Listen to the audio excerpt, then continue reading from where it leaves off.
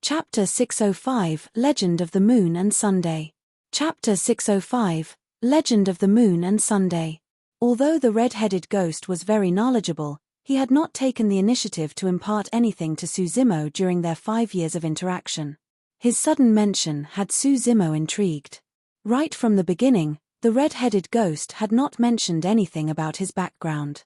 As such, Suzimo was curious to see what the red-headed ghost could do. Suzimo coughed gently. "Let me say first that I'm not going to learn any puny tricks that you ghosts use." At the mention of ghost, the red-headed ghost's mouth cramped up and he seemed like he was about to get angry. However, on second thought, he chuckled gloatingly. At that moment, the sun had just risen.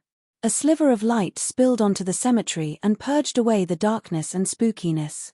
The red-headed ghost squinted at the rising sun from the corner of his eyes and a mysterious white glow flashed in his right eye. As time passed by, that light intensified and sunlight gushed into it endlessly, turning his right eye completely white with a bright glow. It was as though the red-headed ghost's right eye had achieved harmony with the blazing sun and fused together with it.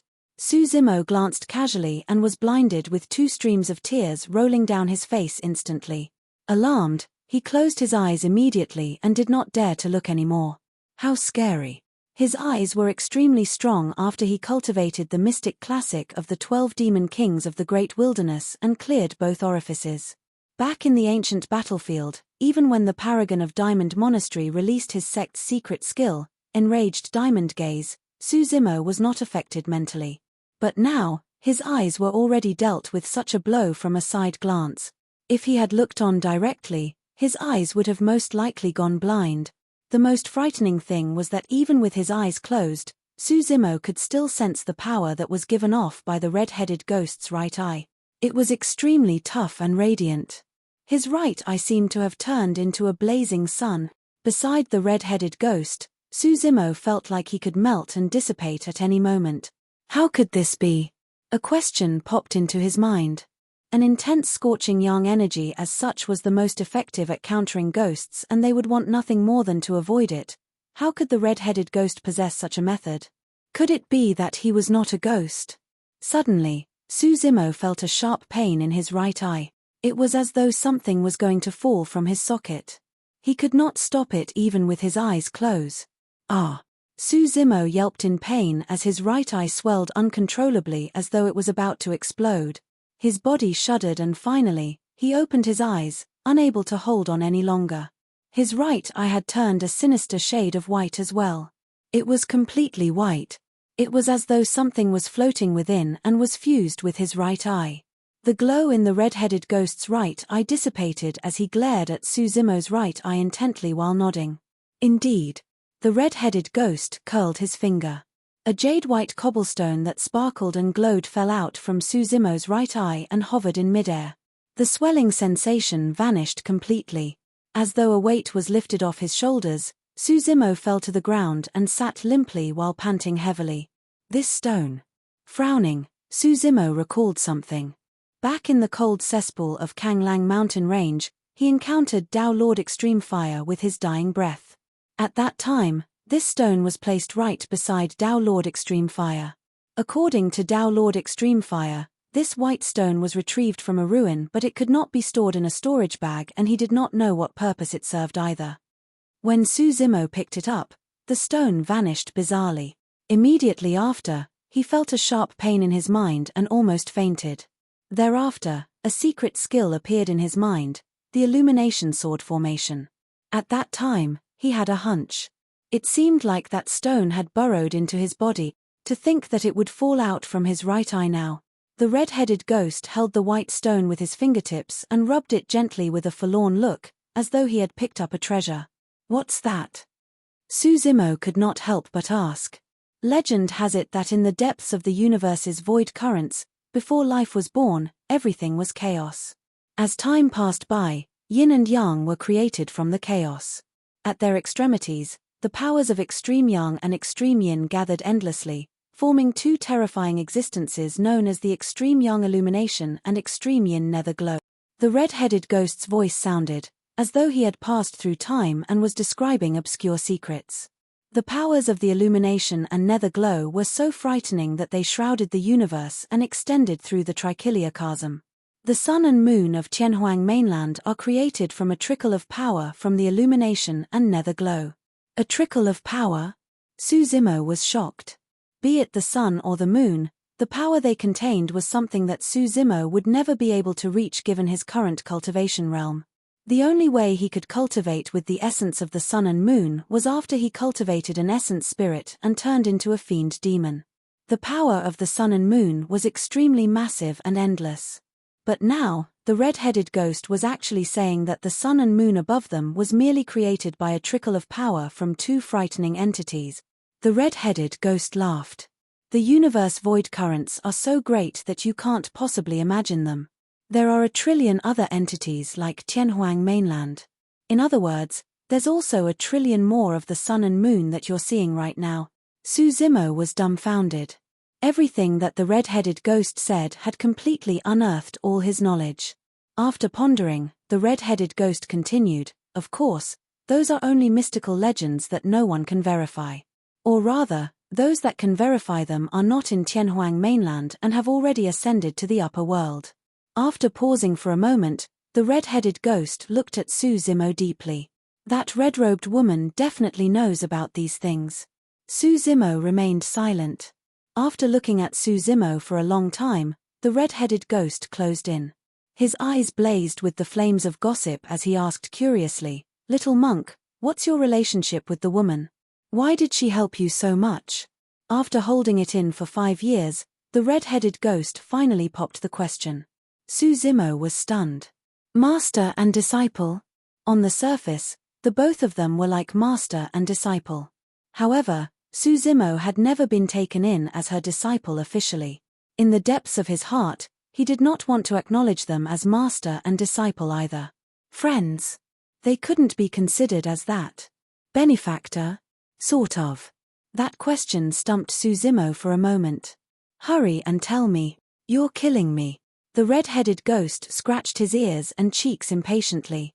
After pondering for a long time, Su Zimo said slowly, "She will be my Dao companion." The red-headed ghost shuddered with an agape mouth and his eyes widened massively. Swoosh! The jade-white stone in his hands dropped on the ground at the same time as his jaws. A moment later, he gulped and the way he looked at Su Zimo gradually changed as he praised, "Little monk, you've really got guts." Chapter 606 Illumination Eye. Chapter 606 Illumination Eye. Su Zimo pointed at the jade-white stone on the ground and asked, "What does that stone has to do with the illumination and nether glow that you mentioned?" After pondering for a moment, Su Zimo said again, "I once obtained a secret skill from that stone, the illumination sword formation." There's no mistake. The red-headed ghost nodded. This should be the legendary illumination stone. Illumination stone? Su Zimo frowned. The red-headed ghost replied, "There's different sayings as to where the illumination stone came from and how it was formed. Some people theorize that it was formed from the extreme yang energy of a world while others think that it's a speck of dust from illumination. However, it's undeniable that the illumination stone is related to the illumination stone. The illumination sword formation that you comprehended should be a secret skill that someone comprehended using the illumination stone." Su Zimo went deep into thought. Indeed, when he released the illumination sword formation, it was like a blazing sun and the sword cheese resembled the rays of the sun as well. The red-headed ghost continued, "The secret skill that I'm about to impart you is related to the illumination stone as well. In the past, the person who created this secret skill also comprehended it through the illumination stone, this visual technique." Visual technique? Su Zimo's eyes lit up. Visual techniques were also secret techniques used to cultivate one's eyes. It did not matter if they were immortals, Buddhas, or fiends, nor did it matter if they were humans or demons. Dharmic formulations to cultivate one's eyes were the rarest types of legacies. That was because for every race, their eyes were the weakest parts of their bodies. For tempering of flesh and blood or refinement of tendons and bones, if any issues cropped up during cultivation, be it whether they were severely injured or their bones and tendons were snapped, everything could be recuperated to a complete recovery as long as it was adjusted in time.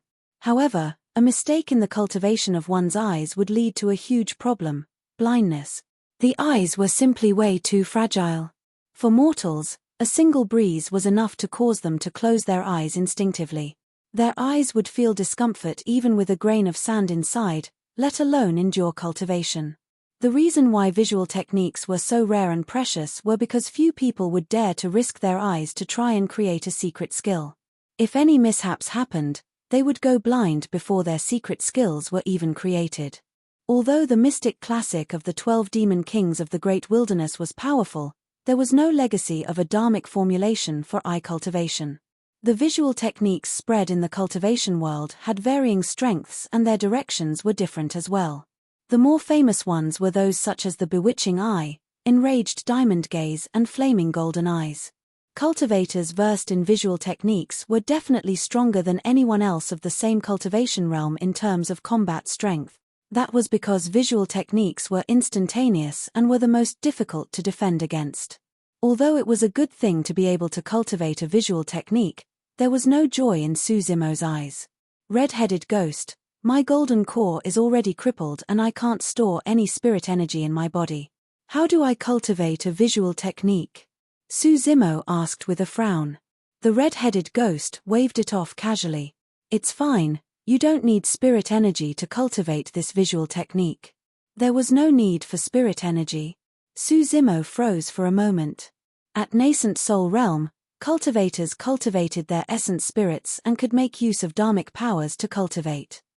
However, before that, they had to make use of spirit energy for any spirit art and secret skill. That was where their foundation was.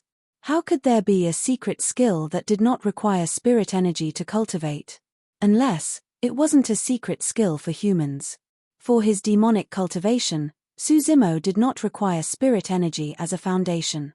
Frowning, he asked, what is required to cultivate if not spirit energy?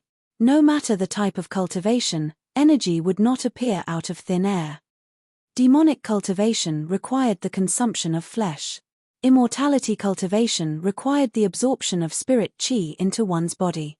The visual technique would definitely have to make use of something to refine both eyes. The red-headed ghost stared at the rising, heating sun not far away and said coolly, using that. Suzimo's heart skipped a beat and a look of shock spread across his face. Cultivate his eyes by using the blazing sun? Ordinary cultivators are not able to stare at the blazing sun for prolonged periods of time. Although Suzimo could glare at the sun after clearing his 7 orifices, it would still be akin to setting himself on fire if he wanted to make use of the energy of the blazing sun to cultivate his eyes. Initially, I did not intend on imparting this visual technique to you because the cultivation process is indeed extremely dangerous. A single mistake would cause one of your eyes to go blind. The red-headed ghost picked up the illumination stone and handed it back to Suzimo. However, I discovered this within you. You have the illumination stone with you. As such, the success rate of cultivating this visual technique will be extremely high and your efforts will be halved. When he heard that, Suzimo gradually came to a realization. The visual technique was comprehended by an expert of the past using the illumination stone. Now that the illumination stone was in his possession, it would be much easier to cultivate the visual technique with a significant decrease in risk. Suzimo received the illumination stone. Similar to before, the white cobblestone vanished in his hands once more. Immediately after, he felt a sharp pain in his mind and his right eye turned milky white and sinister. A moment later, it returned to normal. The blazing sun above us was formed from a trickle of energy from illumination. By making use of the blazing sun, you can nurture extreme yang energy in your eyes. The red-headed ghost said darkly, once released, that energy will be able to incinerate all living beings and destroy everything. In truth, Suzimo could already imagine the might of the visual technique without the red-headed ghost's elaboration. Normally, demons would have to advance to the nascent soul realm and cultivate their essence spirits before they could absorb the essence of the sun and moon for cultivation purposes. But now, he had only just formed his inner core. In other words, it meant that his inner core realm would already be tapping into a higher level of energy. When cultivated to its peak, this visual technique is, The red-headed ghost chuckled oddly. One of your eyes will turn into a sun. Pest! Suzumo gasped. There was a blazing sun hidden in his socket. The moment his eye was opened, a blazing sun would appear. Once released, that might be a power that even emperors wouldn't be able to withstand. Immediately after, Suzumo remembered the doubt he had initially. Since it did not require spirit chi and made use of the sun to cultivate, rather than a human cultivation technique, it seemed more like a dharmic formulation of the fiend demons. Suddenly, Suzumo asked, "Red-headed ghost, this visual technique is not a secret skill of humans, right? What do you care for? Are you going to cultivate it even if it's a secret skill of the demons?" The red-headed ghost rolled his eyes and scoffed coldly. "Mph, you're about to cultivate into a true fiend demon yourself anyway, so what are you bothered about?" Suzumo replied indifferently, "Although I conduct demonic cultivation, I'm not a demon." "Hee hee." The red-headed ghost sneered, "Your human golden core is already crippled and you've only got a demon's inner core left in your body. Who would believe you if you said that you were a human?" Suzumo remained silent. A moment later, he asked in a seemingly casual manner, "What's the name of this visual technique?" Raising his brow, the red-headed ghost looked at Suzumo in deep thought. As though he read the latter's intentions, he chuckled. "Let's call it Illumination Eye." Wily fox. Suzumo cursed internally. He had already sensed vaguely that the red-headed ghost had a strange identity. In reality, he was also trying to deduce something by asking about the name of the visual technique. To think that the red-headed ghost did not let anything slip. Illumination Eye was clearly a name he had just made up. Chapter 607 Old Friend's Descendant. Chapter 607 Old Friend's Descendant. After the red-headed ghost imparted the Sutra of the Visual Technique secret skill to Suzumo, he instructed, "Although you have the illumination stone, you have to be careful when you cultivate. The best timings to cultivate are at dawn and dusk. If you cultivate in the afternoon where the power of the sun is at its peak, your eyes won't be able to take it and it will hinder your progress." Suzumo remembered everything to heart. This was something that he had to be careful about, or it would be too late for regrets if he went blind. A while later, after Suzumo ensured that he left nothing out, he got up and headed to the front yard. The little fox stood nearby with a dazed gaze and snoozing. "Go on." Suzumo fondled the little fox's forehead and smiled. The little fox was a demon, and on this day of each month, she would come to the backyard for a bowl of spirit water from the red-headed ghost as well. Initially, she was extremely reluctant and was always scared out of her wits, shivering all over. Suzumo had to carry her over personally before she gradually adapted. After 5 years, there was something that felt strange to Suzumo. Even though the little fox had already formed her core, she was unable to take on a human form or speak. Suzumo merely thought that it was a unique trait of the fox race and did not think too much about it. When she saw Suzumo return to the front yard, the little fox ran over to the red-headed ghost and propped up her tiny paws. She kowtowed earnestly to the red-headed ghost and actually spoke in human tongue, "Greetings, Senior." The little fox's voice was extremely gentle and charming. Any male living being that heard it would definitely be filled with wild thoughts and their hearts would pound. However, the red-headed ghost was very calm and nodded. "Why don't you want to take on your human form?" the red-headed ghost asked with a fake smile. The little fox lowered her head and blushed. When the red-headed ghost saw that, he could not help but burst into laughter and teased, "You're afraid that you're going to turn lustful, huh?" The little fox turned even more embarrassed and shook her head repeatedly like a tiny drum. After laughing for a little, the red-headed ghost retracted his smile. "You're thinking that the only way to stay by his side is if you continue taking on this form?" The little fox lowered her head without replying. It was a silent acknowledgement. Of course, that was only part of the reason. The other part was that the little fox was clear that if she took on her human form, she would most likely not be as intimate with Suzumo.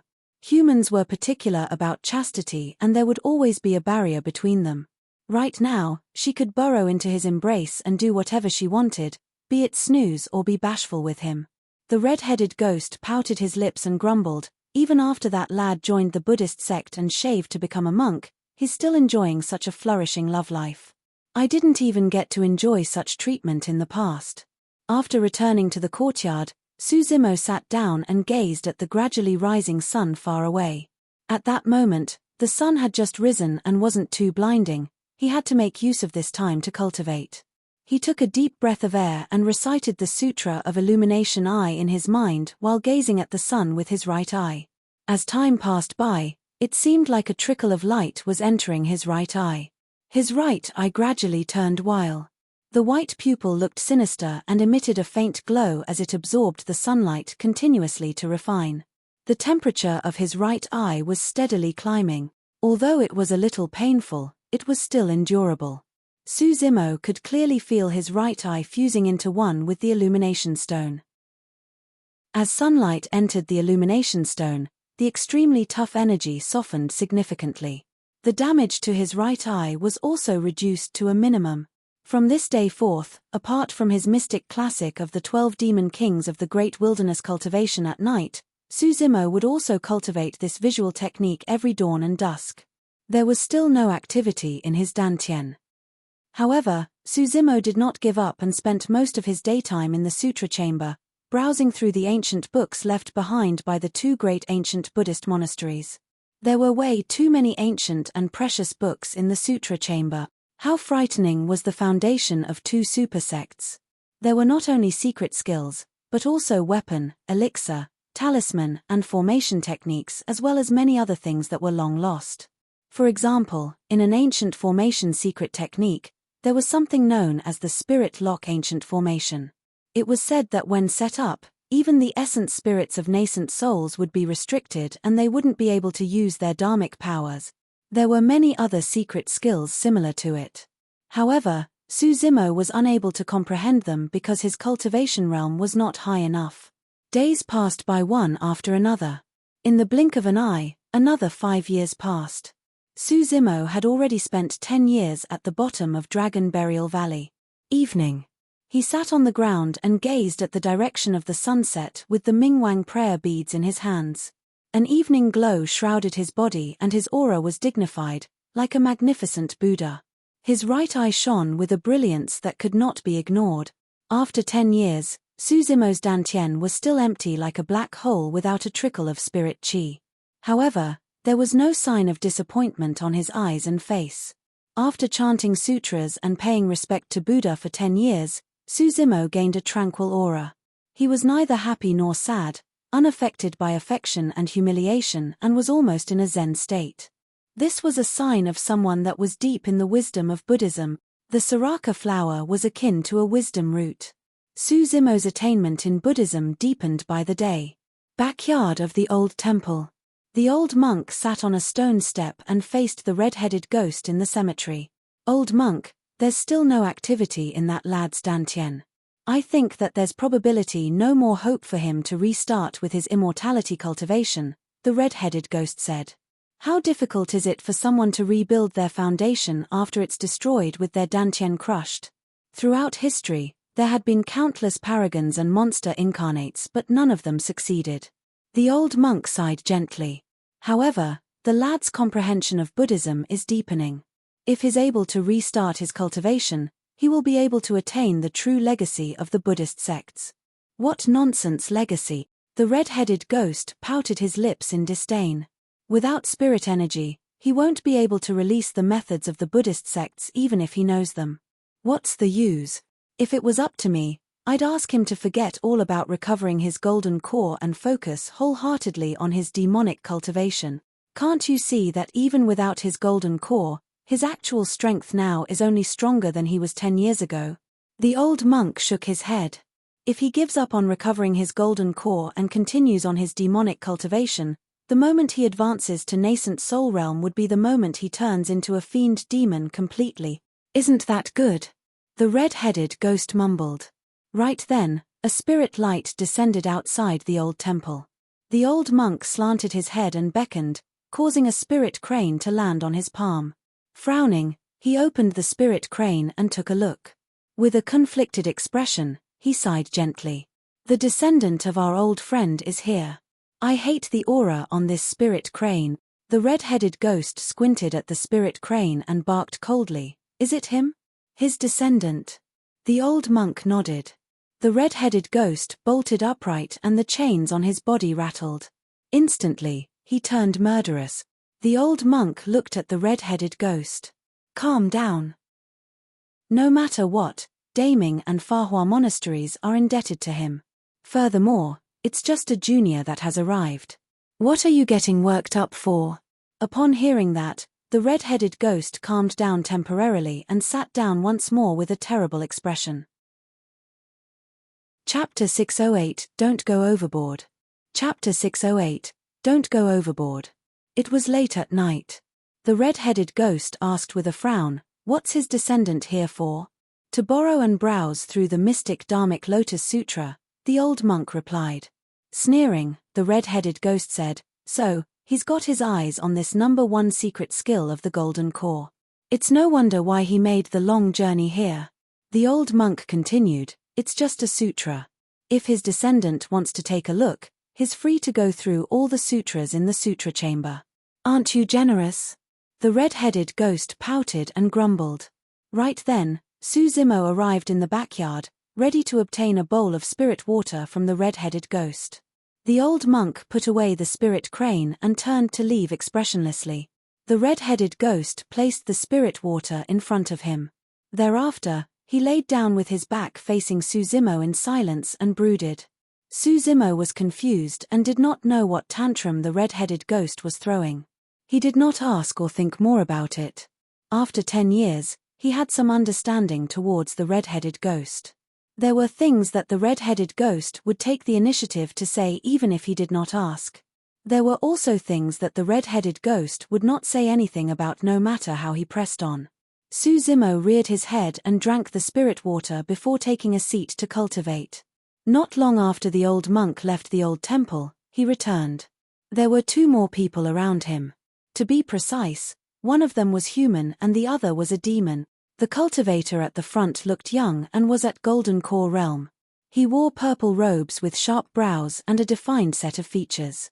With an indifferent expression, he gave off an aura that ruled over everything around him and suppressed all things.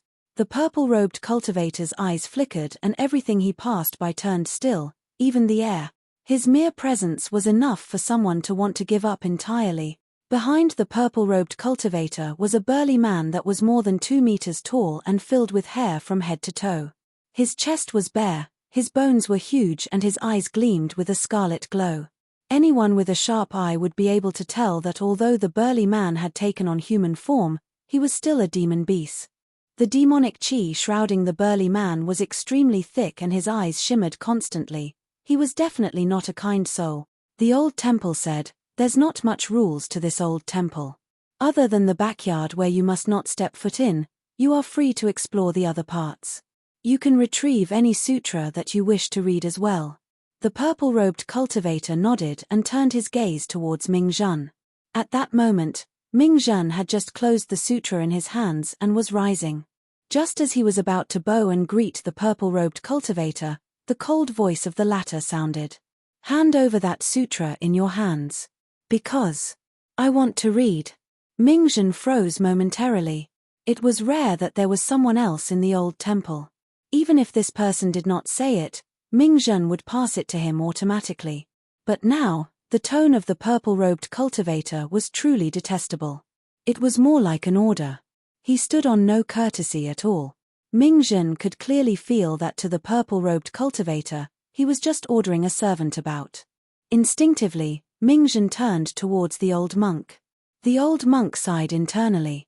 After all, this was something between the younger generation. Although the purple-robed cultivator's attitude was unpleasant, it was not in his place to lecture the former. The old monk did not wish to interfere as long as both parties were not at one another's necks.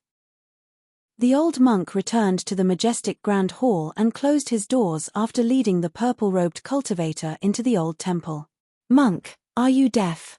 My master wants to read that sutra in your hands. What are you waiting for?"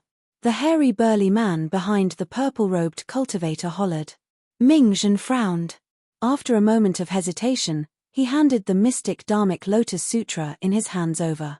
The purple-robed cultivator received it with an indifferent expression without even glancing at Ming Zhen. It was as though everything was only right. Ming-Zhen was not bothered by it and merely smiled before turning to pick up another sutra to read. Right then, the doors of the sutra chamber were pushed open with a loud creak. A furry little thing walked out with fiery red fur that made it look like a ball of flames. It was the little fox who had just woken up. She yawned repeatedly and raised her tiny paws to rub her sleepy eyes.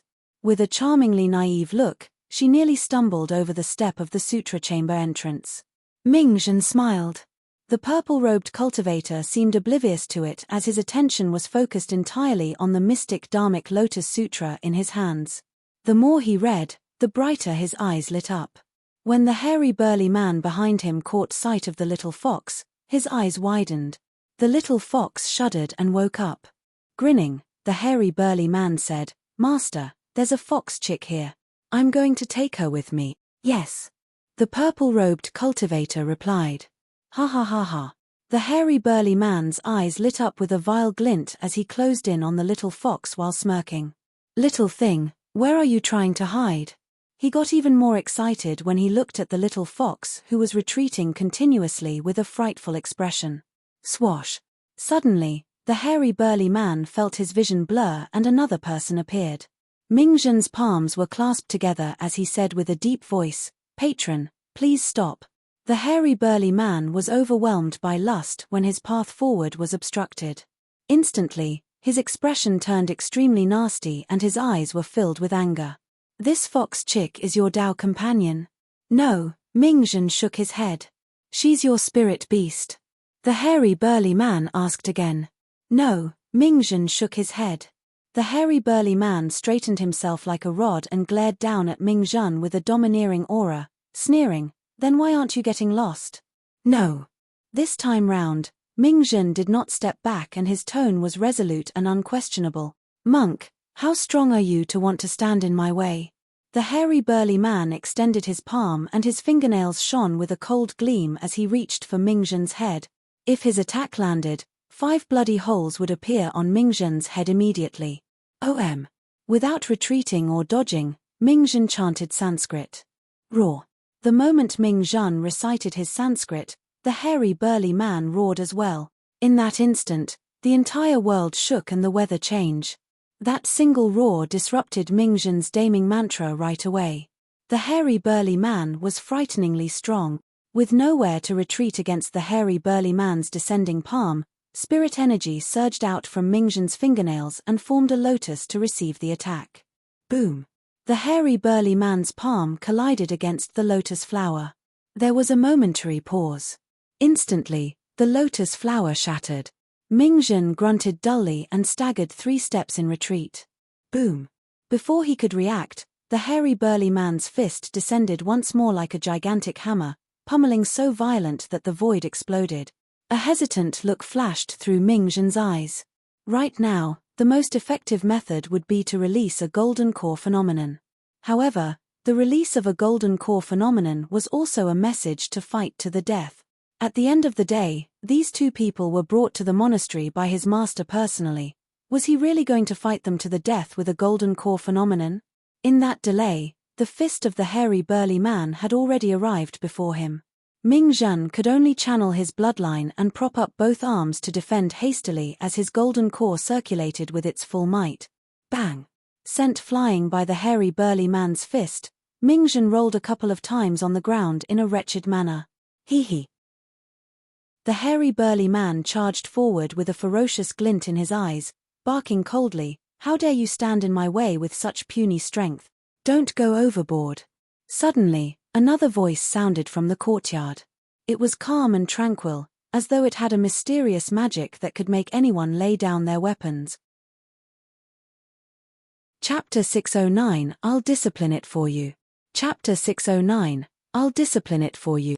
Even when the hairy burly man engaged in a conflict with Ming-Zhen, the purple-robed cultivator did not raise his head once.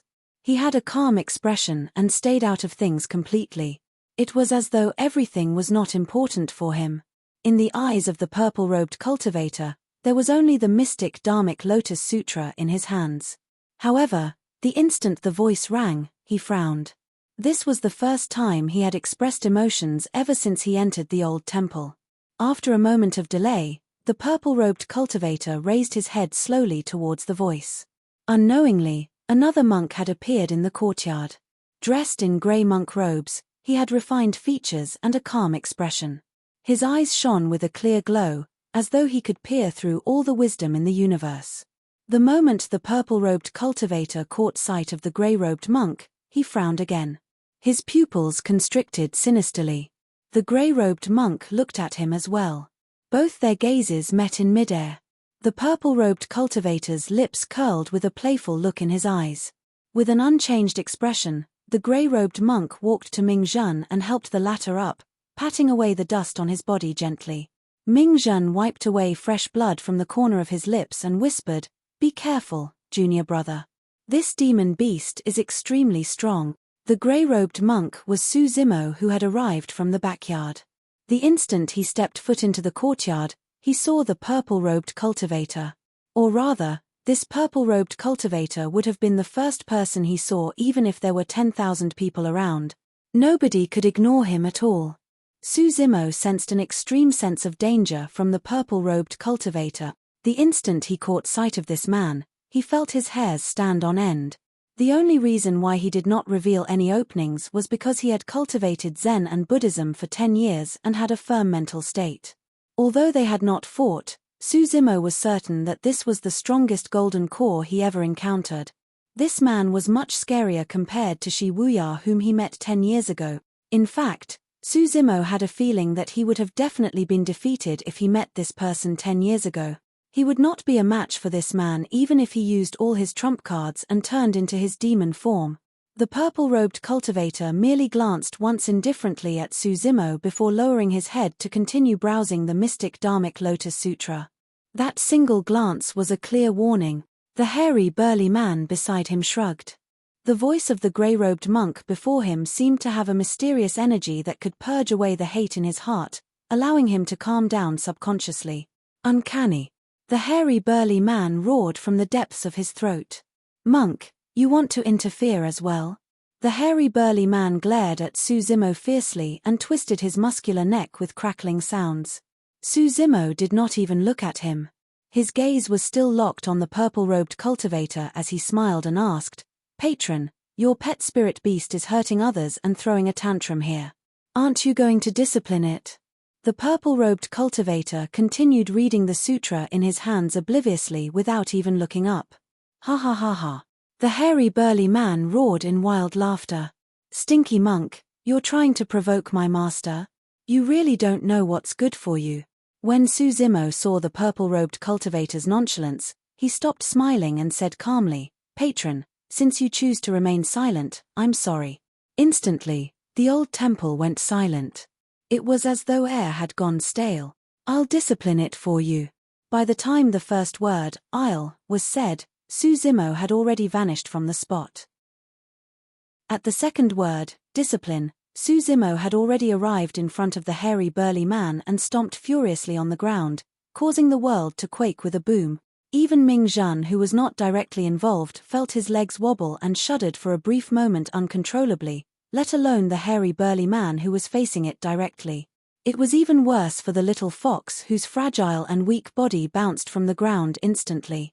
The hairy burly man's expression changed. This was way too ferocious. Earlier on, he faced a calm, smiling monk. In the blink of an eye, it was like an ancient demon that was about to devour others. An overwhelming aura shrouded him. The hairy burly man felt his chest go stuffy and was unable to breathe. Although the monk looked shorter than him, he felt like he was trampled by the monk in terms of aura. At the third word, "it," Su Zimo extended his massive palm and his flesh expanded, blanketing the skies as it descended.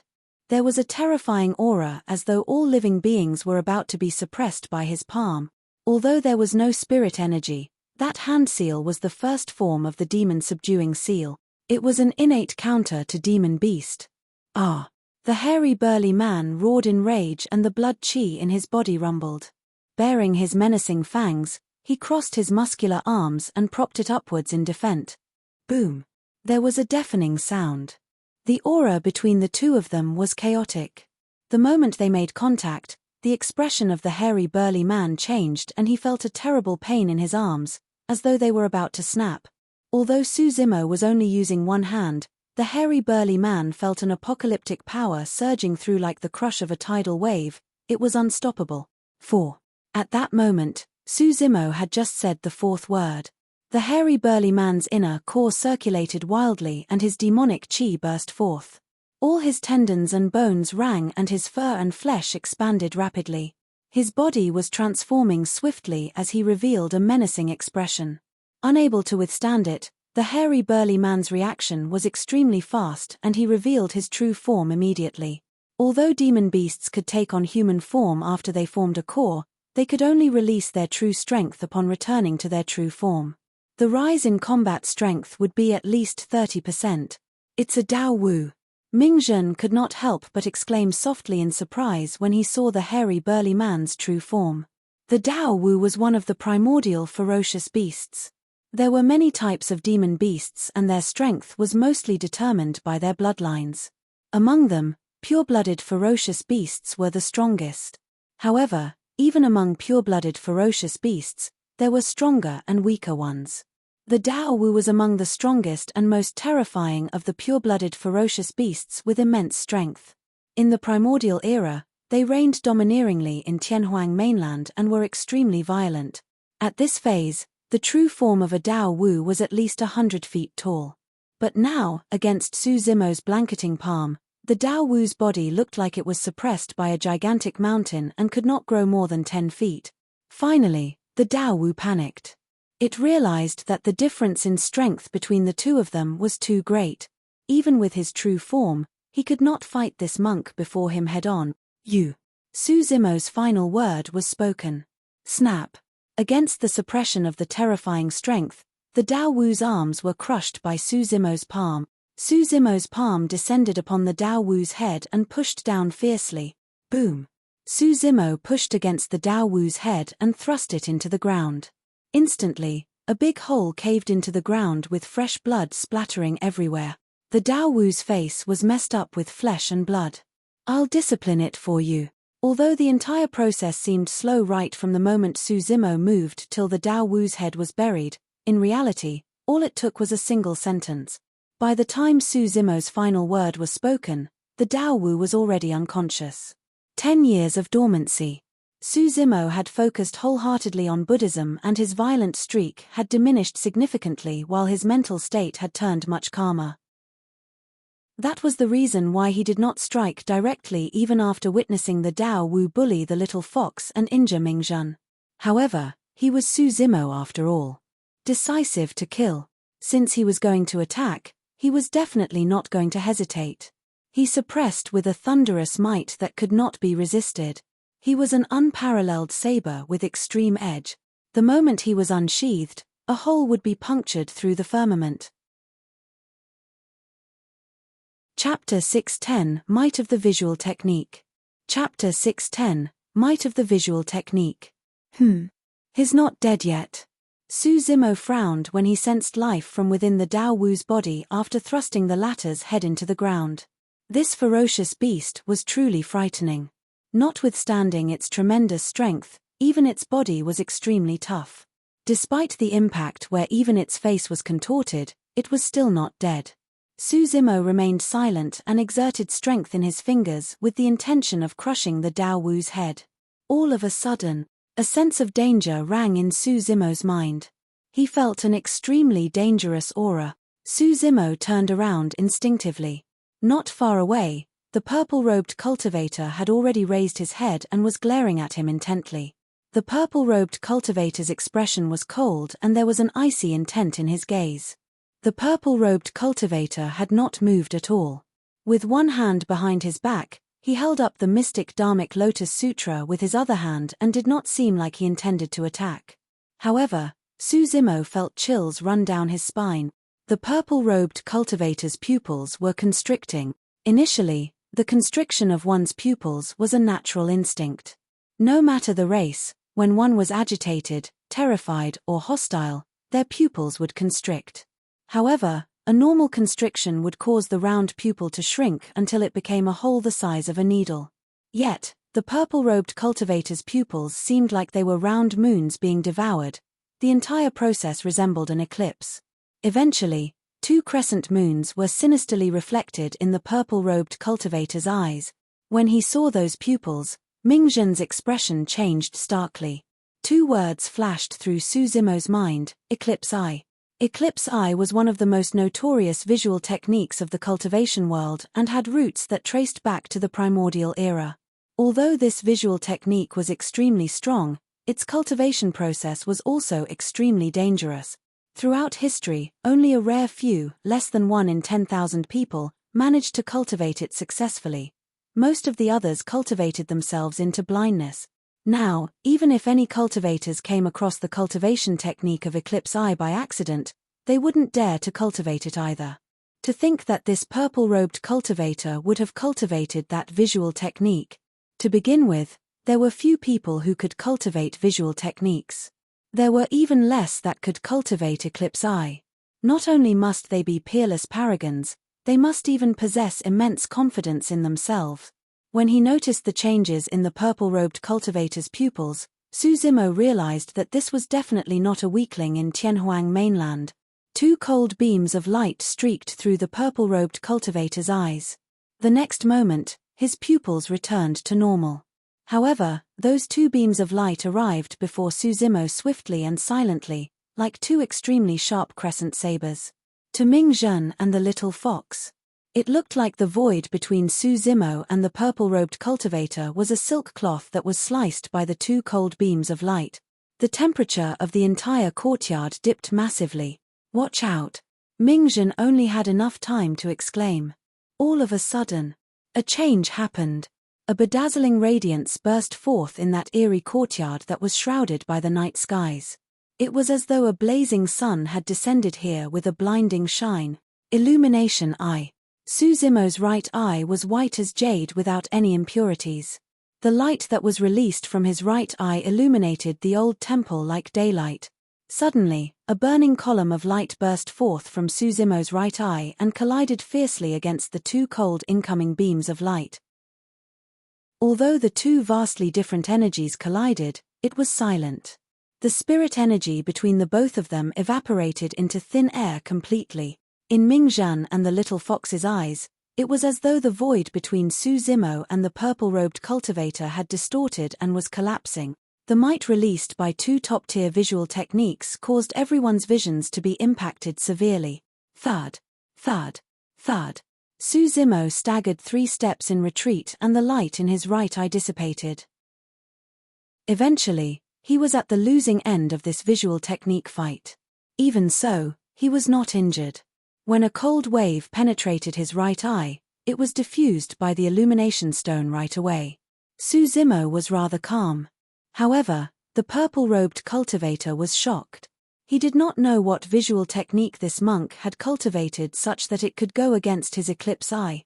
He had cultivated Eclipse Eye for more than 100 years. Yet, how old was this grey-robed monk before him?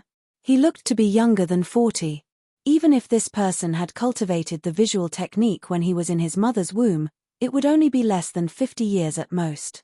However, with the 40-years-old visual technique, the other party merely stumbled back 3 steps after a head-on collision with his Eclipse Eye that he had cultivated for more than 100 years. There was something even more bizarre.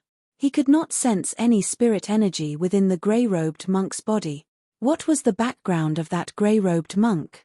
The gleam in the purple-robed cultivator's eyes intensified with a joy that resembled the way a predator watched its prey. In a flash, the purple-robed cultivator had already arrived before Su Zimo. It was too fast. His speed burst had already surpassed the limits of Su Zimo's visual capabilities. How strong! With no time to think, Su Zimo took a deep breath of air and chanted Sanskrit. Om. The void trembled and the sound reverberated through the world. The purple-robed cultivator's figure paused for a moment as his ears twitched and closed in towards his face creepily. It was equivalent to muting the outside world. He had decreased the impact of the damning mantra to its lowest. Upon noticing that, Su Zimo squinted with a grim expression. This purple-robed cultivator was much scarier than he had imagined. Even though it was just a simple act, Suzumo knew clearly in his heart that it was extremely difficult to do it. It was a sign that he had complete mastery over every single fiber of muscle on his body. Splash! The purple-robed cultivator's bloodline surged with the sound of a tsunami. Tsunami blood. This purple-robed cultivator had also cultivated to the realm of tsunami blood. At that moment, Suzumo turned calm instead. When he saw that the purple-robed cultivator could shut his ears at will, he had already guessed that this man may have cultivated to the tsunami blood realm. The purple-robed cultivator had a domineering aura and swung his arms like a steel whip, crushing down onto Suzumo's head viciously. An evil gust of wind howled. A tragic aura shrouded the air. Splash! Suzumo's body echoed with the same sound of tsunami. In the eyes of Ming Zhan and the little fox, the fight between these two was like a collision between two oceans where each threatened to devour the other. Their bloodlines were way too terrifying. Suzumo's body bent over and one of his knees seemed to buckle as he propped up both hands. It looked like he was bowing down in submission to the purple-robed cultivator and delivering an immortal fruit. Compared to the descent of the purple-robed cultivator's steel whip, Suzumo's stance looked ordinary without any aura. However, the purple-robed cultivator's expression changed starkly. He had sensed an immense killing intent. Bang! His right arm collided against Suzumo's palms. The collision of their flesh did not have any shockwave. Instead, it was dull and solid. Prior to this, any cultivator that met with this attack would be severely injured with their bones and tendons snapped even if they did not die. But now, not only has the purple-robed cultivator failed to suppress Suzumo with that slam, he even felt his arm being repelled with a massive opening revealed at his chest area. Chapter 611 World Cleansing Green Lotus. Chapter 611 World Cleansing Green Lotus. For most cultivators, that was an almost instantaneous opening that was difficult for them to capitalize on. However, the purple-robed cultivator's opponent was Suzumo. With a killing move from the mystic classic of the 12 demon kings of the Great Wilderness, he flung away the purple-robed cultivator's arm. Suzumo's motion did not stop at all and that initially bent-over body of his spread open all of a sudden. Crackle! His tendons moved and his bones shook. Boom! His foot stomped heavily on the ground, causing the earth to quake. With the repulsion force, Suzumo reached out with a pair of defined arms with muscles that were knotted together with a metallic luster. His fingers opened up and he reached out for the purple-robed cultivator's shoulders. At the same time, Suzumo buckled his knees and thrust. His entire body was like a divine steed that was galloping over with a ferocious momentum. After sanguine ape fruit offering, he made use of the rebound strength of his body as well as the flexibility of his tendons to release plow heaven stride and shift the momentum to his side to follow up with divine steed dismemberment. The entire process was fluid as water without any sluggishness. Instantly, an extremely tragic aura was released with that charge. Even if a pure-blooded ferocious beast stood in his way, Suzumo would be able to ram it into pieces. Divine steed dismemberment was the most brutal stance of the mystic classic of the 12 demon kings of the Great Wilderness. Apart from that ram, Suzumo's arms were also executing another killing move. If he managed to lock onto the purple-robed cultivator's shoulders, they would be ripped off immediately. Initially, the purple-robed cultivator had the advantage. However, after Suzumo's sanguine ape fruit offering was defended, he revealed an opening that caused the tables to turn. The purple-robed cultivator's expression changed slightly at the sight of Suzumo charging over. He gripped his fists and the joint of his middle finger protruded slightly as he thrust towards Suzumo's palms. At the same time, the purple-robed cultivator leaned back and raised his feet to defend against Suzumo's knee. Piak! Piak! Their fists and palms met and they shuddered. Bang! Immediately after, Suzumo's knee rammed against the purple-robed cultivator's foot viciously. The purple-robed cultivator fell backwards with the momentum with a light motion as though he was floating, gliding slowly to the back. The toughness of divine steed dismemberment was countered by the purple-robed cultivator's gentleness. Up till this point of his cultivation, Suzumo had been in countless battles. However, he had never encountered anyone who could match him in melee combat. The purple-robed cultivator before him was the first. The purple-robed cultivator floated in midair, and after a slight pause, he lunged forward once more with a killing intent in his eyes. Boom! The purple-robed cultivator threw a punch. A resounding bang echoed in the air. The purple-robed cultivator's black hair spread apart and his eyes shone brightly, as though he was about to fuse with the environment. That punch possessed the force of the universe and was invincible. Splash! Suzimo did not avoid or retreat and allowed his bloodline to rumble within his body. His momentum had already climbed to its peak. Melee combat was the most dangerous. A single mistake could lead to death on the spot. Even against that seemingly invincible punch of the purple-robed cultivator, Suzimo did not choose to retreat, and the fierceness in his eyes flashed with a soaring battle intent. Ha! Suzimo started with a roar and strode forward against the tremendous pressure. As he swung his arm, the green veins on it pulsated and his fist expanded to twice its size. His fist was like a gigantic green-black seal that was descending from the skies. Both their gazes were resolute and unshakable. Boom! Their fists collided against one another. The entire void went still. Ming Zhan and the little fox heard a jarring sound in their ears. Both men had fractures in their fist. Both parties suffered losses. The purple-robed cultivator narrowed his eyes with the flames of rage burning in them. In all these years, there had never been another cultivator of the same realm who could injure him. He hadn't expected himself to get injured in this dilapidated and unassuming old temple. Suzimo was expressionless. He had not expected to suppress the purple-robed cultivator with that punch to begin with. After the punch, Suzimo's palm went soft as though it had no strength and landed on the purple-robed cultivator's arm like a flexible bull's tongue. The purple-robed cultivator was alarmed and felt his scalp prickle. Boom! Without thinking twice, the spirit energy within his body surged and converged into his arm. Suzimo's palm coiled, trembled, and yanked. Sheeing. The purple-robed cultivator's robes were torn entirely, turning into pieces of cloth that floated in midair. Both of them repelled instantly upon contact. Although the purple-robed cultivator's arm was perfectly fine, it trembled slightly as though it had endured a massive impact. Fortunately, he had reacted fast enough and channeled both his bloodline and spirit energy. Otherwise, his arm would have very likely been snapped with that attack. You are courting death. The purple-robed cultivator's expression darkened instantly as he glared at Suzimo, saying slowly. His entire aura changed all of a sudden and a shuddering energy shockwave surrounded him. It was a golden core phenomenon.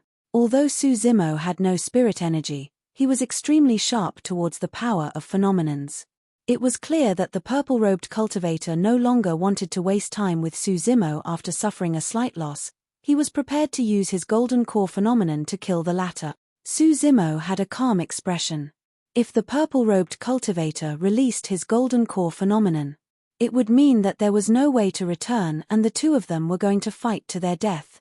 At that time, he would not require any reservations and would circulate his inner core to fight with his demon form. Suzimo's combat strength would increase in his demon form. However, even then, he was not confident that he would be able to suppress this purple-robed cultivator. This person's golden core phenomenon was frightening and could very well exceed his imagination. Junior brother, don't fret. I'll help you. Right then, Ming Zhan braved the mighty force field between the two of them and arrived beside Suzimo. His eyes were clear and a terrifying energy fluctuation shrouded him as well. Ming Zhan knew about Suzimo's dantian and knew that the latter couldn't conjure a golden core phenomenon because he had no spirit energy. As such, he rushed over, intending to help Suzimo defend against the golden core phenomenon of the purple-robed cultivator.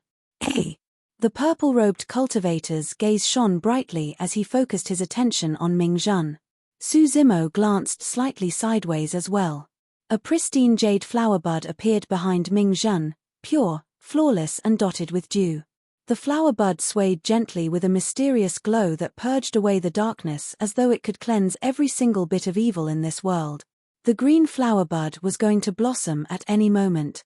World-cleansing green lotus. The legendary and lost world-cleansing green lotus was actually at the bottom of the Dragon Burial Valley and was now coming from this unassuming little monk. Before the world-cleansing green lotus was lost, it was ranked relatively high on the phenomenon ranking. The ancient green lotus swayed with a bright glow and could cleanse all the sins in the world. This was a top 10 ranking phenomenon. In reality, be it in terms of cultivation realm, mastery of spirit arts and secret skills or strength, Mingzhen was not weak. In fact, he was much stronger than most of the paragons that Su Zimo had seen before. However, what Mingzhen lacked was the experience of engaging a powerful foe in a death bout. He spent his days cultivating at the bottom of the valley, isolated from the rest of the world, and did not have the chance to fight with others, let alone experience the brink of death. The combat strength that was commonly referred to was in reality not the actual strength of the cultivator, but the amount of strength they could produce. If someone could only unleash 30% of his actual strength, his combat strength would also merely just be 30%. In reality, Mingzhen's strength was enough to suppress the Dao Wu. However, he was the one injured in the fight against the Dao Wu. This was the reason behind it. Chapter 612, Di Yin. Chapter 612, Di Yin. Amitabha. The doors of the Grand Hall were pushed open, accompanied by a Buddhist proclamation, as an old monk with long brows that fell from both sides of his face walked forth. He had hazy eyes and said gently, "Mingzhen, these are guests from afar. Remove your phenomenon." Mingzhen nodded. The ferociousness in Su Zimo's eyes faded as well. Since the old monk had shown himself, both of them were not going to fight anymore. The old monk turned his sights towards the purple-robed cultivator. "Patron, although you are our guest, you've got to be orderly. You are free to browse through the sutras here. However, if you insist on fighting, I'll have to invite you to leave." The implications of his sentence were heavy. In other words, he was warning the purple-robed cultivator to behave himself. Given the seniority of the old monk, there was naturally no way he would lay his hands on the purple-robed cultivator. However, if the purple-robed cultivator went overboard, the old monk would not hesitate to have him leave as well. The purple-robed cultivator sneered, "Reverend, it's fine if you want to protect these two disciples of yours. However, I've got something to ask you. Can you protect them for the rest of their lives? This man injured my spirit beast." The purple-robed cultivator pointed to Su Zimo, who was not far away, with a cold expression, and said coolly, "You can protect him today. However, I'd advise you to keep him in the valley. He had better spend his entire life hiding at the bottom of this Dragon Burial Valley. If I come across him outside, I'll have him hand over his head." The fact that the purple-robed cultivator made this remark in the face of the old monk was proof of his confidence. The old monk remained silent. Mingzhen could not hold it in and refuted, "Your spirit beast was the one that provoked us first and wanted to take the little fox away. How can you be so self-righteous when you were the one in the wrong? Aren't you unreasonable? You want to talk about reason?"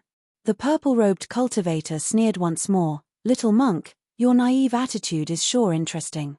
This is a world where the strongest survive. If you aren't strong enough, you deserve to be killed. That's the simplest reason ever." Although Mingzhen could not understand those words, Su Zimo could. Strictly speaking, that was indeed the cruelty of the cultivation world. Given Mingzhen's current state, even with his capabilities, he won't be able to survive long upon leaving the Dragon Burial Valley.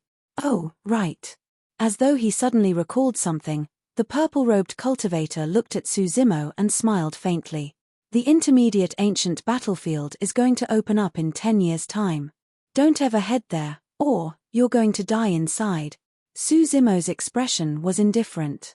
He did not care about the purple-robed cultivator's threat at all. At this moment, he was not confident of suppressing the purple-robed cultivator even if he was in his demon form. However, Su Zimo firmly believed that he would become even scarier 10 years later. He would have been dormant for 20 years by then. He was convinced that nobody would be able to stop him the moment he stepped out of the bottom of the Dragon Burial Valley. Not even this purple-robed cultivator before him could stop him.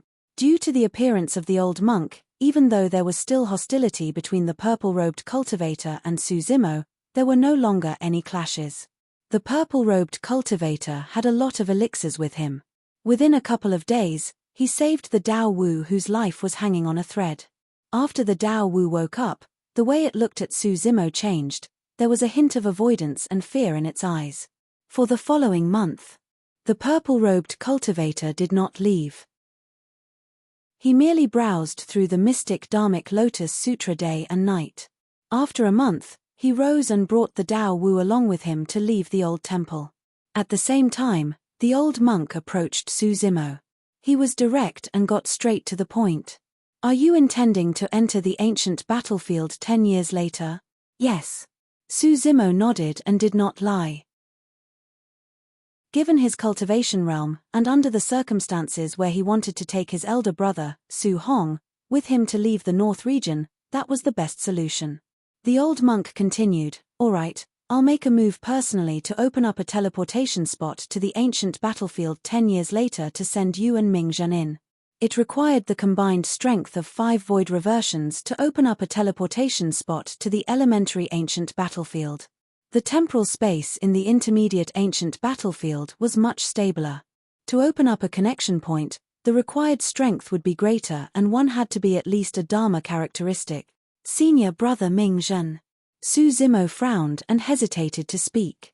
Although Ming Zhen was not weak, he had way too little experience in combat techniques. The ancient battlefield was filled with bloodshed and massacres and was even crueler than the cultivation world. There was a high chance that Ming Zhen might die if he entered the ancient battlefield. The old monk could tell of Su Zimo's worries. "Therefore, I want you to help him. There's still 10 more years. Try and think of a way to help him grow as quickly as possible."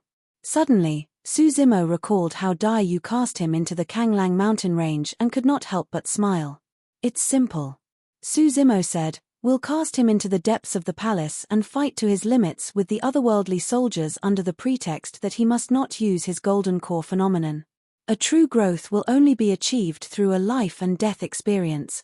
The both of them chatted for a little more and the old monk instructed, "If you encounter that purple-robed cultivator in the ancient battlefield, you must be careful and try your best to avoid him." Su Zimo frowned and could not help but ask, "Just who is he exactly?" "He's the #1 paragon of Chaos Essence sect and is undefeated across the same realm."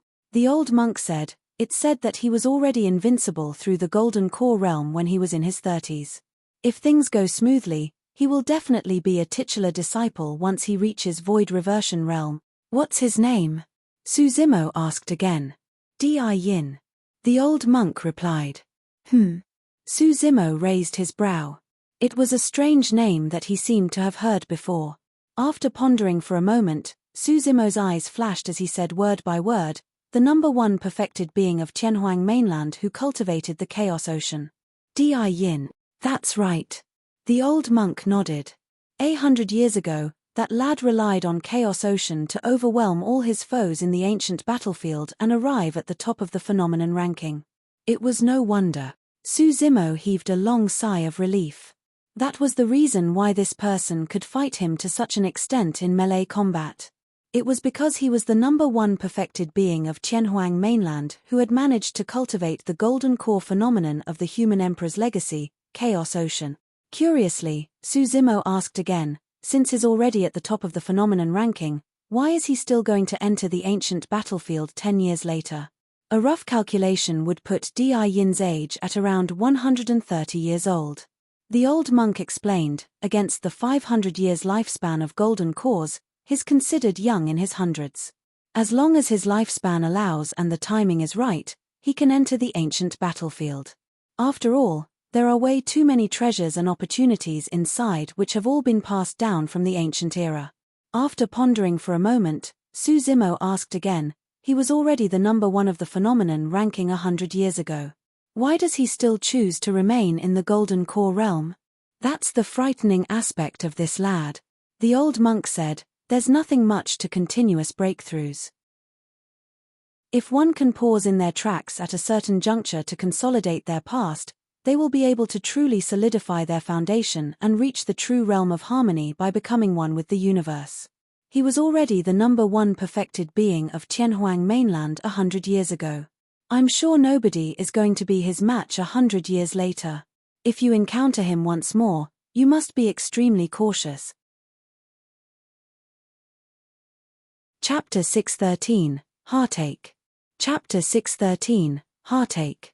The bottom of the Dragon Burial Valley was isolated from the outside world.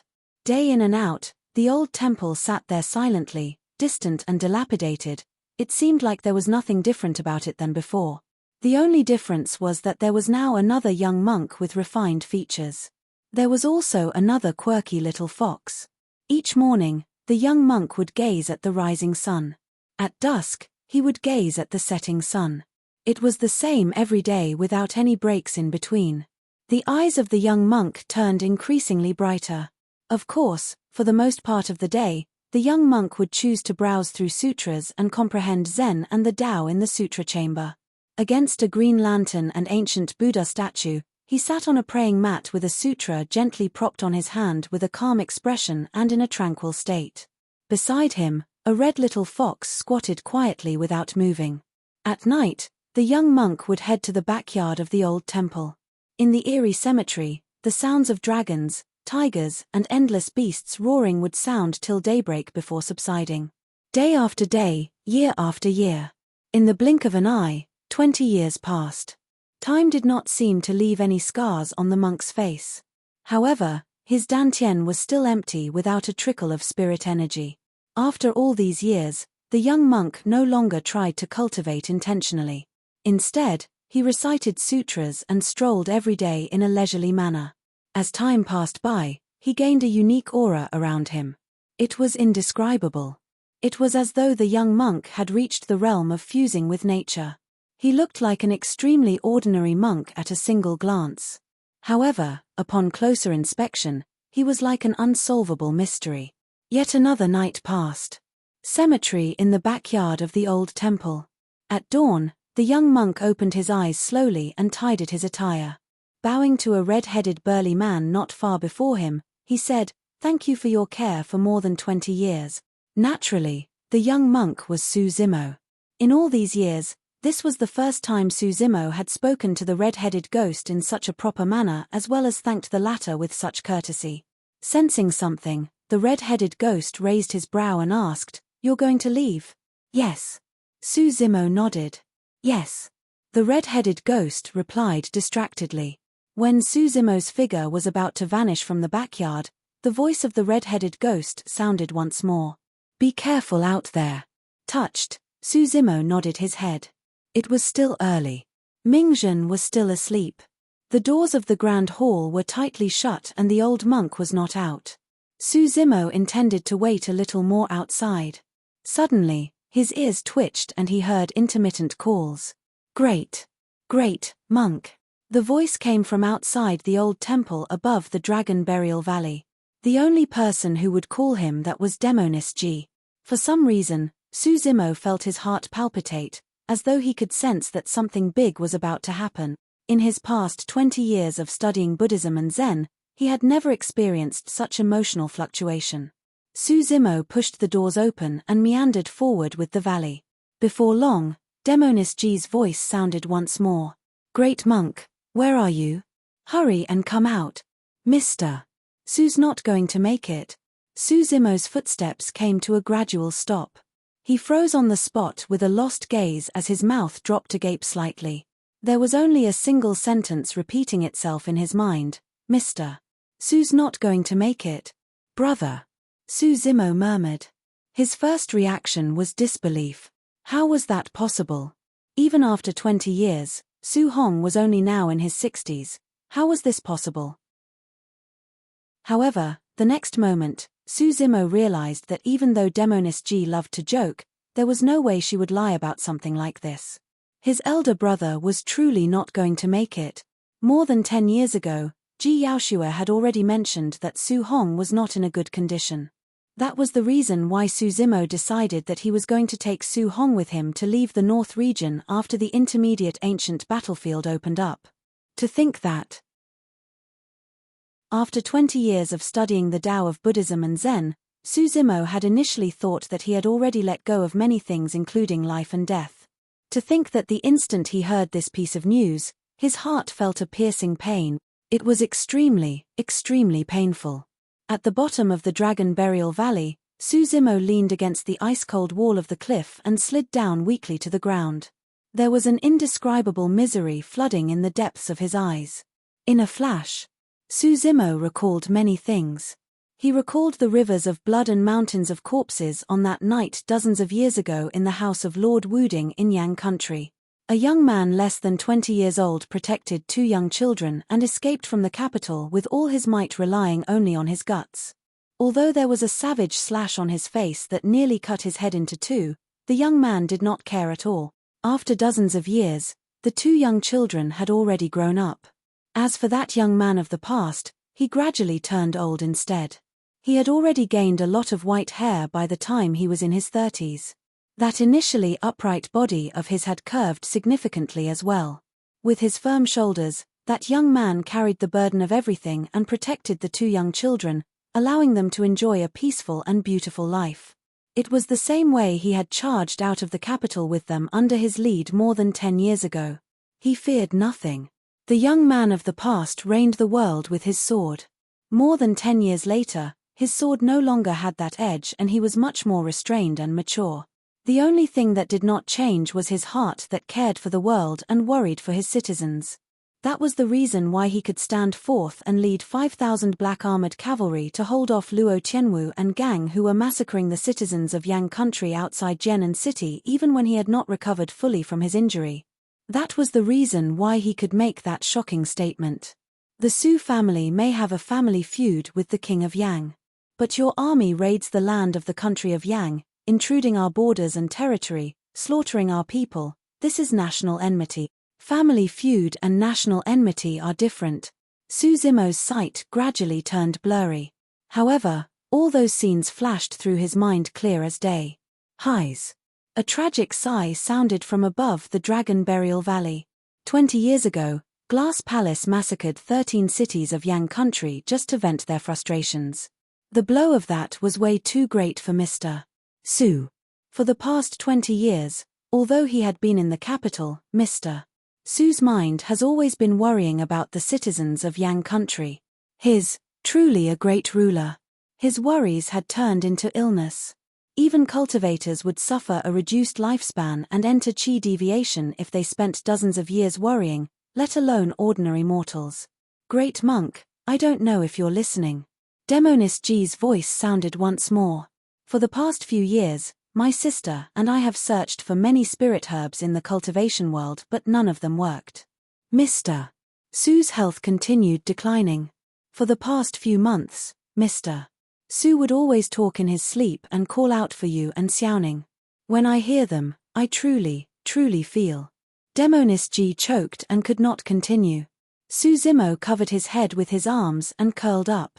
He could no longer control himself and broke out into a miserable cry. Unknowingly, Ming Zhen and the little fox had arrived by his side. The little fox felt her heart wrench at the sight of Susimo and closed in, rubbing her head gently against his ankle and whimpering to console him. Ming Zhen lowered his head in silence as well, reciting Buddhist proclamations in his heart. Chapter 614, Once the Fog Fades. Chapter 614, Once the Fog Fades.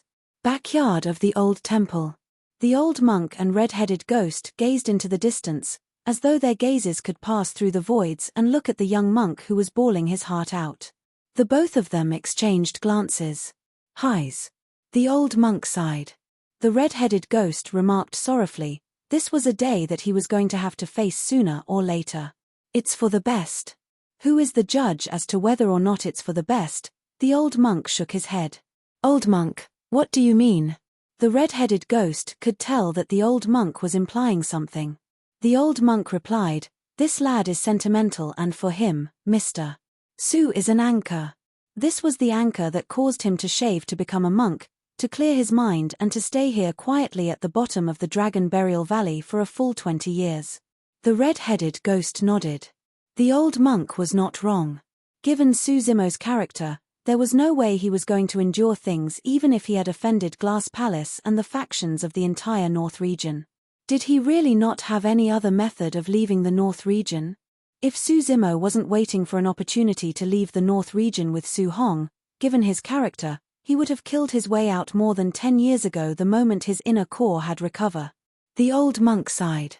Now that the anchor is gone, there's a chance that the nightmare of the paragons of the Immortal, Buddhist and Fiend sects, that strongest monster incarnate of history that struck endless fear in the hearts of countless cultivators is about to return.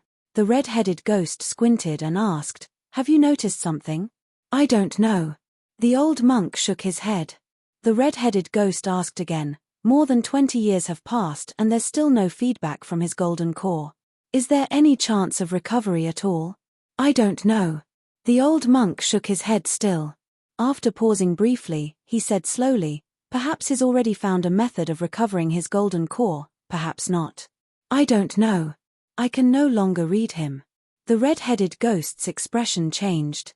Even the old monk could not read Su Zimo any longer. After 20 years of studying Buddhism and Zen, Su Zimo had indeed gained an additional unique aura. He was almost like Buddha. The red-headed ghost's expression changed as he suddenly said, "He's back.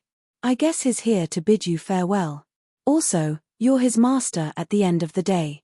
Give him a few items that can help him protect himself. Don't keep everything to yourself. Do you want to take them with you into the grave?"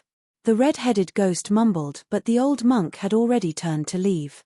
He disappeared from the cemetery in the blink of an eye and had already returned to the grand hall. Not long after, Su Zimo pushed the doors open and walked in. He seemed composed on the surface, but he could not conceal the sorrow deep in his eyes. Su Zimo walked straight into the grand hall and knelt down in the direction of the old monk. He kowtowed 3 times before saying softly, "Master, I'm going to leave." "Go on." The old monk did not ask him to stay. He knew that it would be a futile attempt. Reaching out, the old monk handed over 2 battered talismans in his palms. "These are 2 transference talismans. One of them is the minor transference talisman and the other, the major transference talisman. I won't elaborate more on the minor transference talisman, it's a random teleportation. As for the major transference talisman, it was a treasure that was crafted on the behest of the emperor of the Great Qian Empire in the past. It can even cross a major region at its furthest and the teleportation can be targeted." Targeted teleportation. Those words carried way too much weight. The minor transference talisman was already precious enough. And yet, the major transference talisman even had targeted teleportation. It was equivalent to an additional life for Su Zimo. Su Zimo received it with both hands and placed it into his storage bag. Right as he was about to turn and leave, the old monk called him back. The old monk gazed at Su Zimo's empty dantian and his eyes flashed with worry and curiosity. After a moment of hesitation, he still decided on asking, "Your golden core?" Su Zimo remained silent. A moment later, he said softly, "Actually, the secret to recovering the golden core lies in the Saraka flower." Saraka flower? The old monk was briefly stunned. Although the Saraka flower was an item of the old temple, it was snatched over by the red-robed woman many years ago and was now in Su Zimo's dantian. Su Zimo said, "In an ancient sutra in the sutra chamber, there's a legend saying that the Ashoka tree is one of the 3 sacred trees of Buddhism. The Buddha that created the Tao of Buddhism was also born right under the Ashoka tree. I've heard of that legend before." Suddenly, the old monk's voice paused. A thought flashed through his mind. He finally understood the correlation between the Saraka flower and the recovery of Su Zimo's golden core. According to the legend, the Saraka flower possessed another sort of energy apart from fire. The energy of life. It was the birth of life. The creation of something from emptiness. The Saraka flower had witnessed the scene of the Buddha's birth. Su Zimo's dantian was shattered and his golden core was destroyed. However, the power of his golden core did not vanish, it was merely absorbed by the Saraka flower in the depths of his dantian. For the past 20 years, Su Zimo spent his days studying Buddhism and comprehending the Tao so that he could accumulate and consolidate the power to trigger that life within the Saraka flower consistently. Su Zimo was already walking out of the old temple. In a flash, black hair grew from Su Zimo's bald head, turning longer by the moment. Within his body, in that originally dark and hollow dantian, a flower bloomed. On the flower, there was a fruit that grew at a speed visible to the naked eye. It was golden, round and shone with a bedazzling aura. That fruit was Suzimo's brand new golden core. Spirit energy reverberated through his dantian, turning richer and fiercer by the moment. It was as though a cyclone was forming in his body. Suzimo's aura was turning stronger by the moment. With every step he took, the spirit energy in his dantian would increase by a fraction. It was turning increasingly stronger. Boom! In the blink of an eye, the spirit energy in his dantian had already broken through the limits of early-stage golden core and arrived at mid-stage golden core. Not long after. Boom! There was another bang. Late-stage golden core. The energy that Suzimo once gained from consuming the 10,000-year vermilion fruit had not gone to waste. Everything was absorbed by the Soraka flower and was being produced right now. With every step that he took, Suzimo's aura would change by a fraction. The only things that did not change were his eyes. They were neither sad nor joyful and had no fluctuations. By the time Suzimo arrived at the entrance of the old temple, his aura was close to stabilizing and his black hair danced wildly with a frightening aura that resembled a divine being. Peak of late-stage golden core. He had persevered through it. He had been dormant for 20 years at the bottom of the Dragon Burial Valley studying Buddhism. However, instead of decreasing, his cultivation realm had advanced to the peak of late-stage golden core. Of course, that was not the only change in Suzimo. There was something that no one could describe. Standing at the entrance of the old temple, Suzimo turned around slowly and gazed at the sentence etched on the wall of the grand hall with a lost look in his clear eyes. Those were the words that Daiyu had left him. Suddenly, Suzimo extended his finger. A stream of spirit chi burst forth from his forefinger like a sharp sword that sliced the wall of the grand hall. Suzimo waved his arm. He left another statement right after the statement on the wall. It was a sharp statement that looked down on the entire world. Instinctively, Mingzhen recited it. Once the fog fades, the radiance shall illuminate through the entire world. Pest. His confidence. There was a hint of shock deep in the eyes of the old monk. The sound of chains rattling echoed suddenly from the backyard that was initially silent. To become one of the greatest, you have to work on the foundation and be willing to take hardship and serve others. Once the fog fades, the radiance shall illuminate through the entire world. The first statement was left behind by Daiyu. The second statement was Suzimo's reply. Chapter 615, Return. Chapter 615, Return. Swash. A white streak of light tore through the backyard of the old temple. It descended in the courtyard, flawless and magnificent as the full moon up in the skies. Moon concealment bow. Suzimo received it and brushed his hand on it gently. The sixth spirit pattern that was not fully formed previously was not clearer than ever. A carnate spirit weapon. After consuming the essence of the sun and moon for 15 years at the bottom of the Dragon Burial Valley, the moon concealment bow had evolved into a carnate spirit weapon. Suzimo put the moon concealment bow away in his storage bag with a calm expression. Incoming saber. A voice sounded in Suzimo's mind. Before that statement was completed, the sound of metal clashing echoed from the backyard and reverberated through the entire world. It buzzed and emanated a murderous aura that caused the temperature of the entire old temple to dip. Blood Quencher had appeared. A blood beam surged into the skies and hovered in midair, shining with the glow of 6 spirit patterns. The most beguiling thing was that the 6th spirit pattern was in the color of blood. The carnate spirit pattern had dyed the glow surrounding Blood Quencher scarlet. The saber emitted a strong blood stench that was shuddering. As the red-headed ghost had expected, Blood Quencher had indeed gone through a shocking transformation after it was buried in the cemetery and soaked in the blood of peerless experts from 10,000 years ago. Aside from the innate sharpness of a carnate spirit weapon, Blood Quencher's ferocity was torrential. The blood beam and stench released from its blade could even affect cultivators mentally.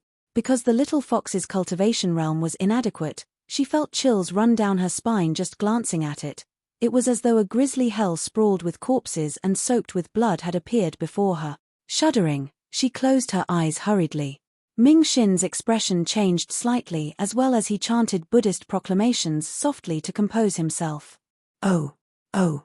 Suddenly, Blood Quencher bolted towards Su Zimo with a murderous aura at an extremely fast speed. It vibrated in a chilling manner in midair. More than 10 years ago, the red-headed ghost had said it. Once Blood Quencher evolved to become a carnate spirit weapon, it would definitely turn incomparably ferocious. Most ferocious weapons slewed their own masters. The stronger something was, the harder it would be to subdue it. Su Zimo did not move at all with his hands behind his back. His gaze was deep as he looked at Blood Quencher that was streaking towards him with a calm expression. It was as though he had no intention of striking. For some unknown reason, Blood Quencher got slower the closer it approached Su Zimo, as though it had fallen into a swamp. The eyes of Ming Zhan and the little fox widened. The blade was less than an inch away from Su Zimo's glabella. Its sharpness seemed to have made contact with Su Zimo's skin. However, Su Zimo was motionless. There were no emotions in his eyes at all. Suddenly, Ming Zhan felt a deep sense of fear when he looked at those deep and emotionless eyes. After laying dormant at the bottom of the Dragon Burial Valley for 20 years, Su Zimo was like a dormant volcano. The moment news of his sick kin arrived, the dormant volcano had already awoken. Although it was calm right now, anyone that provoked this volcano would definitely send forth a destructive stream of lava that would drown all living beings and incinerate everything. Ming Zhan exclaimed softly. Blood Quencher was quivering. It was as though that ferocious item had sensed something too. It was feeling fearful. By nature, it was bloodthirsty and loved to kill. If it could kill its master and devour his blood, it could turn even stronger. But now, it could vaguely sense that if it actually made contact, the seemingly refined man before him would definitely destroy it personally. It did not dare to move. There was a momentary silence.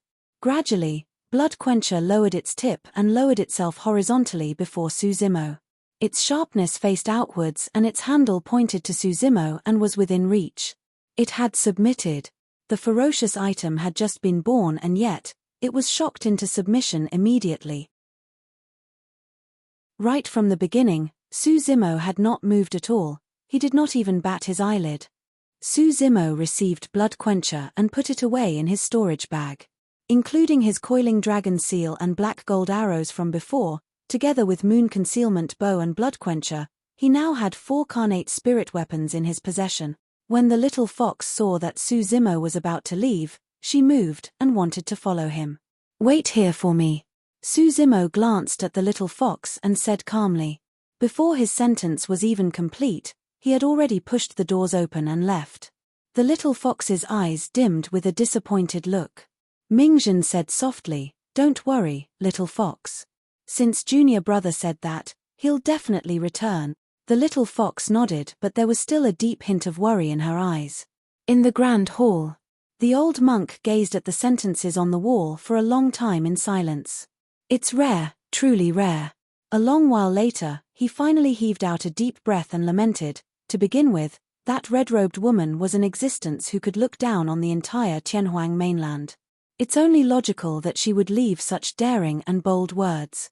What's even rarer than that is that although the lad is only at Golden Core Realm, his continuation sentence is not weaker in terms of boldness. The red-headed ghost praised as well, once the fog fades, the radiance shall illuminate through the entire world. His words can truly devour the mountains and rivers and look down on the rest of the world. If this broken temple of yours is still around many years later, those words are bound to become a legend. The old monk nodded with slight sadness. The both of us are fortunate to be witnesses of this.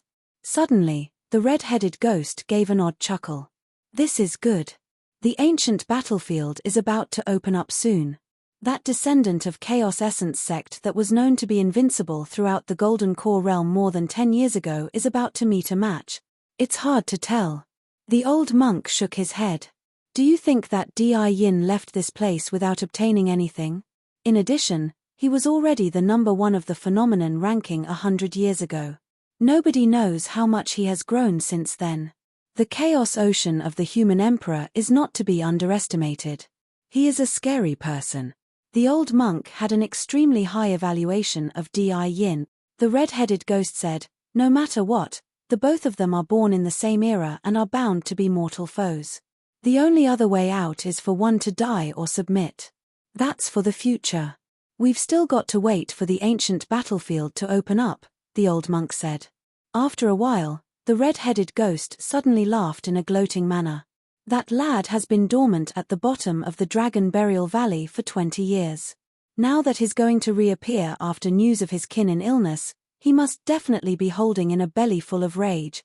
Any dumb fool that provokes him, hey. The old monk chanted a Buddhist proclamation and said softly, I'm still hoping that everything goes smoothly and that he will return here after severing his mortal ties to reduce his karma of killing. A tree may wish for stillness but the wind never stops blowing. The red-headed ghost stood up and the chains on his body rattled loudly.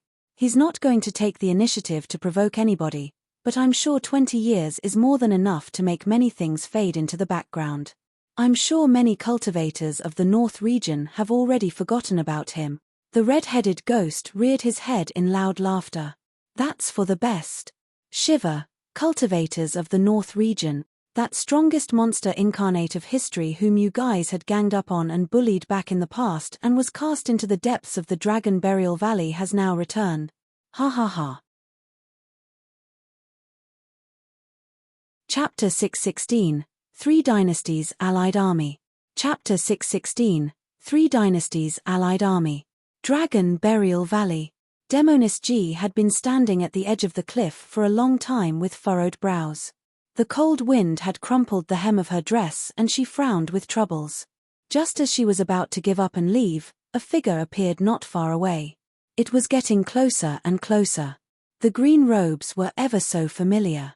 She heaved a sigh of relief. After 20 years, nothing seemed to have changed about Su Zimo apart from a unique aura he had gained that was indescribable. Demonis G's heart skipped a beat and she checked out Su Zimo's dantian with her spirit-peering art. Immediately after, a look of pity flashed through her eyes. Sigh, how can a destroyed dantian recover? I was thinking too much. She sighed internally. Through her detection, Su Zimo's dantian was like a swamp of still water without any spirit energy. In reality, Su Zimo's dantian was indeed different from the past after the tribulation. His golden core was shattered and formed a black hole-like existence. The Soraka flower was hidden right in the black hole. As long as Su Zimo did not use his spirit energy, cultivators wouldn't be able to detect anything and would instead find an empty dantian. If they knew nothing about his past, any outsider would take him as an extremely ordinary mortal. Zimo, how have you been after all these years? It was rare that Demonis G was not joking. Instead, her eyes were pained with a hint of pity and her expression was emotional. This man before her was bedazzling 20 years ago. Even outside of the North region, some cultivators of Tianhuang mainland knew about him. But now, most of the people in the North region had already forgotten about him, let alone those in Tianhuang mainland. Su Zimo replied calmly, I'm fine. I know where Mr. Su is. I'll take you there. Su Hong did not have much time left and it was better if they met sooner. Demonis G knew what was on Su Zimo's mind right now and led the way without hesitating. Su Zimo followed closely behind. The two of them sped and crossed the Great Chen ruins. Arriving at the depths of the palace, Su Zimo paused briefly when he looked at the blood-stained ruins beneath him. 20 years ago, the paragons of the North region had gathered for the birth of the vermilion fruit. Countless paragons were buried there in that battle. A fire had incinerated half the skies. The temperature of the golden lava was extremely high and riddled the ground with holes. The underground palace had already caved in a long time ago and the cave was buried. The mysterious golden volcano was also buried deep underground. No matter what secrets there were inside, nobody would probably find out anymore. After a slight pause, Su Zimo caught up to Demonis G and suddenly asked, Is Yaoshua in danger? If Ji Yaoshua knew about Su Hong's condition, she would definitely be the one to inform him. The only possibility for her not doing so would be if she was in danger and could not get away. Yes. Demonis G nodded. In recent years, the North region has been filled with wars with the rise of multiple vassal states. The other three dynasties are coveting from the sidelines while it's messy within the imperial court of the Great Zhou dynasty with troubles both internal and external. 2 years ago, the Xia, Shang and Yu dynasties joined forces and formed an allied army to infiltrate the borders of Great Zhou, hoping to annihilate Great Zhou entirely and split our land among themselves. Su Zimo asked in a seemingly casual manner, "What are the cultivation realms of those that are fighting in the battles between the dynasties?" The armies are mostly formed by foundation establishment and golden cores. Of course, there are also some nascent souls. Void reversions won't appear on the front lines for now. They will only come forth for a final battle if the allied army reaches the capital. Demonis G replied. "I see," Su Zimo said. Demonis G continued, "My sister led the army to deal with it personally and keep the enemies at bay. She has been outside for almost 2 years now without returning and does not know about Mr. Su's condition at all." Su Zimo frowned. Demonis G added hurriedly, "Don't worry, she's completely fine. Perfected Lord Mingzi has been by her the entire time." Su Zimo remained silent. He had already vaguely guessed through Demonis G's words that Ji Yaoshua was in a terrible state. Even if her life was not in danger, she was entangled with troubles. Now that the three dynasties had formed an alliance, it meant that they were bent on getting their hands on the Great Zhou's territories. With the Great Zhou's foundations, even if they had the terrain advantage, it would be difficult for them to defend against the conquest of the allied army. The fact that Ji Yaoshua had not returned for 2 years was a clear sign of how bad the situation was. Furthermore, changes happen rapidly on the battlefield and anything could happen. There was no guarantee of Ji Yaoshua's safety even if perfected Lord Mingzi was by her side. The two of them traveled day and night without resting. A few days later, they arrived in the capital of Great Zhou. In order to avoid attention and unnecessary trouble, Su Zimo traveled in Demonis G's carriage. Along the way in the palace, they made many twists and turns to head for a secret ground in the palace. Not long after, Demonis G brought Su Zimo to a house and said softly, "I'll stay outside and not enter. Call for me at any time if you require anything." Su Zimo nodded. Standing quietly outside the door, Su Zimo did not dare to open the doors. In fact, he had already extended his palm and made contact with the doors, but he just did not dare to push them. Su Zimo knew that his older brother, Su Hong, was inside. He could already sense the twilight aura emanating from the room. The more it was the case, the more he did not dare to open the doors. "Zimo, is that you?" Suddenly, a voice sounded from within. It was weak and hoarse. Instantly, countless images flashed through Su Zimo's mind. "Zimo, go back and study. You're not allowed to learn martial arts. This horse is called Zui Feng and it's slightly sentient. Since it has affinity with you, it's yours from today onwards.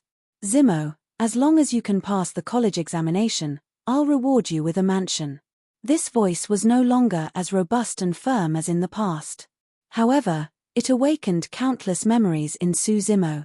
Instantly, he felt his nose stuff up as he pushed the doors and entered. "Brother, it's me." Although he was already mentally prepared, Su Zimo's heart skipped a beat when he caught sight of Su Hong. His brother had grown old.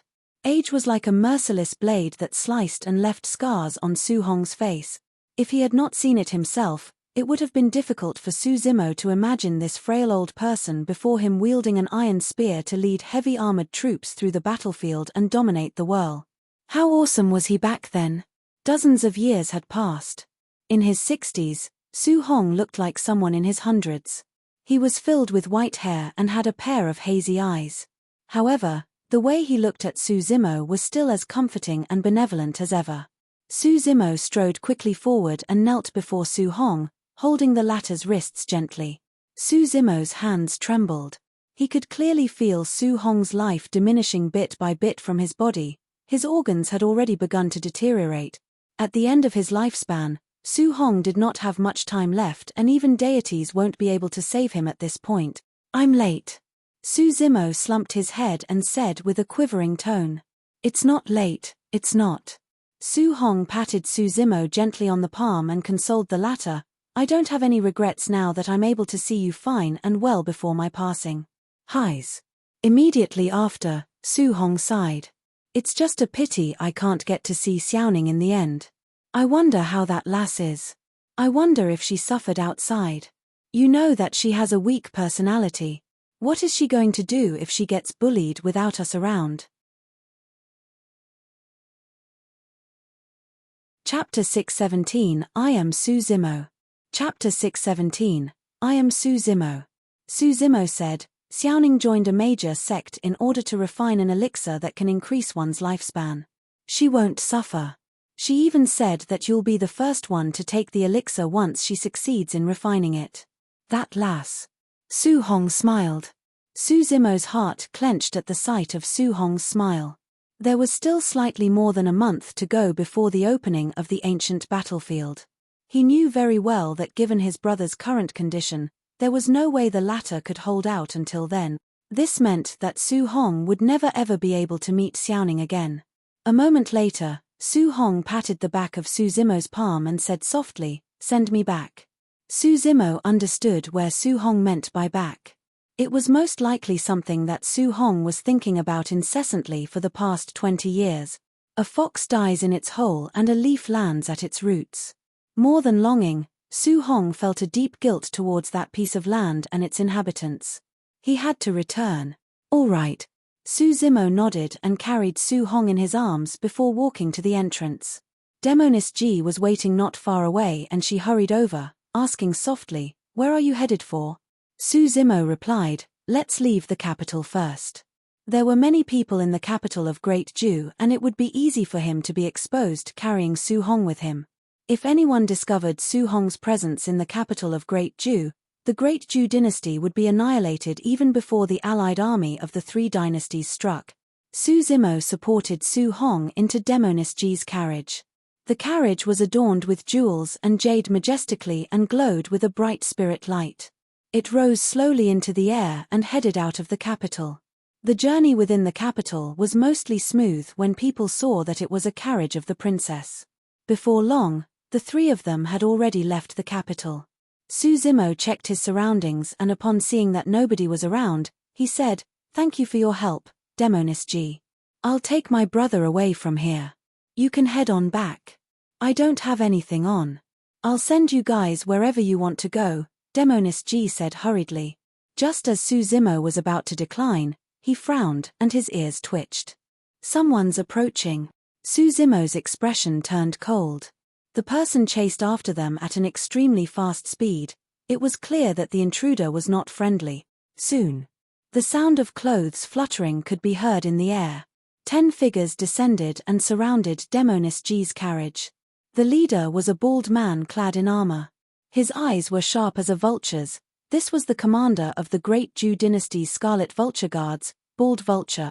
The other 9 wore scarlet robes with sect badges on their waists. They had mighty auras and did not look friendly. All 9 of them were golden cores of true fire sect. Demoness Ji pushed down Su Zimo's arm and shook her head, gesturing for him to calm down and not be reckless. If he was exposed, he would definitely attract an endless pursuit. The entire north region would be shaken. Su Zimo was expressionless and did not move. Through the curtain, Demoness Ji asked with a deep voice, "Bald Vulture, don't you know who I am? The guts of you to try and halt my carriage." "Hee hee." Bald Vulture chuckled. "Where are you heading to, little princess? It's none of your business. Get lost." Demoness Ji's voice was laced with anger as she hollered. "Humph." Bald Vulture retraced his smile and said darkly, "Little princess, I'm sure you're trying to pass a message to your sister after hearing some news, right? What are you talking about?" Demoness Ji frowned. She did not understand what Bald Vulture meant by that. When he heard that, Su Zimo already realized that Ji Yaoshua was in a worse state than he had imagined. The fact that the capital guards dared to obstruct a carriage of the Princess of Great Ju was a clear sign of how messy things had become in the Great Ju dynasty. Furthermore, it was clear that Bald Vulture was implying something from his word. Bald Vulture sneered, "Little princess, you don't have to act dumb in front of me. Even if you know nothing, Please return to the capital. Demoness G's killing intent rose. She was no kind soul. Her alter ego was the pure maiden of the fiend sect. Right then, Demoness G suddenly felt her vision blur. Suzimo had already left the carriage. Bald Vulture, do you remember me? An indifferent voice sounded outside the carriage. Bald Vulture gazed at the green-robed cultivator and was momentarily stunned. Immediately after, his eyes widened and his pupils constricted as he yelped, "It's you. How are you not dead?" Bald Vulture was flustered at the sight of Suzimo. A man's name grows like the shadow of a tree. Suzimo was notorious throughout the North region after that battle in the Great Qian ruins. It was nothing if he had died just like that. However, no golden core of the North region would be able to compose themselves at the sight of Suzimo alive before them. Who is that person? The True Fire sect cultivators at the side used their spirit-peering art and noticed that the green-robed cultivator's dantian was empty. Upon realizing that he was only a mortal, their eyes filled with contempt. "Tears. I am Suzimo." There was a momentary silence. The cultivators of True Fire sect exchanged glances and burst into laughter. Everyone knows that Suzimo died at the bottom of the Dragon Burial Valley. "You're saying that you're Suzimo? Ha ha ha. Interesting. He's trying to impersonate a dead man." Everyone from True Fire sect laughed. However, Bald Vulture wanted to cry as his body turned stiff while cold sweat poured down. He had noticed something. The moment the green-robed cultivator declared that he was Suzimo, it meant that all of them were going to die. Is it funny? For a cultivator of True Fire sect, before his laughter stopped, his vision blurred and a cold voice rang in his ears. So fast. That was the last thought that crossed the person's mind. The next moment, right in front of everyone, Suzimo reached out and tapped the person on the throat gently with his finger. Crack, crack, crack. His throat snapped and a golden core died on the spot. Audacious. Bastard, how dare you? The other golden cores of True Fire sect were enraged and hollered. Clang, clang.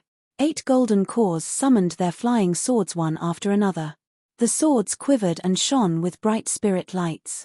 8 of them rapidly formed an encirclement with Suzimo in the center, summoning their flying swords with one hand while conjuring hand seals with the other to release True Fire sect's spirit art.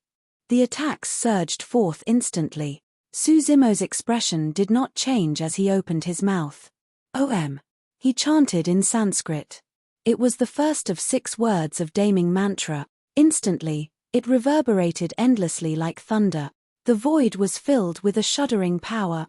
The flying swords that were aimed for Suzimo froze in midair. The spirit arts of the 8 perfected beings from True Fire sect dissipated in midair before they could even form. All 8 of them stood stiffly on the spot with bulged eyeballs that were bloodshot. Bald Vulture could see it clearly.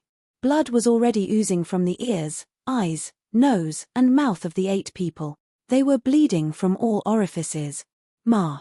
Suzimo spoke once more. The second Sanskrit had arrived. Bang, bang, bang, bang. Right in front of Bald Vulture, the bodies of the 8 perfected beings from True Fire sect exploded into blood mists without any corpse remaining. Demoness G was about to exit the carriage when she saw that. 8 golden cores exploded to death just from the shock of 2 syllables from Suzimo. Suddenly, Demoness G realized. After 20 years, instead of diminishing, Suzimo's combat strength had grown to a frightening level that even she could not read any longer. Chapter 618 I Will Establish Tao. Chapter 618 I Will Establish Tao. Turning around, Suzimo looked at Bald Vulture who was not far away and said indifferently, "Go on, tell us everything you know." I don't know what you're talking about, fellow Daoist." Bald Vulture chuckled dryly. "Die if you refuse to speak." Suzimo closed in step by step towards Bald Vulture in midair. Although he was neither fast nor slow, there was a tremendous pressure that surged forward instantaneously. That was a true suppression. In fact, Bald Vulture felt like he was choking. His arms trembled slightly and a look of fear flashed through his eyes before turning into madness. With a menacing expression, Bald Vulture snarled, I can tell you everything, but you must promise to let me live. You're not qualified to talk about terms with me. Suzimo had an ice-cold expression as he arrived before Bald Vulture. He gripped the latter's throat, and just as he was about to exert strength, a fragrance wafted over. Leave it to me, Zimo. Demonis G's silky smooth hand touched Suzimo's wrist. Suzimo relented his grip with it. Arriving before Bald Vulture, Demonis G smiled charmingly with a ripple in her eyes as she asked gently, "Why did you stand in my way, great commander?" Bald Vulture was completely stupefied and had a lost gaze, as though he had lost his soul. The second and fourth princes are prepared to write a letter together to get rid of the third princess and recommend the first prince to ascend the throne. The first prince is the eldest and should inherit the throne in theory. The third princess is unjustified to take the throne, and furthermore, she's a woman. What's wrong with her being a woman? Demonis G raised her brow and asked coldly, "Can't women ascend the throne? My sister is out there fighting against our enemies, and yet, you despicable scum are scheming in the dark here. I think all of you are looking to die." Before she finished her sentence, Demonis G had already grazed her finger gently across Bald Vulture's throat. A thin red line appeared. Bald Vulture's eyes widened and he gradually woke from his stupor. He clutched his throat with both arms and his legs flailed, but he could not stop the fresh blood from spewing. Splash! Splash! Finally, Bald Vulture's gaze dimmed and he fell, dead on the spot. "I need you to come forth for the affairs of the capital," Suzimo said darkly. "Given your identity and means, you'll be able to suppress this matter." "Yes, don't worry," Demonis G nodded. Suzimo returned to the carriage and helped Su Hong out before nodding towards Demonis G. "I'll be leaving now." Before his words were finished, Suzimo had already sped into the distance at an extremely terrifying speed. In the blink of an eye, he was already at the horizon. "Where are you going?" Demonis G yelled from behind. There was no reply for a long time. Although Demonis G wanted to chase after him, she knew that at this moment, the capital of Great Jew needed her more. A gigantic bird flew above the skies of Yang country. The bird was lined with scales and burned with a thin flame on its body. Its eyes were sharp as it surveyed its surroundings with wings that were hundreds of feet wide spread apart. It was an ancient remnant beast, the purple flame bird. The most shocking thing was that the purple flame bird seemed like it was pulling an ordinary-looking carriage. Side by side, two people sat within the carriage. One was a refined scholar and the other was a frail old man filled with white hair. The two of them were Suzimo and Su Hong, who were rushing back to Yang country. Suzimo captured an ancient remnant beast along the way and used it to pull the carriage temporarily, saving them quite a bit of trouble. The two of them crossed the 13 cities of Yang country that were massacred by Glass Palace. Even until now, the corpses left behind back then could be seen piled into mountains. The bloodstains on the walls had already turned black after enduring the weather over the years. With every city they passed, Su Hong would stop to kneel in front of the cities, paying his respect to the withered corpses. The final city. This was the capital of Yang country in the past. After 20 years, the glamour of the past had long disappeared. All their acquaintances of the past had already grown old as well. Uncle Zheng, Liu Yu, Yu Qihue, Song Qi, and even the black-armored cavalry of the past were buried under the ruins. They had returned to the earth. "I should have been here with you guys 20 years ago. My brothers, I have returned." As he stood on that familiar piece of land, Su Hong's tears streamed down his face as he could not overcome his sadness. Suzimo seemed to be able to visualize the scene of the massacre that happened when Glass Palace descended. Against cultivators, mortals were helpless and their lives were as cheap as blades of grass. Lowering his head, Suzimo had a stoned expression. During the past few days of their travels, he had witnessed way too many corpses along the way. Massacre, violence, hunger, destitute, rape, snatching, killing, cannibalism. Every single bit of structure was destroyed. Human life was even cheaper than that of ants. The sight before him was no different from what hell was described as in Buddhism.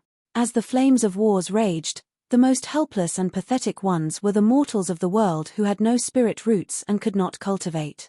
Through those mortals, Suzimo caught glimpses of himself. He was originally one of the most ordinary people. If not for Dai Yu, he might have been one of the corpses they had encountered along the way.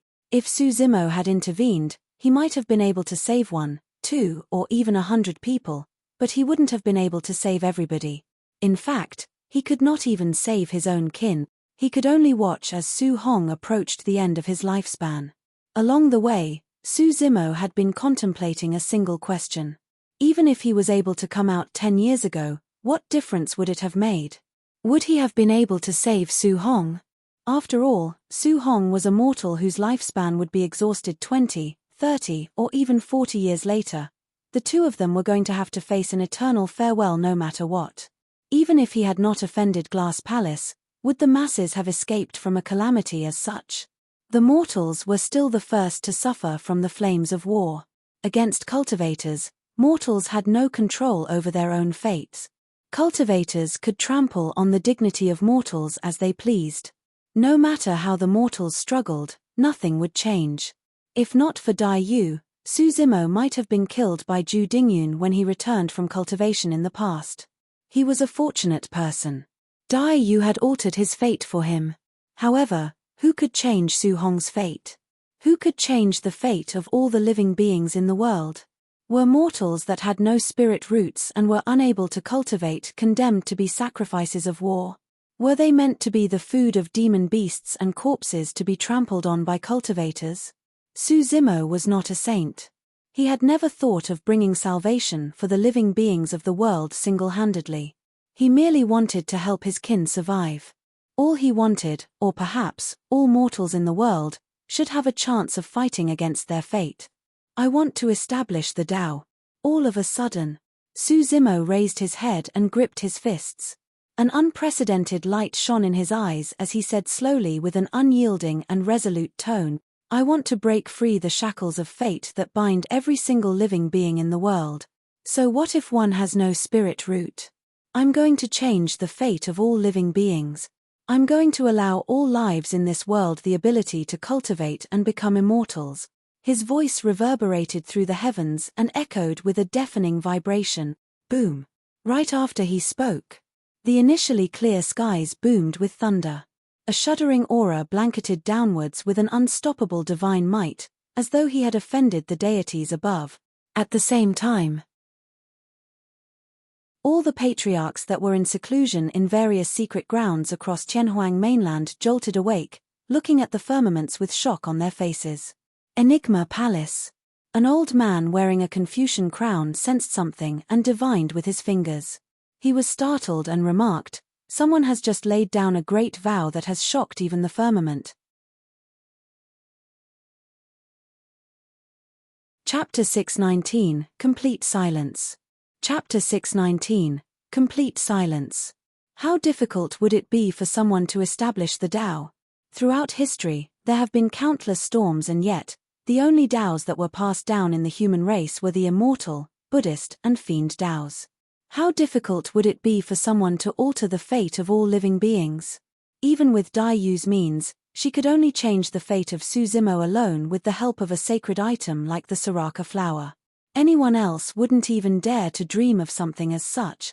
Prior to this, the greatest goal in Suzimo's cultivation was to head to another world and follow in Dai Yu's footsteps. And yet, Su Hong's twilight and the hellish scene of Yang country had given him a tremendous trigger. It was a sort of helplessness that brought forth indignance in Suzimo's heart. Was that Su Hong's fate? Were those the fates of the living beings? Why? I want to establish the Tao. Suzimo had laid down a great vow. The Tao was eternal and had an immortal legacy. There were many legends about it in the later generations. However, it was rare for them to imagine that the fates of all living beings would start to change right from this dilapidated ancient city with a single old man in his twilight years as witness. It was nearing the end of autumn right now and the weather had turned frosty. Su Hong stood in the chilling gust and his frail body swayed slightly. However, he had no intention of leaving. Finally, Su Hong turned around when night fell. Let's go.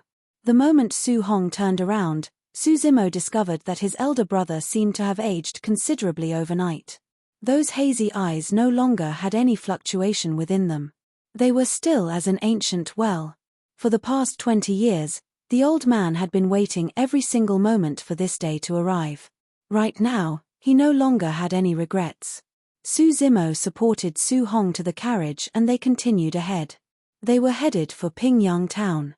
That was their last stop. It was also the last stop of Su Hong's life. Although the two of them remained in the carriage, they caught wind of quite a bit of news throughout the way. In the past 2 years, the Empress of Great Ju led the army personally to defend the borders. She devised strategies and managed to defend against the attacks of the allied army of the 3 dynasties countless times with the terrain advantage. However, as time passed by, the situation turned increasingly difficult for her. A month ago, the Empress of Great Ju was injured and nearly died. More than 500 kilometers around the borders fell in defeat. The might of the allied army was unstoppable and they infiltrated forcefully up north. Just like that, they overtook quite a number of vassal states within the territories of Great Ju. The Great Ju army of cultivators escaped while protecting the Empress of Great Ju the entire way.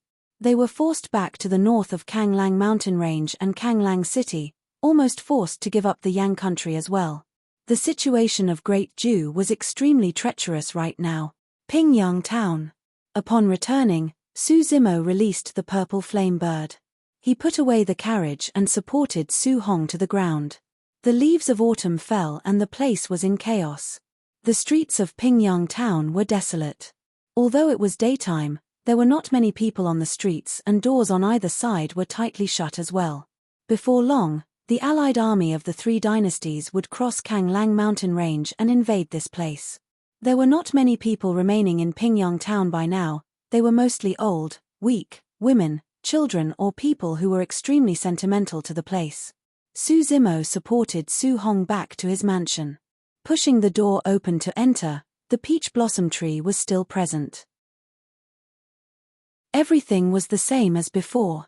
Su Hong said, "Let's stay outside," looking at the skies and the world to the end. "All right." Su Zimo returned to his room and moved a bench outside. He helped Su Hong to lean on it before taking some blankets over to cover the latter. He headed to the backyard and got some bricks and mud. Before long, he set up 2 small furnaces in the courtyard beside Su Hong and lit some firewood in flames. Even after many years, his skills of doing so were not rusty. Su Zimo sat at the side and gazed at the burning flames of the furnace in a daze. A long time later, Su Hong suddenly said, "Zimo, I'm already someone that's about to die. Don't stay here to accompany me, go on." Su Zimo lowered his head and did not speak. Su Hong said, "Miss Ji is injured and I know you're worried. She's definitely not in a good state right now. Go take a look and help her out. She'll be fine." Su Zimo replied, as the Empress, news would definitely spread a long time ago if anything happened to her. Su Hong shook his head and sighed internally. He could tell that despite Su Zimo's remark, the latter could not conceal the worry deep in his eyes. "Brother, don't worry. We don't have to worry about such stuff." Su Zimo pinched the end of Su Hong's blanket and said softly. Su Hong nodded with heavy eyelids. The journey from the capital of Great Ju to Pingyang town was long and even someone who was fit would feel fatigued, let alone an old man at the end of his road. Unknowingly, Su Hong fell asleep. Su Zimo sat in the courtyard and gazed at the south of Kanglang mountain range. He had a cold gaze and icy expression, remaining silent. Late at night, Su Hong was already deep asleep. Finally, Su Zimo rose slowly and sped in the direction of Kanglang mountain range. Under the shroud of the night, Kanglang mountain range seemed extremely sinister and spooky. The shadows of trees swayed and the roars of ferocious beasts caused the mountains and earth to quake.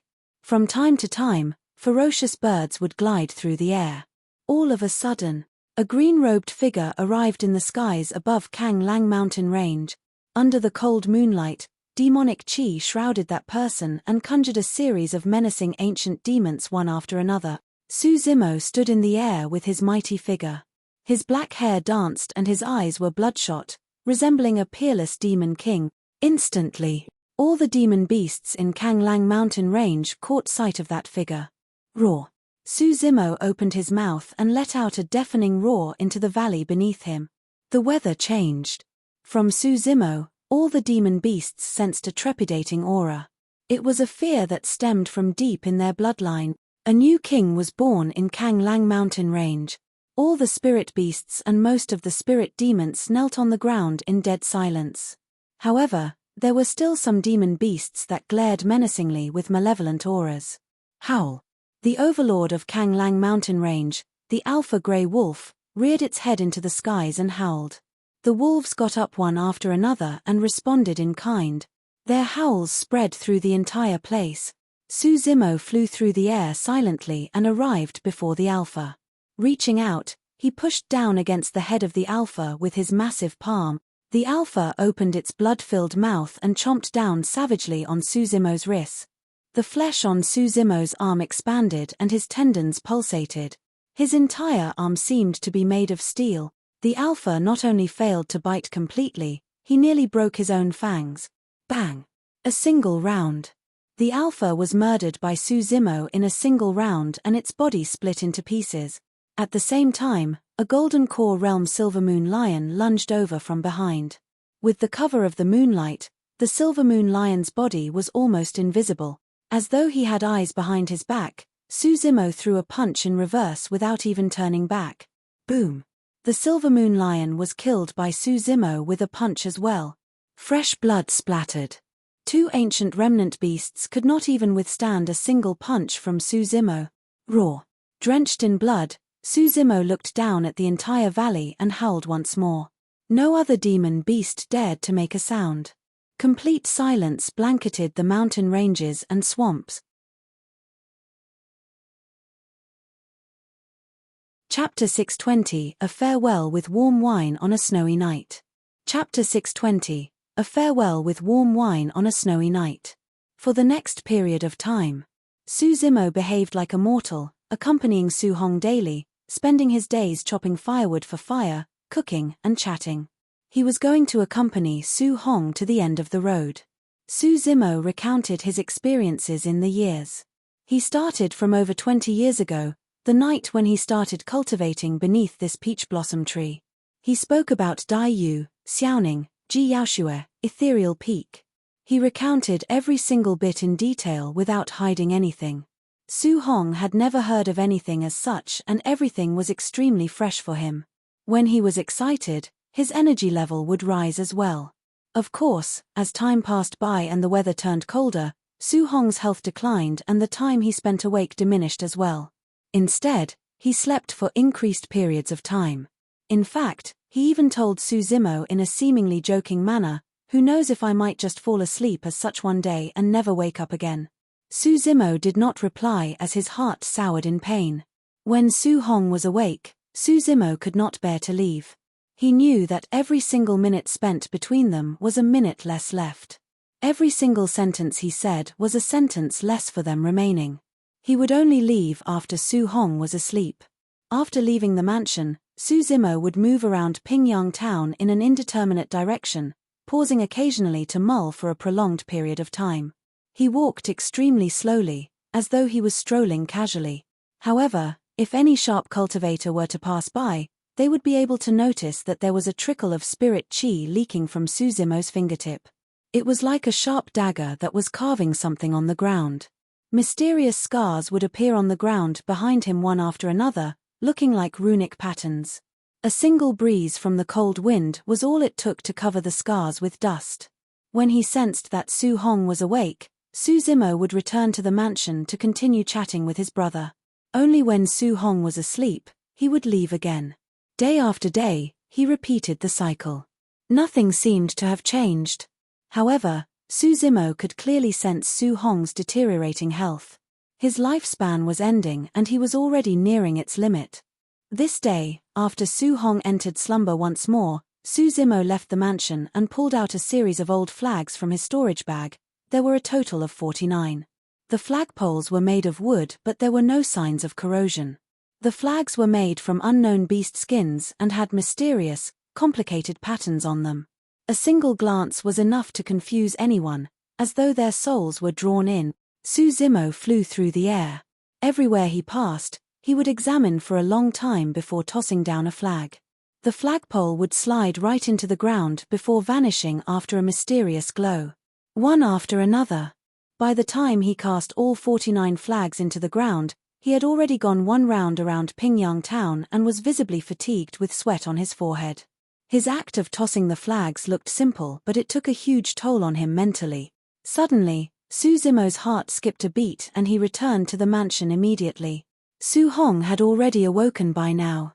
Today, he looked to be in a much better condition. However, Su Zimo's heart ached. He was clear that this was a sign of the final respite of lucidity before the end. Su Hong smiled gently. "Zimo, help me heat up a bottle of wine to warm my body." "All right." Su Zimo came beside Su Hong and lit the furnace to boil water. There was a bottle of wine in the boiling water. Su Hong said, "Zimo, the things you've told me about your immortality cultivation in this period of time are truly mysterious, magnificent, and inspiring. It's good that you want to establish a Tao and help everyone become the best they can be. However, I can also tell that something such as the establishment of a Tao is even more difficult than ascending the heavens." "That's right." Su Zimo nodded. To establish a Tao unlike that of the Immortal, Buddha and Fiend Taos such that the masses without spirit roots could cultivate, that was something that even the primordial emperors could not achieve, let alone a mere golden core like Su Zimo. The path of the Tao was endless and the future was unknown. Nobody could help him. The moment he decided on establishing a Tao, Su Zimo was destined to be alone. But of course, groups were only meant for sheeps, all ferocious beasts walk alone. Su Hong declared loudly, "What sort of boldness is required to want to change the fates of all living beings in the world? Zimo, whether or not you succeed, I will definitely be proud of you." Immediately after, Su Hong looked somewhat dejected and sighed gently. "It's just a pity that I won't be able to witness that moment. Also, when I'm not around, you must live on well together with Xiaoning." "Brother." Su Zimo felt his nose stuffing up as he choked and was unable to speak. Su Hong waved it off and pointed to the little furnace at the side. "Pour me a bowl of wine." A faint fragrance wafted from the bottle of wine that was in the boiling water. The wine was already warmed. Su Zimo repressed the sadness in his heart and poured a bowl of piping wine for Su Hong. After he received it, Su Hong gazed at the fragrant wine in the bowl with a dazed look. In a flash, a suave young man in a splendid attire seemed to be reflected on the water surface. He raised his spear and led heavy armored cavalry into a war, domineering the battlefield. One after another, the scenes flashed through the water surface. A long, long time later, a glimmering snowflake landed on the wine and dispersed, breaking apart the water surface that resembled a mirror. It was snowing.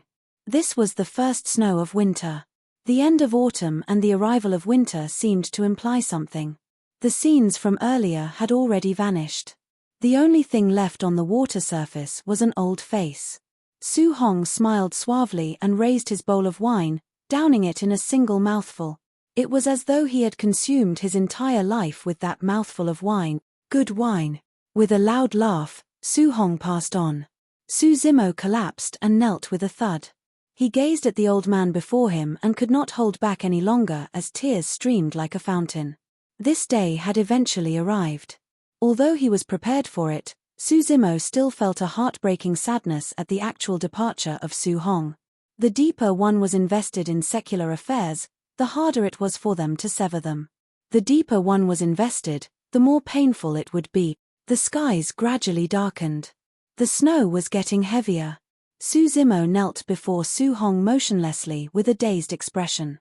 He was a cultivator. He was the strongest monster incarnate in history. He was the second person throughout history who managed to cultivate to the extreme foundation establishment realm. Even so, he could not save his closest kin. The snow fell heavily. The temperature turned colder. However, Su Zimo's heart seemed to be burning with a relentless blaze. A long time later, the sound of people and horses could vaguely be heard from the south of Kang Lang mountain range. The sound turned clearer as time passed by. The hooves of the horses were getting closer. Although ordinary people may not be able to sense it, Su Zimo could hear it clearly. Phew, phew, Phew! There were even sounds of spirit vessels speeding through the air in the clamor. Far away, dust and earth was overturned.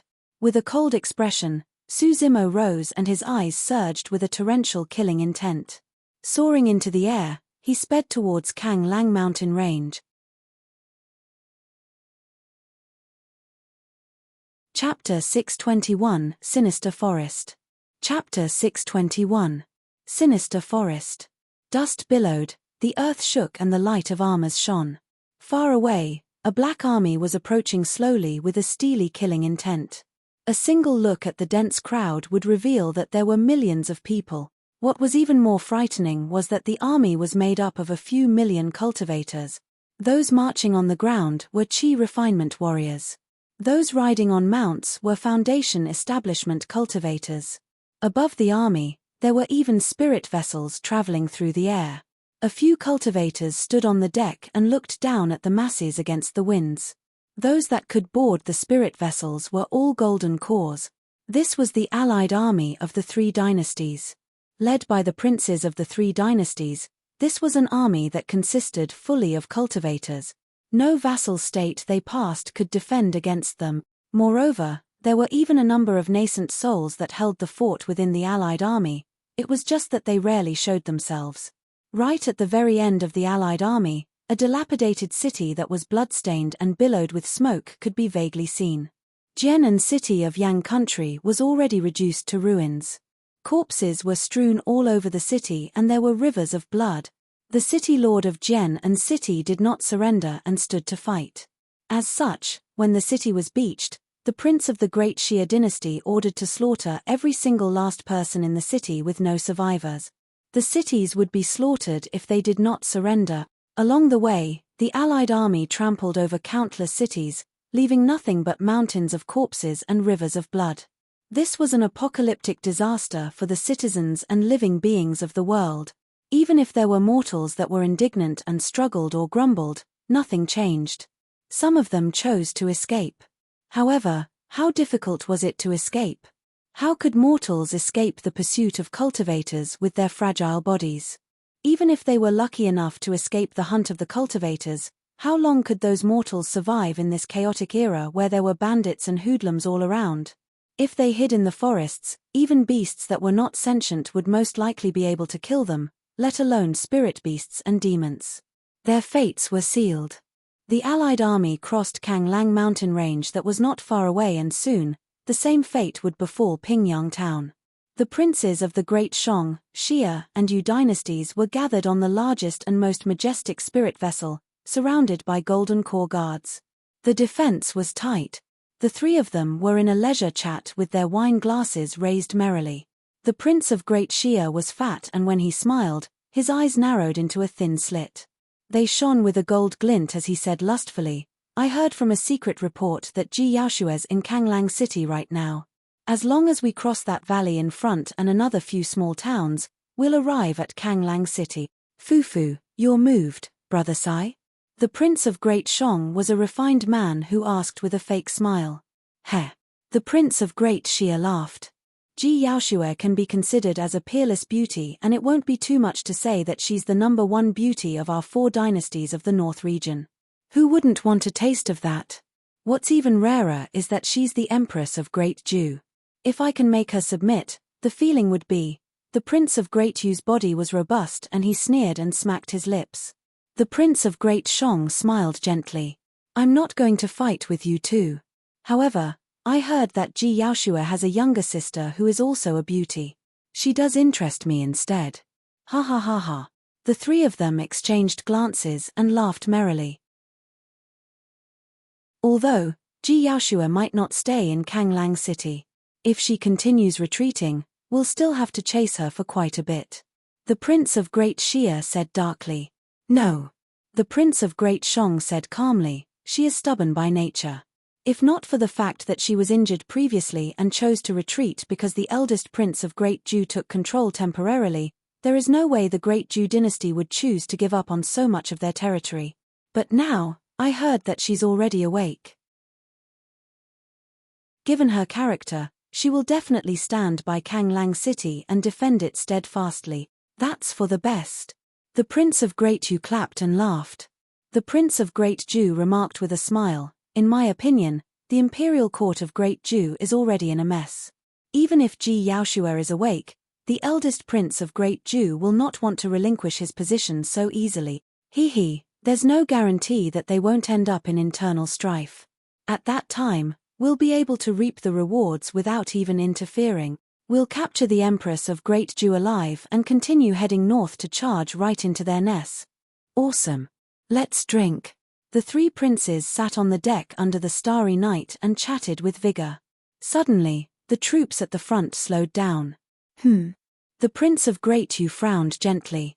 Not long after, a golden core streaked through the air. The moment he descended on the deck, he knelt on one knee.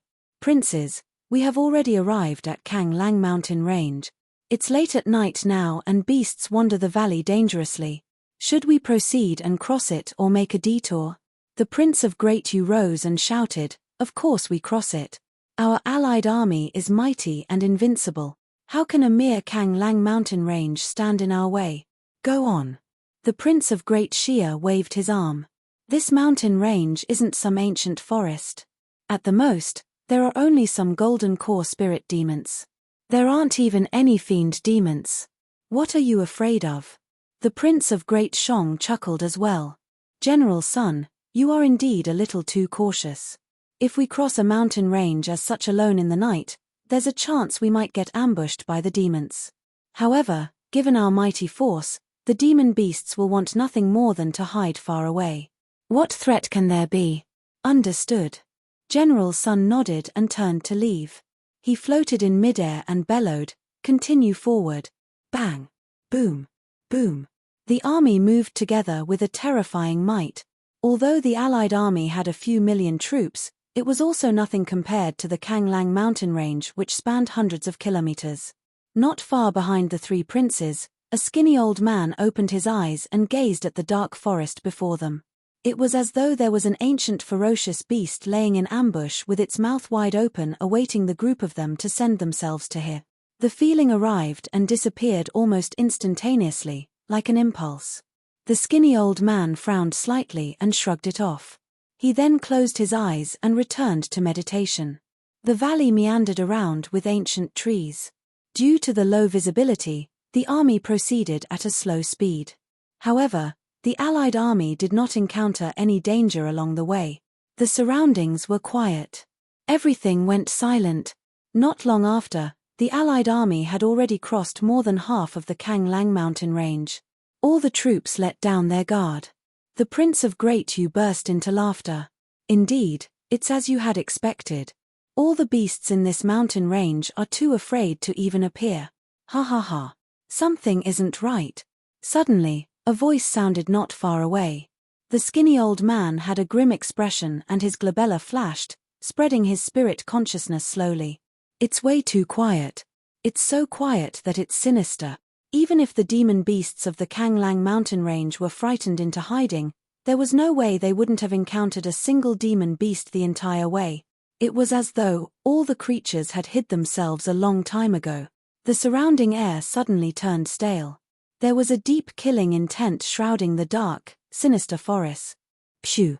All of a sudden, the sound of a sharp blade tearing through the air echoed. Immediately, there was a boom. The bow of the spirit vessel seemed to have been struck by something and exploded right in front of everyone. The massive spirit vessel broke into parts and among the dozens of golden cores, some of them died on the spot.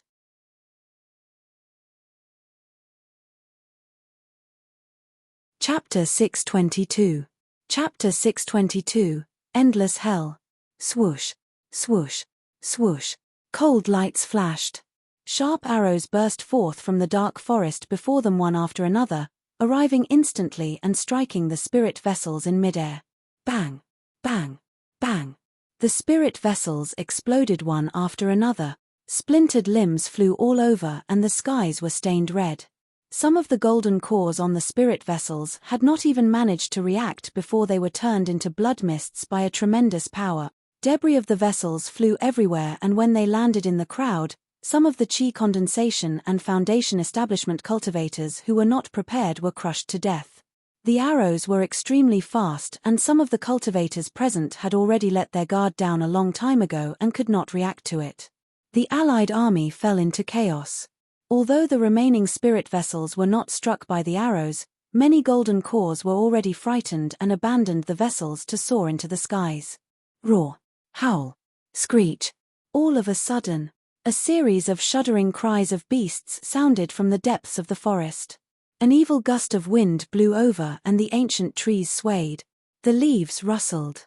In the skies far away, many beasts tore through the air in a dense flock. It was as though all the beasts and birds of Kang Lang mountain range had appeared all of a sudden, forming a beast stampede that charged with an engulfing might. The spirit vessel of the three princes was located right in the middle of the allied army and did not receive too much of an impact. At that moment, all three princes rose and gazed over. They could see things even clearer from up in the air. The entire Kang Lang mountain range was moving. Countless demons were going berserk. The trees and grass shook as thousands of demon beasts scurried forth from all directions, forming a massive beast stampede with a terrifying might that was shocking. All three princes looked terrible. The Prince of Great Shia narrowed his eyes and asked darkly, "What's going on?"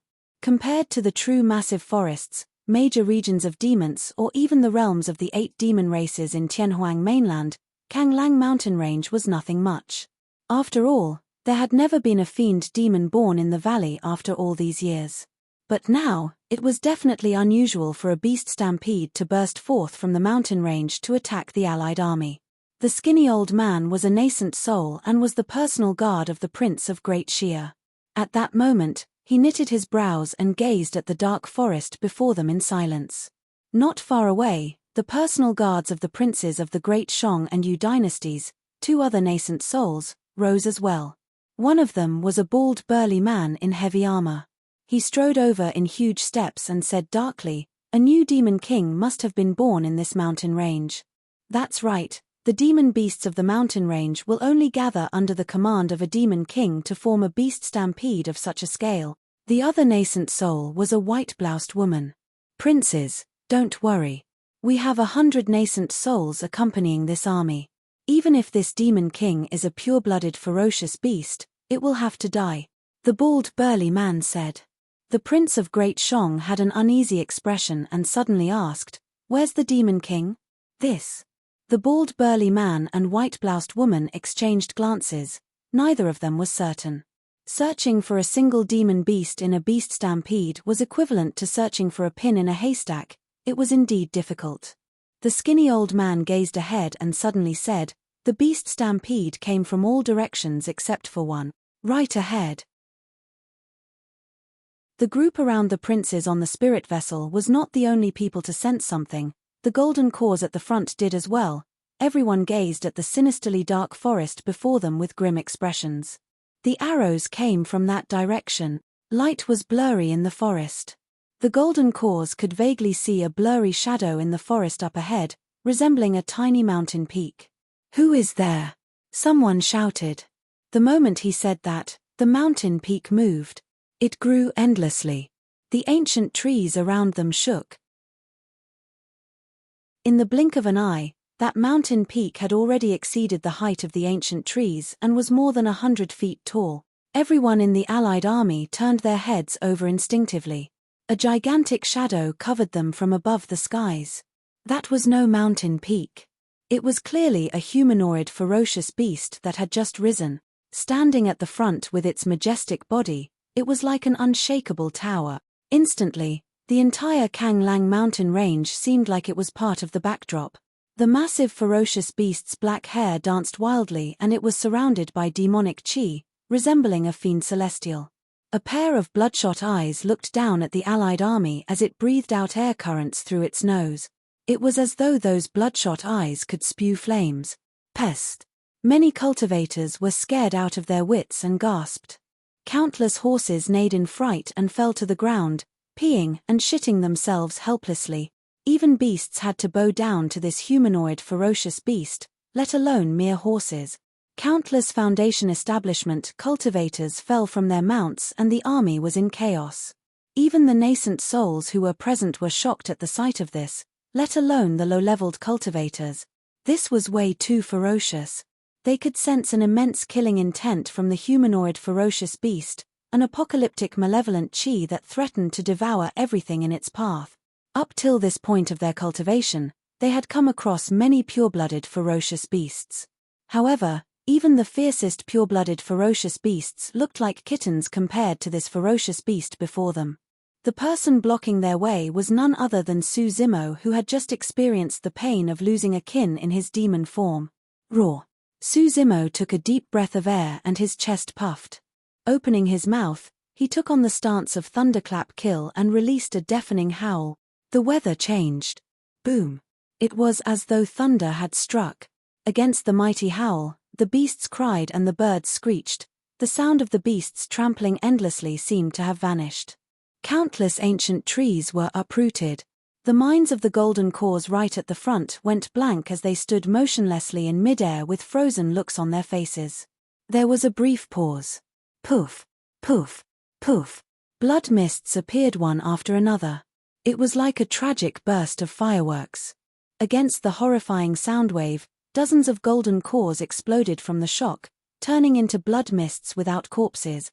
The golden cores slightly further away also had stoned gazes. They bled from all 7 orifices and their lives were severed.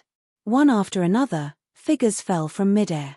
The situation on the ground was even worse for the Allied army.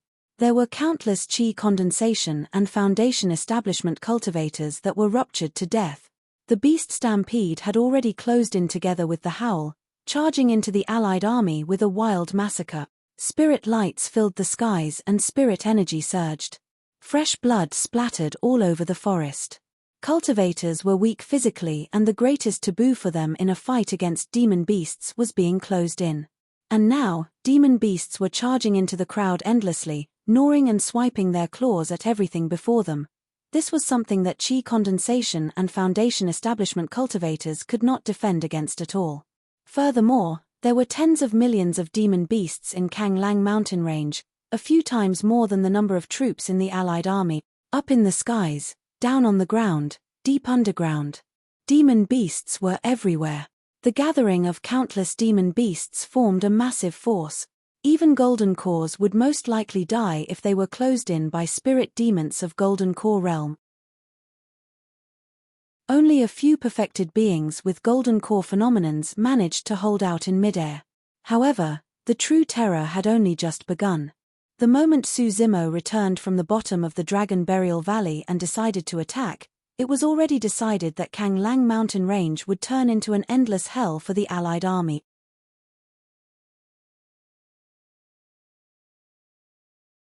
Chapter 623, Vanish. Chapter 623, Vanish. Su Zimo moved his mighty body and took a step forward like a towering fiend celestial. Bang! Boom! Boom! A massive blood-colored ravine was carved out on the ground. Many chi condensation and foundation establishment cultivators could not dodge in time and were trampled into meat sludge by Su Zimo's gigantic feet, mixing into the ground. A single step from him caused the entire mountain range to quake. How dare you behave so insolently, beast? Kill him. Swoosh, swoosh, swoosh. Spirit lights flashed. Flying swords streaked everywhere. Many golden cores attacked and released their flying swords, sending forth a series of white beams towards Su Zimo's body like a heavy downpour. Although there were many golden cores in the Allied army, their strength were far too weak compared to the paragons of the North region 20 years ago. The flying swords they used were also superior-grade flying swords. Even supreme-grade spirit weapons were rare, let alone perfect or carnate spirit weapons. Su Zimo did not dodge or avoid. In fact, he did not even blink as he allowed those white beams to pierce his body. Clang, clang, clang. The sound of metal clashing echoed. Countless flying swords were repelled, they could not pierce Su Zimo's body at all. Bang, bang, bang. Su Zimo took 3 consecutive strides forward and rammed domineeringly. Countless ancient trees were uprooted and snapped on the stop and many cultivators were trampled to death. Each time his gigantic feet stomped down on the crowd and left, a red, bloody region would appear. There were initially millions of cultivators in the Allied army. But now, they were mostly defeated and split up by Suzimo to fight in small groups. With the swarm of the beast stampede, although they had only fought for a brief moment, the Allied army received a tremendous blow and suffered heavy losses. This was the core of Kanglang mountain range. Even if they wanted to retreat, there was nowhere out for them. Demon beasts were cruel and bloodthirsty by nature. Now that there was a massive massacre, the demons were even more excited and their eyes were bloodshot. On the spirit vessel, the princes of the three dynasties frowned. The bald burly man said darkly, "Don't worry, princes. That's only a golden core realm spirit demon. Although it's slightly larger in size, there's nothing to worry about." "That's right." The white-bloused woman nodded in agreement. "We just need a few top-tier golden cores in the battlefield to release their golden core phenomenons and it would be enough to kill that demon." Before her sentence was complete, a few golden cores that killed a few demon beasts in succession had already released their movement techniques to charge towards Suzimo. "Beast, catch my river crossing chains." The person hollered and a gigantic river surged behind him, crashing on the shores. An extremely thick chain crossed the river and whipped Suzimo ruthlessly. Bang! Bang! Another few golden cores charged forward and released their phenomenons that surged with a burst power as well. Scram! Suzimo hollered and waved his gigantic fist against the few golden core phenomenons with such vigor which seemed like he could devour rivers and mountains with his roar alone. "You're asking for death. At the end of the day, he's nothing but a beast." To think that he would try to take on golden core phenomenons head-on with his body. Splash! Suzimo's tsunami blood, tendons, and bones sounded together. That single punch from him instantly released a tragic aura of blood stench. Boom! There was a deafening sound. The void seemed to be frozen. Immediately after, the golden core phenomenons in midair shattered entirely. A few golden cores were severely impacted and they fell from midair with pale faces while puking blood. They were most likely doomed. The expressions of everyone on the spirit vessel changed. The strength of that demon beast had exceeded their expectations. A metallic strong body that was invulnerable against weapons, fire, and water. Even the combined attack of a few golden cores with their phenomenons could not injure him at all. Instead, they were killed from a single punch by him. What sort of terrifying power did that body of his possess? Something isn't right. The Prince of Great Shong frowned with a grim expression. If this continues, our allied army is going to be destroyed by this beast. Perfected lords, please make a move. Don't worry, Prince. I'll head over right now and retrieve the head of that beast. The bald burly man glared at Suzimo, who was not far away with a murderous aura, and smacked his lips. I'll go too. The white-bloused woman took the initiative to obey the order. Please hold on, the both of you. The skinny old man frowned slightly. The three of us have a mission to protect the safety of our princes. We should let our fellow nascent souls deal with this beast. There were another 100 nascent souls that accompanied the allied army. At that moment, the commotion of Kanglang mountain range had already alerted the other nascent souls. One after another, figures soared into the air from the back of the army with terrifying auras that were much more frightening than golden cores. They sped to the front with sharp gazes. The skinny old man said deeply with a glint in his eyes, "There's something weird about this. It's better for us to be careful." Foo-foo. The bald burly man's eyes flashed with mockery as he chuckled. "Fellow Daoist, aren't you being overly cautious? Surely a golden core spirit demon can't cause any huge troubles. There's no need to argue." The Prince of Great Shong said calmly, "The combined attack of 100 nascent souls will fill the entire place with dharmic powers. There's no need to fear these beasts, all we have to do is sit back and wait." "Where's the beast?" the white-bloused woman exclaimed softly and suddenly asked. "What beast?" Everyone froze for a moment. Thereafter, they came to a gradual realization. Just as they conversed, the towering humanoid ancient beast had vanished. Everyone looked down in a hurry. The battlefield was intense and chaotic, but there were no traces of the humanoid beast. How was that possible? It was extremely difficult for that massive body to remain hidden. How could it have vanished? The three princes had uncertain expressions. The bald, burly man frowned. Don't worry, princes. I'll check it out with my spirit consciousness. His glabella shone as he spread out his spirit consciousness that extended continuously. Sight was one of the five senses and was limited in use. The moment one's eyes were covered, they wouldn't be able to see anything. Their vision would also be obstructed by any objects blocking their view ahead. This was the logic behind the saying of how one wouldn't recognize something great in front of them if their eyes were covered even by a piece of leaf. However, spirit consciousness was an energy fluctuation released by the essence spirit, a sensory tool that extended outwards. Even with closed eyes, if the spirit consciousness met with any obstructions, it would just wrap around them like water. It could permeate every single pore and it was omnipresent, reflecting images in the mind clear as day. There were no secrets that could be hidden. It was simple if a demon beast wanted to hide itself in this forest. However, it would be more difficult than ascending the mountains if it wanted to avoid detection from spirit consciousness. The bald burly man retracted his spirit consciousness a while later with a terrible expression. There was nothing. The search radius of his spirit consciousness extended for a full 5 kilometers. However, there was no trace of the humanoid ferocious beast at all. The bald burly man was a little confused. It was practically impossible to escape more than 5 kilometers within such a short period of time. Even nascent souls and void reversions won't be able to do it, let alone a spirit demon at Golden Core Realm. It was as though the humanoid ferocious beast had disappeared into thin air. In reality, the bald burly man was not the only one. The 100 nascent souls in midair, as well as the white-bloused woman and skinny old man, had released their spirit consciousnesses instantly to track down Suzimo. However, none of them sensed anything. All of a sudden, a change occurred on the battlefield.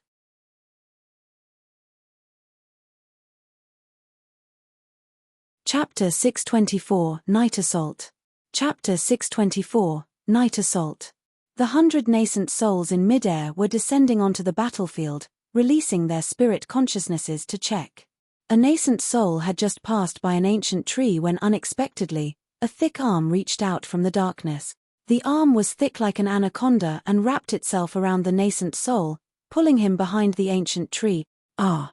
The person only managed to let out a brief, tragic cry before silence ensued. Bang! A disfigured body was tossed out from behind the ancient tree. Its head was smashed to a pulp. Although its appearance was completely destroyed, it could be seen from the corpse's attire that this was the nascent soul who was attacked earlier on. Who's there? Kill. A group of nascent souls roared and released their dharmic arts that surged towards the ancient tree like a tidal wave. Boom. The ancient tree exploded into dust.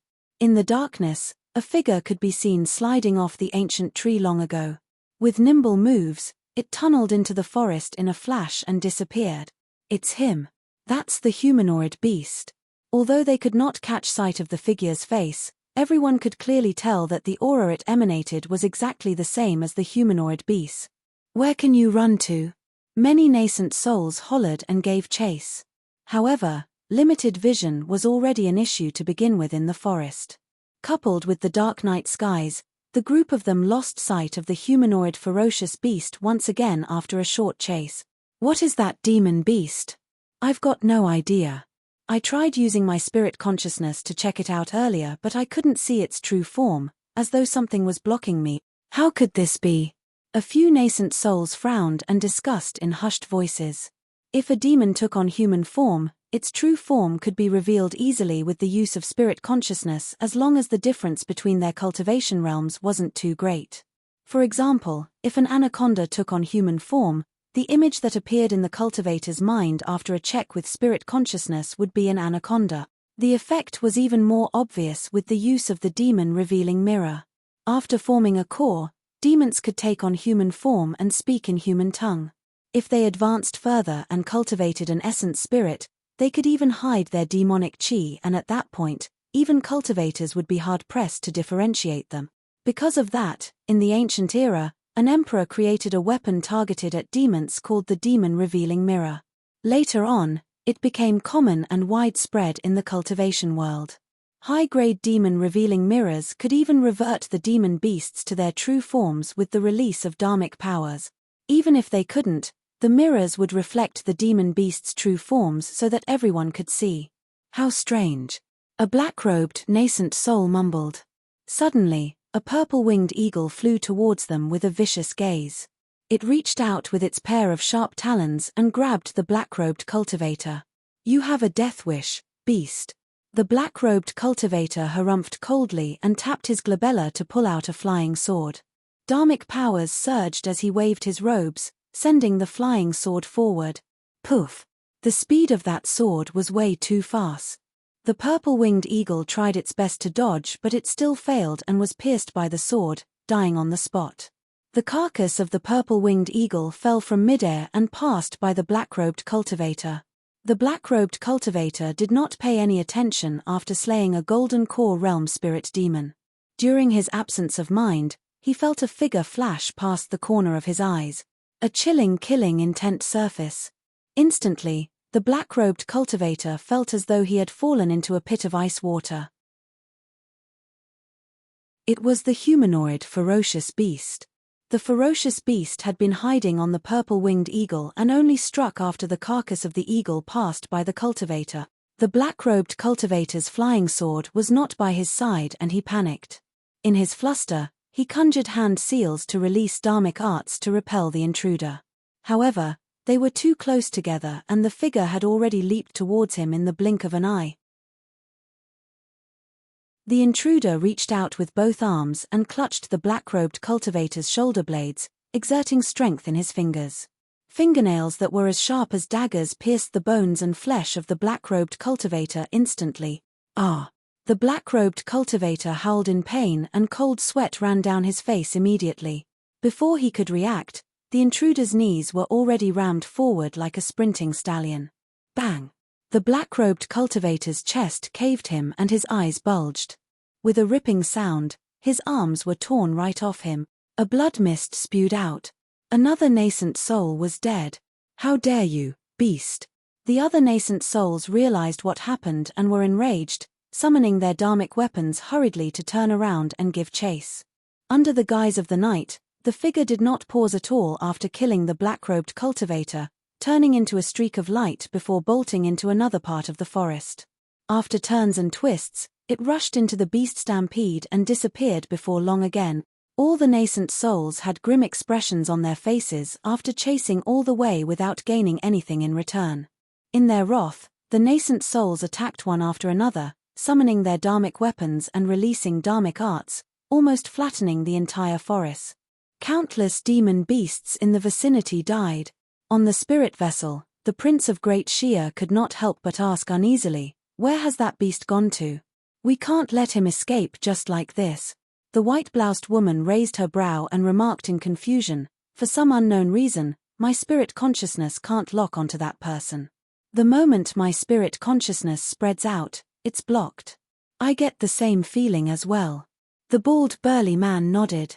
Everyone turned towards the skinny old man by instinct. Among the three of them, the skinny old man was the most experienced with the highest cultivation realm. "There's only two possibilities," the skinny old man said. "First, the demon beast cultivated some sort of a demonic secret skill that can block away spirit consciousnesses. Second, it's carrying some sort of a treasure that can block out spirit consciousnesses." The white-bloused woman and bald burly man nodded with pensive expressions. The gaze of the skinny old man shone coldly. "This demon beast's cultivation realm isn't high, so it's unrealistic for it to cultivate such a demonic cultivation. I'm guessing that it should be in possession of a treasure." The hearts of the white-bloused woman and bald burly man skipped a beat as their eyes flashed with a brief hint of greed. A treasure as such was also valuable to them. The skinny old man was not wrong. The humanoid ferocious beast that killed two nascent souls in succession was Su Zimo. The treasure that the skinny old man was referring to were the Mingwang prayer beads. Although Su Zimo underwent both demonic and immortality cultivation, he had not cultivated an essence spirit for either Daos. As such, his true strength was definitely not a match for nascent souls. Furthermore, He was up against 100 nascent souls. A head-on fight would be courting death. His advantage was in melee combat. Su Zimo only managed to kill the 2 nascent souls after making use of the complex environment of Kanglang mountain range, the Dark Night, the Mingwang prayer beads alongside a change of his body and appearance. Although the processes were simple, the difference between life and death was merely a single breath. However, Su Zimo was the only one who knew how dangerous it was. If he was slower by a single step or committed a single mistake, he would be locked down by the 100 nascent souls and killed on the spot. Furthermore, after killing 2 nascent souls in succession, the remaining cultivators were now extremely guarded. Any activity at this point would lead to a thunderous retaliation. The dark night had already passed. The skies were turning brighter. It was no longer possible for a sneak attack. Su Zimo hid in the depths of the forest as one with his surroundings and glared at the largest spirit vessel in midair with a cold, silent expression.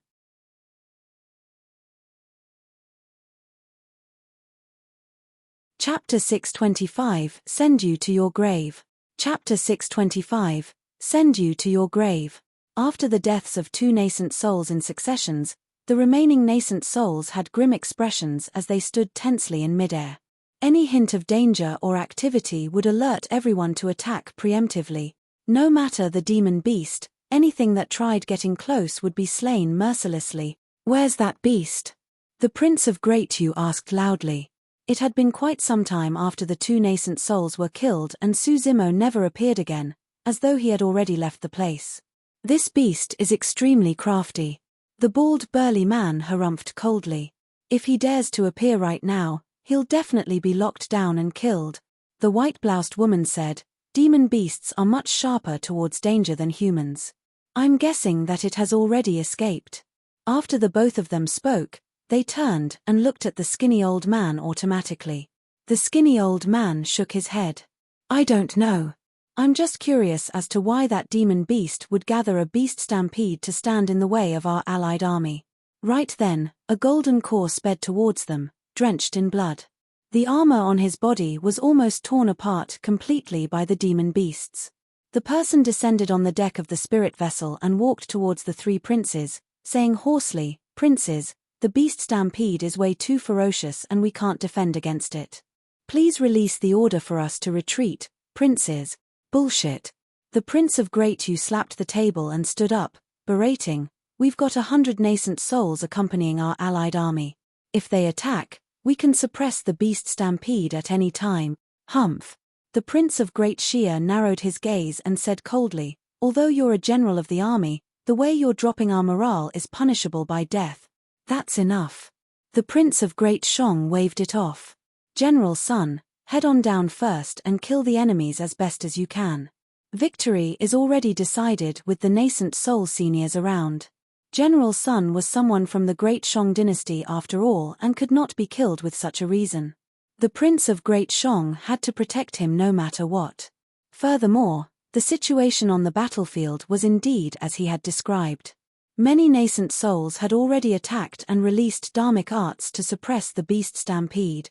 Although the beast stampede was ferocious, they were inferior in terms of cultivation realm at the end of the day and could not withstand the killing might of nascent souls. The force of the beast stampede was already showing signs of weakness. In that short period of time, General Sun did not stop in his tracks on the spirit vessel and approached the 3 princes.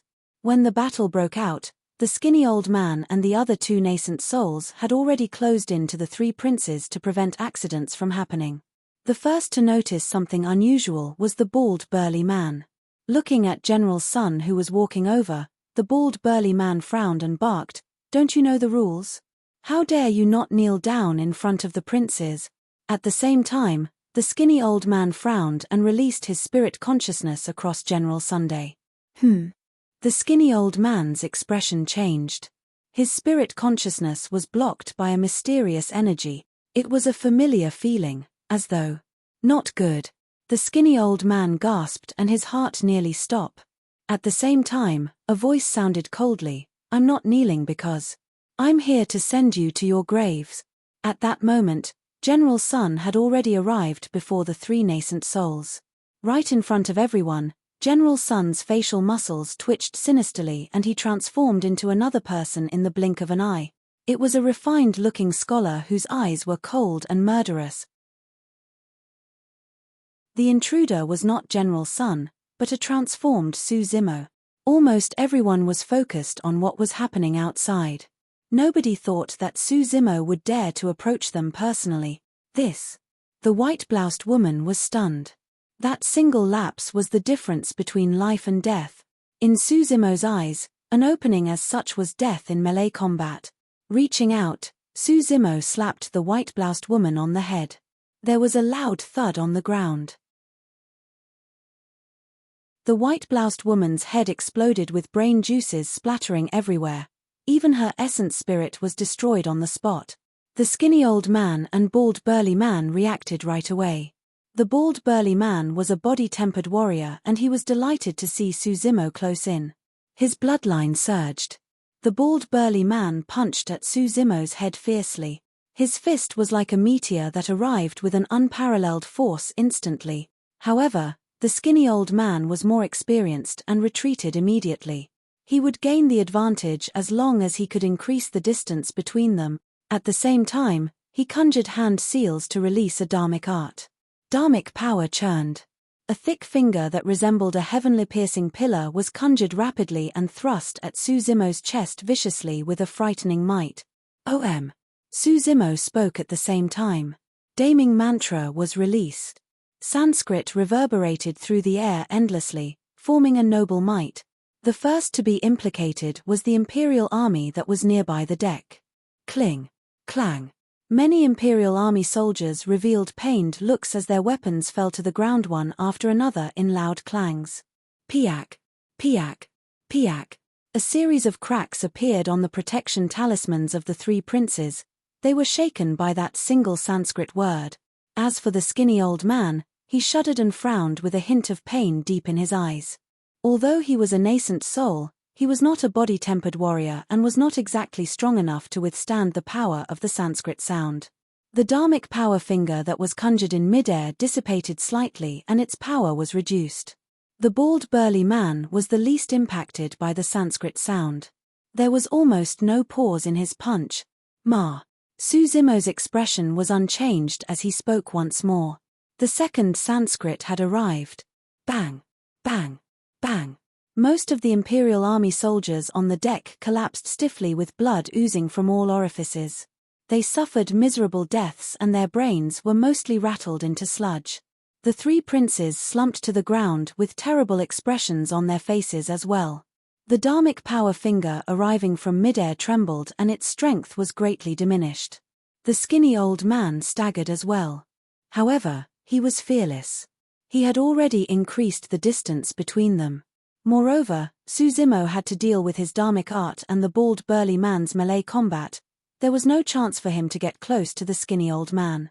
All of a sudden, the skinny old man caught a glimpse of light from the corner of his eyes. Instinctively, he turned over. Not far away, Suzumo's right eye released a dazzling brilliance that resembled a blazing sun, illuminating the entire world like daylight. Illumination eye. Boom. A blinding light column surged forth through the void and delved right into the skinny old man's face. Instantly, the world went still. A radiance illuminated. The next moment, the light beam dispersed. Night returned. On the spirit vessel, the skinny old man's body convulsed helplessly. A hollow hole appeared on his face, his features were gone and everywhere around the hole was burned. His head was penetrated by that white column of light. His essence spirit was annihilated before it even had the chance to escape.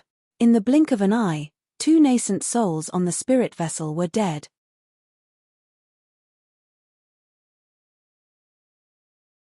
Chapter 626, Color Change. Chapter 626, Color Change. Although the skinny old man was dead, Suzumo was attacking in succession and did not manage to avoid the dharmic power finger conjured by the former after all. Bang! Suzumo shuddered and his organs shook. A stream of blood surged upwards and choked at his throat. Since he wanted to kill nascent souls as a golden core, he had to undertake an immense risk. Thankfully, Suzimo had released the damning mantra in succession that reduced the impact of the skinny old man's dharmic art.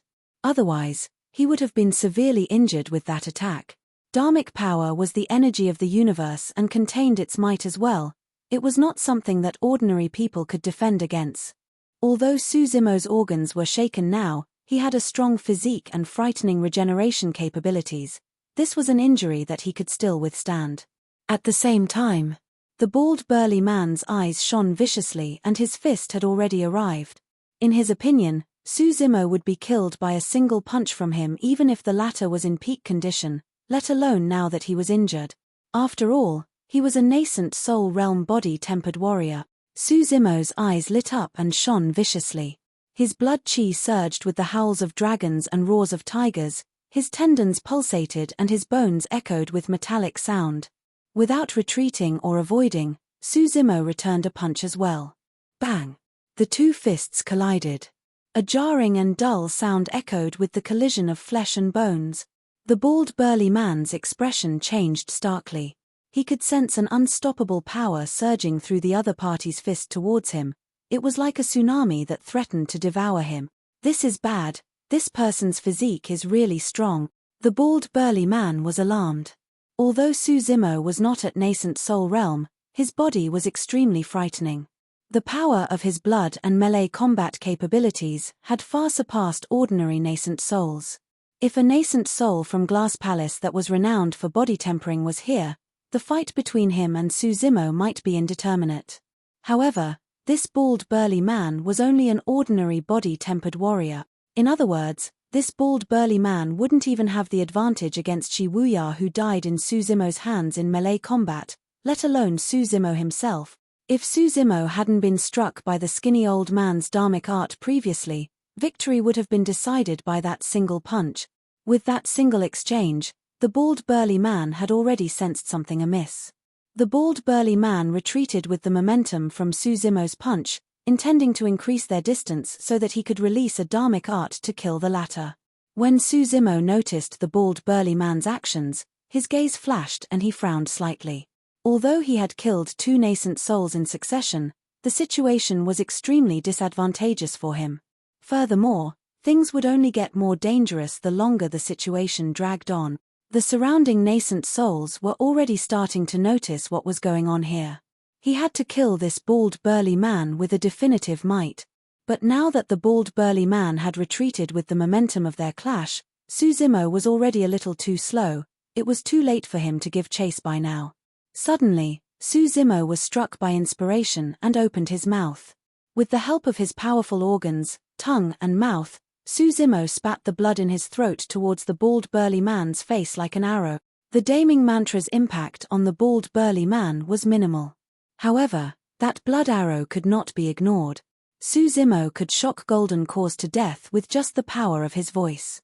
It was obvious how strong the corporeal blood arrow would be. The bald burly man's eyelids twitched rapidly. Unable to dodge, he could only extend his arms to block instinctively. Bang! A piercing pain surged through him when the blood arrow struck his palm. Although it did not injure his core, the bald burly man was still shocked. If he had ignored that blood arrow and took it head-on, his face would have been destroyed in a mess of flesh and blood. The bald burly man felt uneasy. However, before he could snap out of his stupor, he caught sight of a vague shadow from the corner of his eye. The bald burly man's heart sank. The next moment, he sensed an immense killing intent surging over, causing his scalp to prickle and his hairs to stand on end. That blood arrow was merely a bait. The bald burly man had goosebumps all over. Like an ancient fiend celestial, the figure had already arrived before him and pushed down on his head with a massive engulfing palm. Die! Suzimo's ferocity was torrential as he hollered with a lightning gaze. The bald burly man did not have time to gather his dharmic powers and could only cross and prop up his arms while channeling his bloodline to defend against Suzimo's encompassing palm. Bang! Both parties collided. The bald burly man's expression changed starkly and a piercing pain surged through his arms. Immediately after, he lost all feeling in both arms. The bald burly man merely felt a tsunami-like power crushing down boundlessly. It was invincible like the collapse of the heavens. The might of a heaven's collapse was not something that human strength could defend against. Thump. The bald burly man knelt on the ground and his ankles were almost smashed. By then, most of the surrounding cultivators had already noticed what was happening over here. Everyone was shocked when they saw that. A nascent soul was forced to kneel on the ground. In everyone's eyes, the bald burly man who was trembling beneath Suzimo's palm was like an insignificant ant struggling to survive. However, Suzimo stood firmly and his black hair danced. His eyes were bright and lively, like an enraged diving being with a torrential might. He had suppressed a nascent soul with a single palm strike as a golden core. Who in history could achieve this? With a cold gaze, Suzimo extended his foot and tapped the bald burly man gently on the chest. The bald burly man's body was already enduring an unimaginable burden propping up Suzimo's palm. His bones creaked as though they could collapse at any moment. He could only watch as Suzimo's foot arrived without any way of dodging. Snap! The bald burly man's chest caved in right away. The bones in his chest shattered and the snapped bones pierced his heart, ending his life. The bald burly man's blood chi deteriorated rapidly as blood gurgled in his agape mouth. His eyes were listless and filled with the aura of death. His glabella shone. A glow appeared. The bald burly man's essence spirit left his body and was trying to escape. Ma. He chanted in Sanskrit. The damning mantra descended once more. The bald burly man's essence spirit shuddered and its glow dimmed. The essence spirits of nascent souls were filled with impurities and extremely weak. After leaving their physical bodies, the essence spirits couldn't even withstand the heat of the sun or the coldness of rain. At the very least, the essence spirits would already be severely injured, if not dead. Essence spirits were only free to leave at will without fear of the blazing suns and roam the world once one cultivates to the void reversion realm. Although the bald burly man's body could withstand the might of the damning mantra, his essence spirit could not. That single Sanskrit sound annihilated his essence spirit. Suzimo continued pushing down with his palm. Boom! The bald burly man's body was squashed onto the deck of the spirit vessel, turning into a meat sludge with its tendons and bones crushed completely along with a destroyed essence spirit. A clear blood-colored imprint appeared on the deck, etched deeply. The spirit vessel was made of superior-grade metal and was even tougher than superior-grade spirit weapons. But now, a mark was etched onto it by Suzimo's palm. Raw. Suzimo stood up, his palm still stained with the blood of the nascent soul as he let out a shuddering aura. With a frightening gaze, he surveyed the surroundings before releasing a reverberating roar. Roar. Roar. Roar.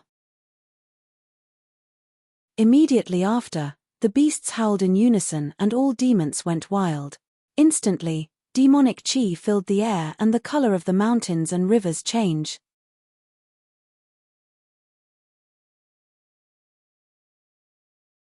Chapter 627, Buried Along with Him. Chapter 627, Buried Along with Him. Initially, the beast stampede was already showing signs of defeat after the onslaught of the nascent souls. But now, after Suzimo's appearance to murder 3 nascent souls on the spirit vessel with a thunderous might, blood stained the skies. The torrential ferocity brought forth a massive boost to the morale of the demons. Countless demons howled within the endless valley. The nearly defeated beast stampede gathered once again into a series of currents that charged towards the allied army. Fresh blood and massacres filled the entire place. The reason why the demon beasts of Kanglang mountain range were so united wasn't merely out of fear towards Suzimo's strength. More than that, it was because the flesh of cultivators was a great tonic for them. There were millions of cultivators in the allied army. By now, corpses were strewn all over the place and there were rivers of blood. With that massive amount of life force essence, there was bound to be a biological change. There was a high chance that a fiend demon could be born in Kanglang mountain range after this battle. Demon beasts were also sentient and all of them wanted to become fiend demons. Prior to this, the 100 nascent souls traveled far away from the spirit vessel as they expanded their search radius for Suzimo. Although they noticed what was happening on the spirit vessel, it was already too late for them to return. The 3 nascent souls had died way too quickly. The entire process took less than 5 breaths. Why you are. The Prince of Great Shia seemed to have recognized something as he pointed at Suzimo, shivering with fear in his eyes. You look like Suzimo. You are Suzimo. The Prince of Great Shia shrieked and the fat on his face shook. Back then, the three dynasties sent their armies to the Great Chen ruins, and the Prince of Great Shia was one of those lucky enough to witness that earth-shaking battle. Although that strongest monster incarnate in history leaped down into the Dragon Burial Valley and died, the memory of his face was everlasting like a nightmare. Suzimo. The moment that name was spoken, there was an uproar. How is that possible? Didn't he leap down Dragon Burial Valley right in front of everyone? Wasn't his golden core destroyed and his inner core torn? Hasn't he already died? It really looks like him. Back then, I saw him from afar as well. That monster incarnate is not dead. The 100 nascent souls revealed uneasy looks of shock. Golden cores were not the only ones who died in the Paragon battle 20 years ago. At that time, even nascent souls that appeared were annihilated, burned to death without any corpses remaining by a blaze of flames. Even their essence spirits were destroyed. It was a tragic battle that was rare in history.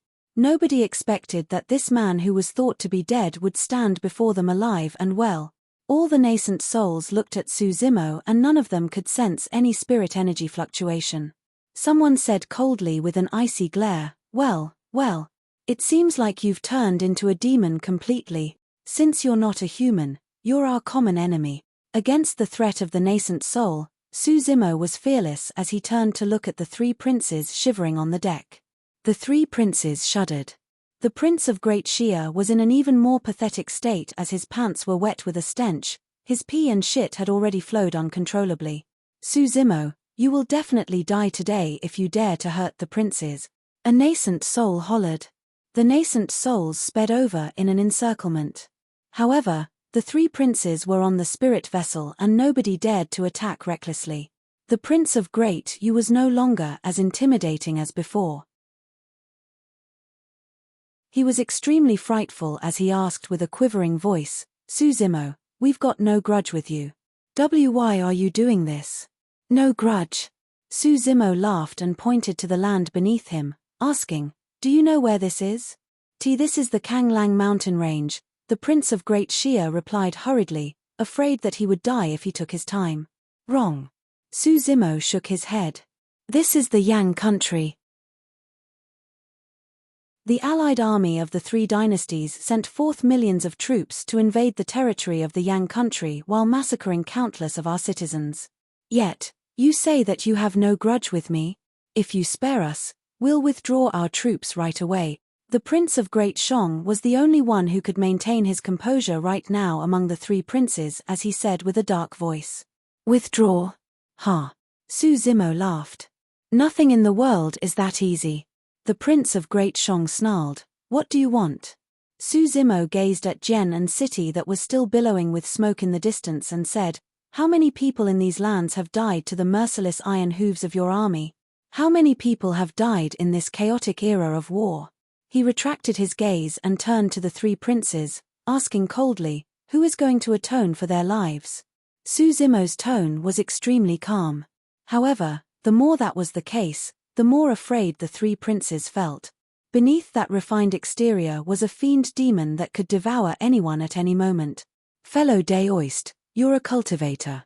The Prince of Great Shong was smart and did not point out Suzimo's identity as a demon right now, afraid of triggering the latter. Gulping to compose himself, he continued, since you're a cultivator, you've already let go of your mortal self and severed your ties with mortality. Why does the lives of the living beings in the world matter to you, fellow Daoist? In other words, how many people can survive from the flames of war in the North region? Are you going to interfere in everything, fellow Daoist? Are you going to save everyone? You're not wrong. Suzimo nodded. When he heard that, the Prince of Great Shong felt relieved. The princes of Great Shia and Great Yu were so emotional that they nearly cried. However, suddenly, Suzimo changed the topic and remarked indifferently, I'm very sad and angry because my brother is dead. Therefore, I want to kill. I want you to be buried along with him. The moment he said that, The three princes felt chills run down their spines as though they had just fallen into a cesspool of cold water. That was a reason that seemed simple and absurd. Yet, no one could refute it. Su Zimo. The Prince of Great Shang felt an immense threat and could not help but shout, "There are 100 nascent souls here and your presence has already been exposed. If you hurt us, you won't be able to escape as well." Although the Prince of Great Shang was calm and tried to use both hard and soft tactics, he had not realized that he was dealing with someone so terrifying. This was a person that was decisive to kill without reservations. This was a person whose guts would shock nascent souls. "Is that so?" Su Zimo smirked. "I'm going to give that a shot." Boom. With a ferocious gaze, he stomped his feet fiercely on the deck, letting off a reverberating boom. The spirit vessel shook violently. On the deck, a crack could be seen clearly extending endlessly from where Su Zimo stood. It was extremely fast and dense. Boom. It was yet another deafening sound. Su Zimo stomped once more. The spirit vessel exploded into different parts. The massive spirit vessel was stomped apart by Su Zimo's foot. Su Zimo fell rapidly and waved his sleeves, causing countless debris before him to shoot towards the three princes in a flurry. Poof! Poof! Poof! Blood mists spewed from the three princes, riddling them with holes and ending their lives. They were already dead before they landed on the ground. "The princes of the three dynasties are dead and this place shall be your resting ground." Su Zimo's voice spread through the entire forest in a chilling manner.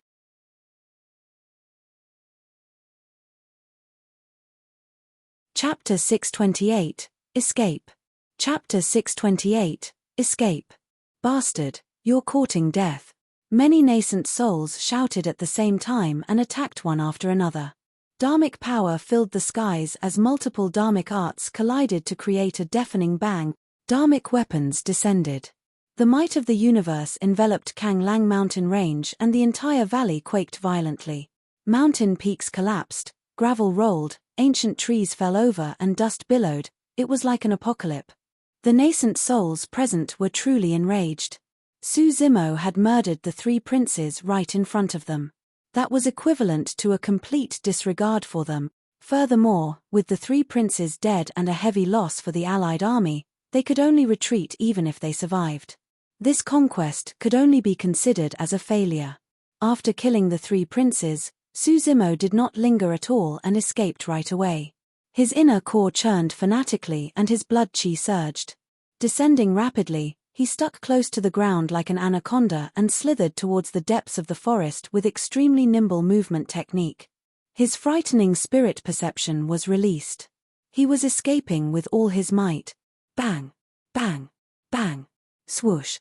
Swoosh! Swoosh! The sound of dharmic arts bombarded his ears constantly. Dharmic weapons tore through the air with cold gleams. Against the hunt of 100 nascent souls, a single mistake would result in instant death. A dharmic art descended. Su Zimo's tendons and bones rang at the same time and his body contorted to a degree beyond the limits of an ordinary person. By a hair's breadth, he evaded the dharmic art again. Bang! The dharmic art ruptured a mountain rock that smashed down heavily on Su Zimo's back. He coughed out a mouthful of blood, but he did not stop at all. At that moment, a single moment of sluggishness in his movement would result in instant death. A flying sword streaked by. A bloody gash appeared on Su Zimo's thighs. However, there was no fluctuation in his eyes, as though he could feel no pain at all. As Su Zimo escaped, he coordinated his muscles to allow the flesh on both sides of the wound to close and stop the blood flow momentarily. He continued sprinting and his speed had already reached its limit. To be fair, this was also because it was dark in Kanglang mountain range at the moment and he had the advantage of the complicated terrain. Mountain peaks, forests, trees, and holes. There were way too many places for him to hide. Su Zimo had cultivated the mystic classic of the 12 demon kings of the Great Wilderness and had spent a year living in Kanglang mountain range many years ago.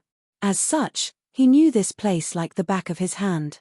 That was the reason why he was able to maneuver his way around for such a long time against the pursuit of 100 nascent souls. In fact, there were a few times when he nearly shrugged them off his tail. However, as time passed by, Su Zimo's situation became increasingly dangerous. He was injured. The frantic escape took a huge toll on him and he had no time to recuperate at all. His speed was bound to drop after an extended period of time. Furthermore, it was no longer late at night. As the day turned brighter, the vision range of the nascent souls would increase as well. Once they formed an encirclement, it would be difficult for him to escape even if he had wings. Beast, you're bound to die today. The 100 nascent souls had cultivated for several hundred years and with their experience, they could naturally read the current situation. I think we should capture this beast alive. That's right. I'm sure that there are countless factions and sects in the North region who are interested in this lad. The 100 nascent souls were confident of their victory and began discussions. After all, there were way too many secrets on Suzimo. He had entered the Human Emperor's palace and was the second person in history after the Human Emperor to cultivate to the Extreme Foundation Establishment realm.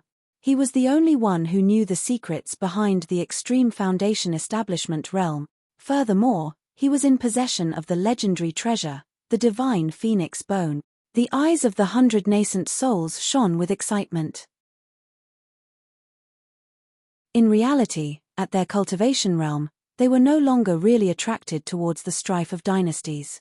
Although this conquest was a failure, if they could capture Suzimo alive and obtain a treasure such as the divine phoenix bone, the trip would definitely not be wasted.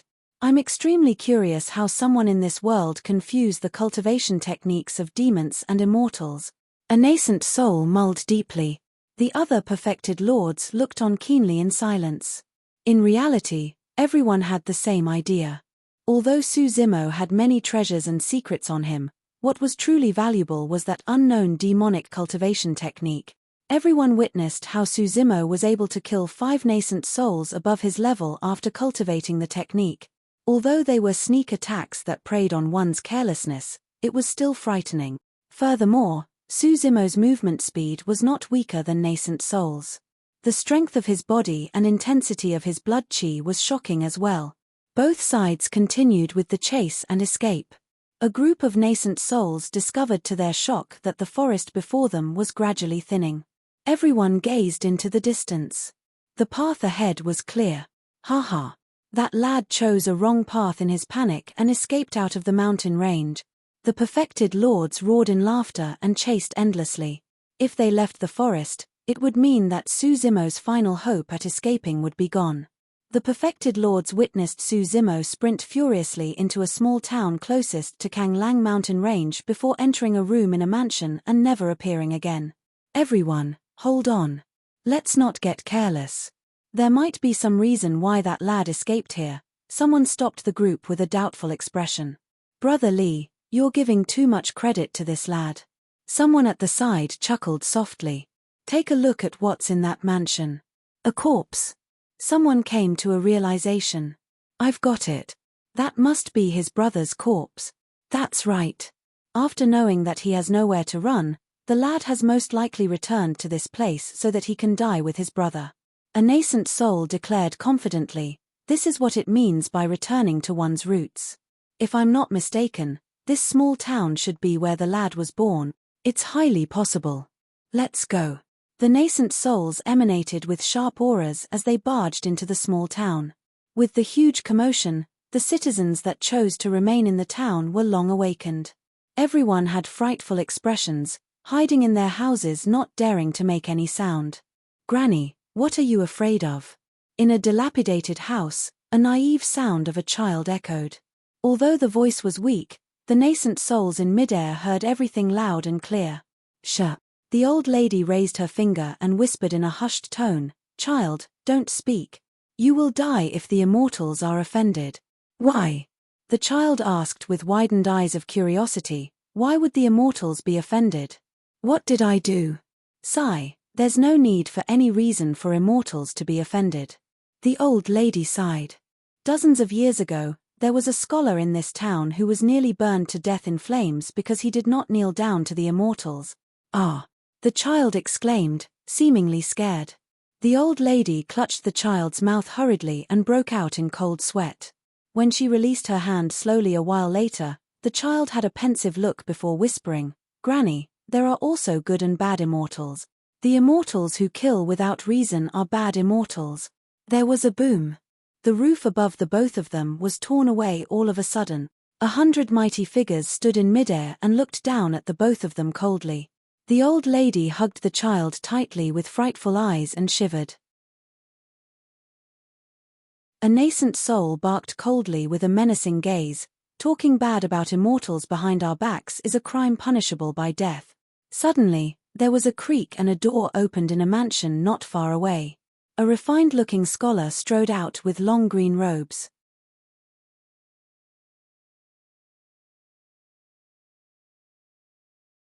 Chapter 629, Three Formations. Chapter 629, Three Formations. The scholar who arrived with a fresh set of green robes was Su Zimo, who had escaped here. The attention of the 100 nascent souls were drawn over immediately. The old lady could not see what was going on outside and merely hugged the child tightly in her embrace. "You're finally willing to show yourself, little beast."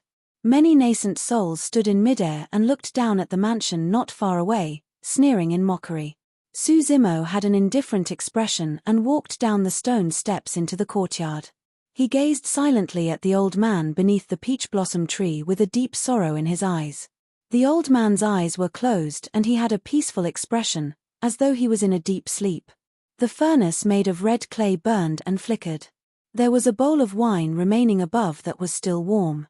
Su Zimo was oblivious to the encirclement of the 100 nascent souls and walked towards the furnace. He lifted the remaining bowl of wine and finished it in a gulp. "This wine is truly fragrant," Su Zimo muttered softly. Those were Su Hong's last words. Every living being lived for worldly desires to chase profits and gains. Even cultivators could not escape from secular desires and sought power or immortality. How many people could be like Su Hong and leave with acceptance and grace? "Beast." A nascent soul hollered, "If you surrender and hand over the divine phoenix bone along with your demonic cultivation technique now, we can leave you with a full corp.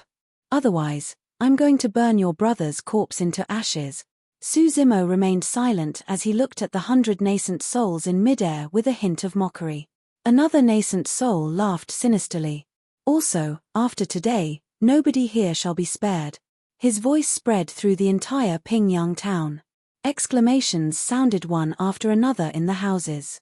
In fact, the faint sound of women and children sobbing and yelling could be heard in some of the mansions as a fear slowly grew in the hearts of everyone in Pingyang town. In the dilapidated house, the old lady rubbed the child's back and consoled him in a hushed voice. However, there were 2 streams of warm tears running down her face. In the face of cultivators, the lives of mortals were like grass and they were completely helpless. This was their lives. They could do nothing. An old man clutched his walking stick and wobbled out of his room. He kowtowed towards the mighty figures in midair and said in a tragic voice, "Exalted immortals, please take pity on us. I'm an old man who doesn't have long to live. I can die without regrets no matter how you want to punish me. However, there are more than 3,000 women and children in Pingyang town.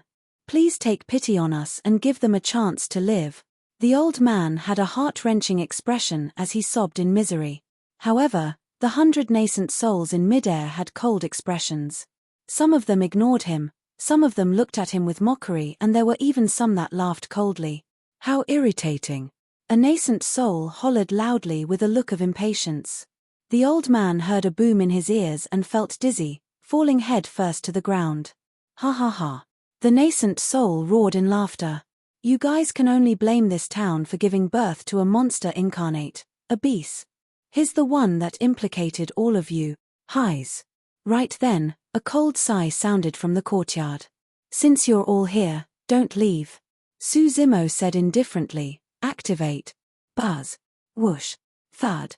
Thud. Thud. Instantly, heaven and earth shook. An evil gust of wind surged above the firmaments and lightning flashed. The shine of the moon and stars was bedazzling as a frightening and sinister energy descended all of a sudden to envelope Pingyang town. Ah! To the horror of the 100 nascent souls in midair, they discovered that they could not use their essence spirit. An extremely beguiling energy had restricted their essence spirits firmly. The reason why nascent souls were strong was because they could manipulate the energy of the universe after cultivating their essence spirits. In other words, that was the legendary dharmic power. The crux to using dharmic weapons and arts was their essence spirit. Once their essence spirits were locked, the nascent souls had practically lost their strongest means. It's a formation. A formation. A nascent soul exclaimed loudly in a flustered manner. Shut up. Someone else berated, everyone can tell that it's a formation. But what formation is it exactly?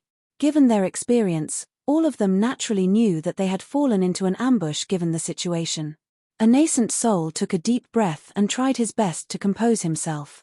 I've dabbled a little into formation techniques before. If I'm not wrong, this should be the ancient essence lock formation of the ancient era. However, this ancient formation has been lost for a long time. How is it? All of a sudden, a mist shrouded the surroundings of the small town. Those that were standing in Pingyang town could no longer see what was going on outside. The small town had been isolated completely. Another formation? This should be a trap formation to prevent us from escaping. What? The gall of him. What is he trying to do? Even with our essence spirits locked, we can still make use of spirit energy. Our combined force isn't something he can deal with single-handedly. Before his words were finished, a bedazzling glow burst forth from Pingyang town and a series of light barriers shone with mysterious emblems etched on them. Ah! A third formation. This is bad. Even my spirit energy has been locked. It's the ancient spirit lock formation. The expressions of the nascent souls changed and they could no longer control their bodies as they fell from midair one after another. This time round, everyone truly panicked. There was an ancient spirit lock formation and an ancient essence lock formation. They were almost entirely crippled. Coupled with a trap formation, Pingyang town was now a cage. Among the three formations, the trap formation and ancient spirit lock formation were laid down by Su Zimo during his free time while accompanying Su Hong. Given his cultivation realm, he could not comprehend the ancient essence lock formation nor could he set it up yet. The reason why he could activate the ancient formation was because of the 49 formation flags that he had obtained from the old temple at the bottom of the Dragon Burial Valley. The set of formation flags was from the Great Qian Empire's palace and was later kept in the old temple after the empire was destroyed. On the surface, they seemed like unassuming flags. However, in reality, a lot of work was put into the production of each flag. The flagpoles were made from the bones of fiend demons and the flag banners were made from the skin of fiend demons with additional reinforcement. The hair of the fiend demons were used as the thread to secure and tie the flagpole and the banner. The blood of fiend demons was used as ink to draw the patterns on the flag using a brush made of dharmic power. With the 49 flagpoles, all Su Zimo had to do was draft out the radius of the ancient essence lock formation and calculate where to place the formation eyes. Thereafter, he could activate the formation after plotting the formation flags. Formations had many requirements, took a long time to set up and were passive. Coupled with the fact that many ancient formations had gone missing, the Tao of formation had been on the decline. However, there was naturally a reason why the Tao of formations was still passed down from history as one of the four unorthodox groups. The ancient era when the Tao of formations flourished the most was also the period of time when humans established their foundations. Humans were innately weak and relied on countless ancient formations in the beginning to defend against the thousands of races. Because formations required a fixed location and a pre-planned setup, it was extremely difficult to use them. The stronger the formation, the longer it required to set them up. There was no way any party would wait for the other to set up a formation before fighting to the death. That was the reason why an emperor invented formation flags to make up for the weakness of the Tao of formations. The emperor was known as the Formation Emperor and he was one of the ancient emperors who was ranked alongside the Weapon Emperor who created the demon-revealing mirror.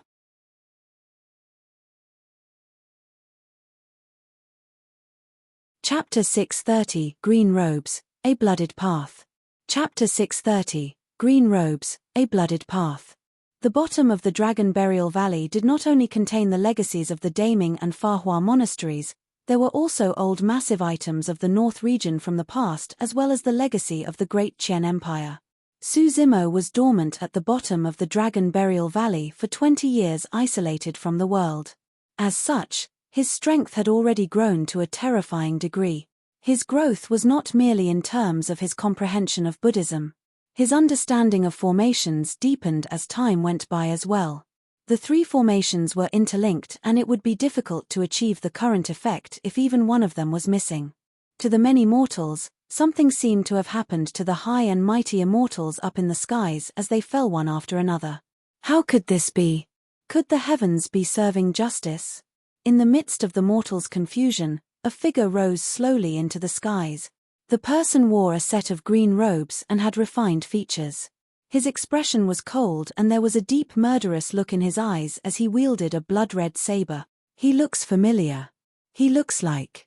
The old lady's mouth opened slightly as she stared at the figure in the skies with disbelief, muttering continuously, "It's him, it's him. Granny, who is that?" The child in her embrace also saw the figure in midair and asked out of curiosity, "Second young Master Su."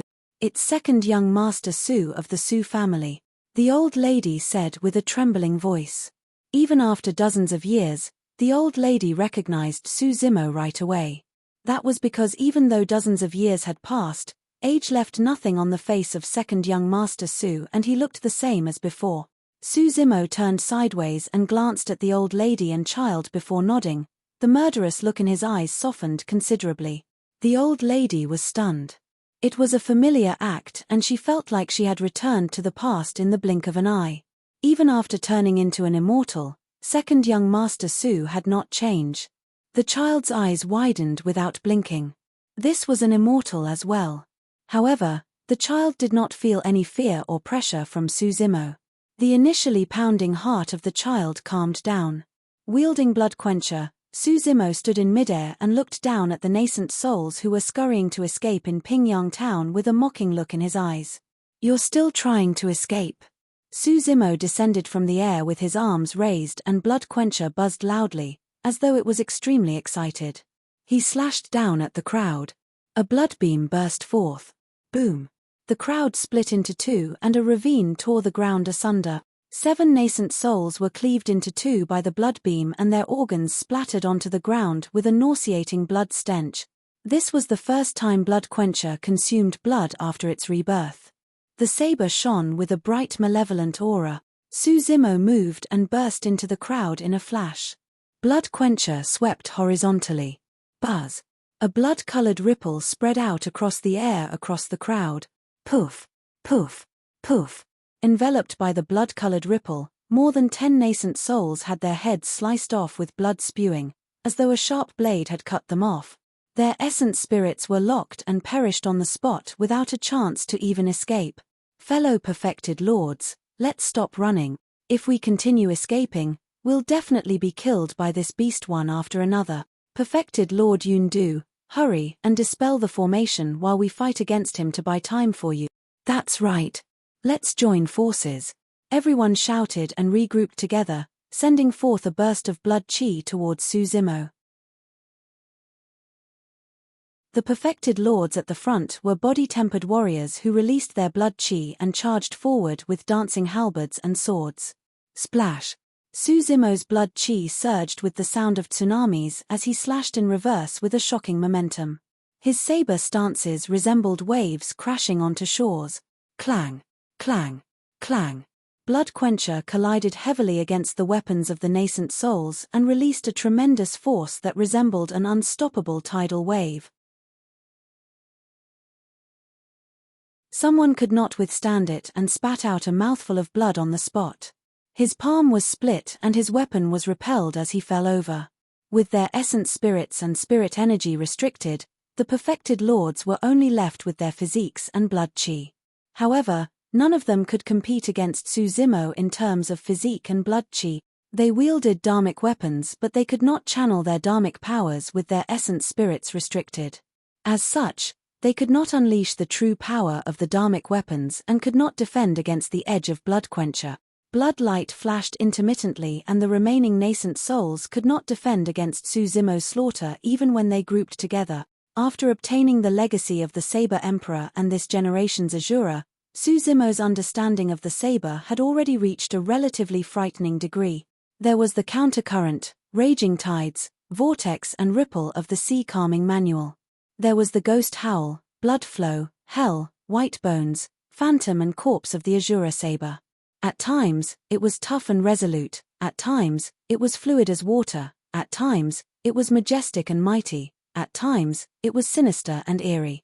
Blood Quencher drank an endless amount of fresh blood in the hands of Suzimo. The blood gleam on the saber intensified as though Blood Quencher was getting excited. In the town, some mortals who were slightly more daring could not hold back their curiosity and opened a small gap in their doors to peek outside. Because of that, they caught sight of a scene that they would not forget for their entire lives.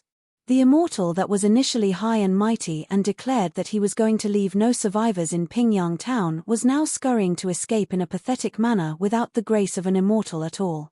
A green-robed man wielded a blood-colored saber and strolled slowly along the long street, leaving corpses in his wake. Everywhere he passed, rivers of blood would be formed. It was a complete massacre. Immortals were killed. Against Suzimo, the nascent souls with their essence spirits and spirit energies restricted were like fishes on a chopping block. The skies were turning brighter. At the borders of Pingyang town, perfected Lord Yundu focused wholeheartedly on dispelling the formation with sweat pouring down his forehead. The ancient spirit and essence lock formations were extremely complicated, and even with his capabilities, it was difficult to dispel them in a short period of time. Thankfully, the trap formation that caused the fog was not too difficult. When he heard the tragic shrieks behind him, perfected Lord Yundu was even more panicked. However, he did not turn back to look. He could not afford to get distracted. Their only shot at survival was if he could dispel the trap formation as quickly as possible. Time slowly passed. A long time later, the fog dispersed. Perfected Lord Yundu heaved a sigh of relief and fell on his buttocks to the ground. His back was already drenched in sweat. A sliver of sunlight shone from the horizons and filled the small town, making it seem tranquil and peaceful. Suddenly, perfected Lord Yundu sensed something amiss. It was way too quiet. Unknowingly, the cries, shrieks and pleads for mercy behind him had vanished. Pitter, patter. Footsteps sounded. It was as though the person approaching was stepping on stone slabs covered in a sticky liquid. The footsteps came to a stop behind him. He felt a chill run down his spine. Perfected Lord Yundu did not dare to turn back. A blood-colored saber slowly made its way beneath his throat with a thick blood stench. The edge of the saber was extremely chilling. "You're the last one." A voice sounded faintly and indifferently without any emotions in his ears. A flash of blood appeared. Perfected Lord's head rolled off with fresh blood splattering. His head rolled a couple of times on the ground before facing Pingyang town. His eyes were widened. Green robes, a blooded path. Two distinctly different colors triggered his final senses. His consciousness gradually faded into oblivion.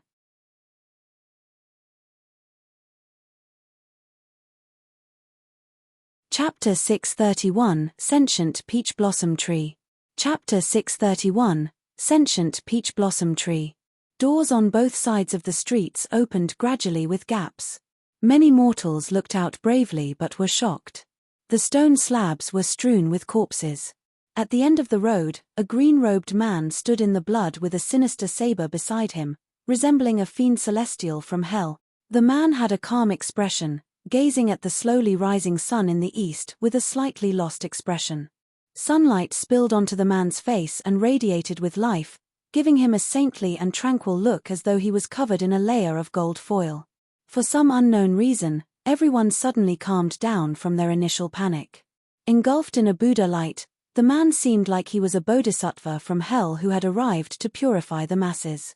Although the man had two completely different auras around him, there was no conflict at all. Turning around, the man waved his sleeves and wrapped up the corpses on both sides of the road before returning to his mansion and vanishing within it. "Granny, who is second young Master Su?" In the dilapidated house, a naive child asked with curiosity. "Second young Master Su," the old lady murmured with a dazed expression, as though she was immersed in her memories. Everyone else in Pingyang town had conflicted emotions when they heard that name as well. The old lady said, "Do you remember how I mentioned that there was someone who was almost burned to death because he refused to kneel down to an immortal? He's the one." The child's face was filled with surprise. "He's the one." The old lady nodded and lamented, "That should have been around 30 years ago. Second young Master Su was bullied by the immortal and his scholarly honors were removed. He was then reduced to an inferior commoner, but now, in the mansion." Su Zimo took away the storage bags of the 100 nascent souls and cast their corpses casually at a corner.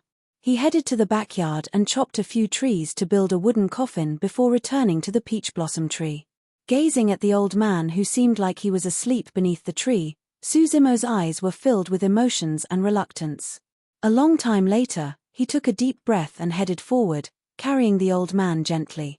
After placing the latter inside the wooden coffin, he buried the coffin beneath the tree and covered it with mud. Su Zimo gazed at the newly built tomb in silence, feeling a stuffy emotion in his chest that was uncomfortable. All of a sudden, the peach blossom tree beside him swayed and sprouts grew from the initially barren trunk. In the blink of an eye, they bloomed into flowers one after another. A hint of green life was actually born in the courtyard in the start of winter. Petals descended gently and covered the tomb. The peach blossom tree swayed gently, letting out an emotion as though it was comforting Su Zimo. It's turned sentient. Su Zimo fondled the tree's trunk and smiled. "I'm fine." Upon hearing that, the peach blossom tree was delighted and its branches curved slightly and brushed Su Zimo gently on the cheek. It was no coincidence that the peach blossom tree turned sentient. All lives in the universe were spiritual.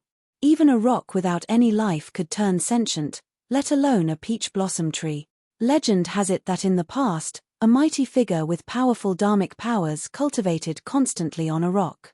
Many years later, a life was born from that rock. In the past, Dai Yu had imparted her Tao beneath this tree. Apart from Su Zimo who gained the true Tao, the peach blossom tree benefited as well and became sentient. Later on, Su Zimo formed his core beneath this tree and comprehended 2 golden core phenomenons. As such, the peach blossom tree's sentience was fully gained and it began cultivating as well. "It's good that you're now sentient," Su Zimo said. "With you in this town from now on, the citizens can be protected." All the branches on the tree shook, as though it was nodding its head in agreement. Because Dai Yu was the origin of the peach blossom tree's sentience, its potential was unpredictable. When the blood of those nascent souls seeped underground, they would become the energy source of the peach blossom tree's cultivation. Above the ground, the peach blossom tree was beautiful and emitted an alluring fragrance. However, Su Zimo could clearly sense that there were extremely thick roots underground that were extending everywhere. The roots were strong and frightening, extending furiously to devour all the life force essence underground and absorbing the fresh blood that seeped beneath. No one in Pingyang town could vie against it. Although the peach blossom tree was not huge and looked unassuming, its roots were extremely thick underground and had covered the entire Pingyang town. If its roots could even extend to the Kanglang mountain range. After pondering for a moment, Su Zimo said, "There's still an ancient essence lock formation in Pingyang town made up of 49 flags. I'm going to leave it here." The cultivation path of the sentient peach blossom tree was a type of demonic cultivation. Although the presence of the ancient spirit and essence lock formations reduced the strength of cultivators significantly, the impact towards demons was not great. With that, it would become much easier for the peach blossom tree to protect Pingyang town. The massacre of Kanglang mountain range had come to an end. A thick blood stench filled the skies of the mountain valley. From afar, the long valley was dyed red with blood and looked extremely shocking. The 3 dynasties had been completely defeated this time round. Without the help of the nascent souls, the allied army could not defend against the swarm of the beast stampede. It was already fortunate if a fraction of the army with several million troops could escape alive. With that, the external troubles of the Great Zhou dynasty were most likely resolved. The Prince of Great Shang questioned Su Zimo why he wanted to attack. Su Zimo replied that he wanted to kill people and have everyone buried together with his kin who died. However, in reality, his true aim was to protect everyone from Pingyang town and resolve the external troubles of the Great Zhou dynasty. It's time for me to go. After standing in silence for a long time, Su Zimo murmured. The peach blossom tree swayed and let out a hint of reluctance. I don't know when I'll ever come back after leaving this time round. Cultivate well. Su Zimo made up his mind and headed outside without lingering. Not long after, Su Zimo suddenly paused in his tracks and looked down at a small valley at the bottom that resembled paradise on earth. He had buried someone personally in that valley. Shifting his gaze, Su Zimo caught sight of a man in tattered clothes beside the tomb. He was covered with mud all over and his hair was disheveled, covering his face. Su Zimo descended beside the tomb and headed over. His footsteps alerted that person. The person stood up furiously and snarled at Su Zimo, shouting, "Get lost. Scram. My sister doesn't want to undertake immortality cultivation, no." Both of them exchanged glances and were stunned. It was Shun Nan. Su Zimo almost could not recognize him. He had already turned old. Wrinkles filled his face, his hair had turned white and most of his teeth had fallen. It had been almost 30 years. In Su Zimo's cultivation, he could not feel the passing of time. However, a conflicted emotion surged into his heart at the sight of Shun Nan. He still looked the way he did when he was 18 years old. However, Shun Nan had already turned into an old man in his twilight years. Get lost. Go away. Shun Nan's lost gaze froze for a moment and he lost his sanity once more. Leaping before the tomb, he yelled in shock and fear, "We don't want any immortal fate. Neither me nor my sister want to be immortals." Shun Nan had already gone insane. Although they had their grudges in the past, none of it mattered now. Su Zimo felt a sense of sadness. After cultivating for dozens of years, his acquaintances of the past had left one after another. Shun Nan could be considered as the last acquaintance he had in the mortal world. Even then, this acquaintance was about to die of old age. Su Zimo sighed deeply and waved his sleeves to leave. He no longer had any attachments and severed his mortal ties, proceeding alone towards the great Tao.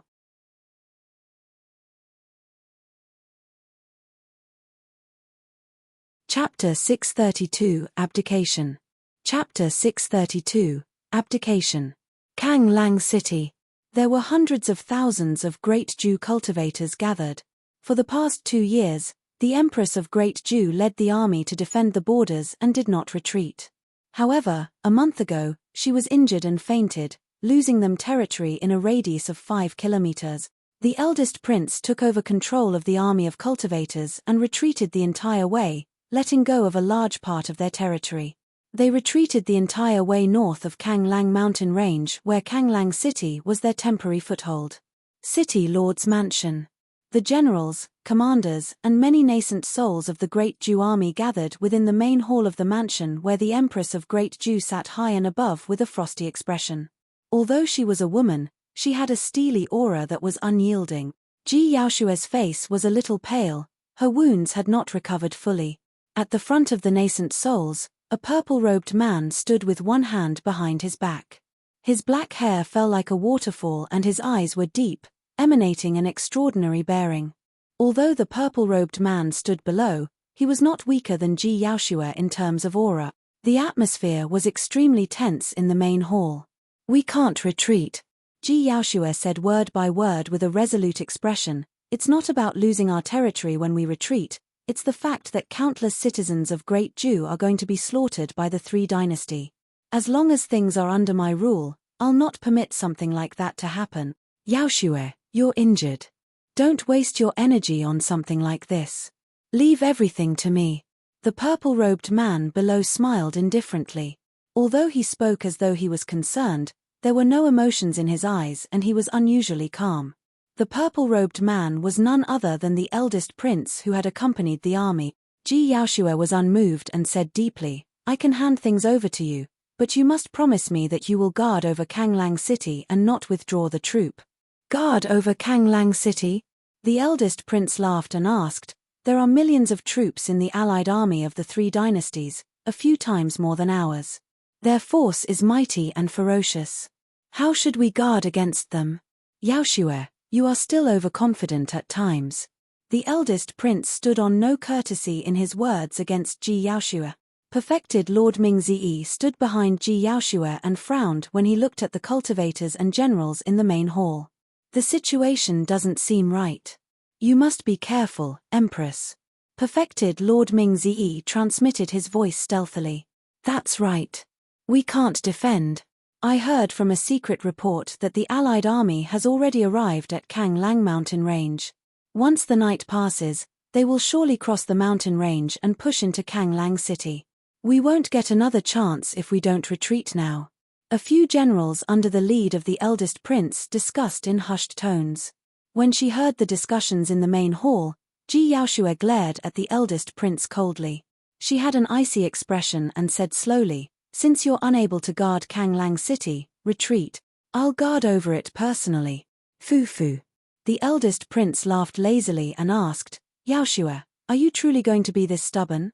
"That's right." Ji Yaoshue's tone was resolute and unyielding.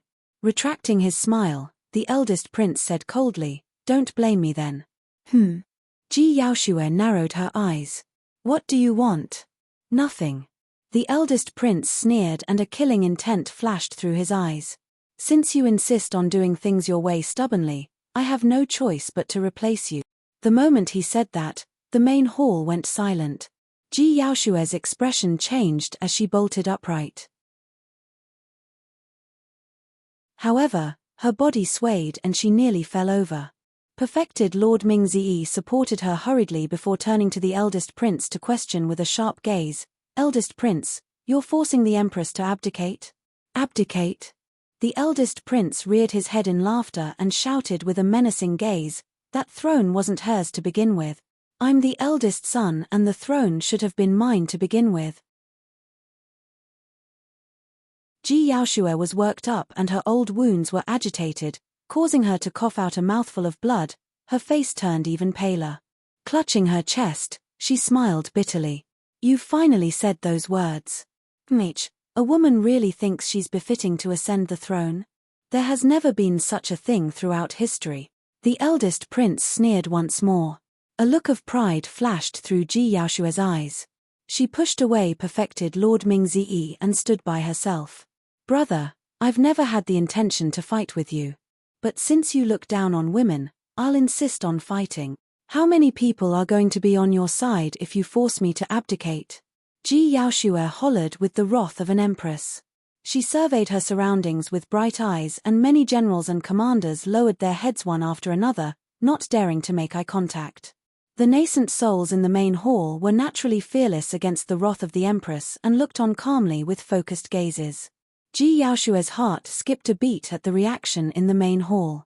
Things in the army have changed in the month she was unconscious. Fu. The eldest prince laughed with a mocking look in his eyes. "Ji Yaoshue, for the past 20 years, ever since you ascended the throne, there has never been peace in Great Ju. How many people do you think will still stand by your side? Oh, right, I've got to remind you as well. If nothing goes wrong, our second and fourth brother should have already sent a motion to father to get rid of you." A clamor broke out in the main hall.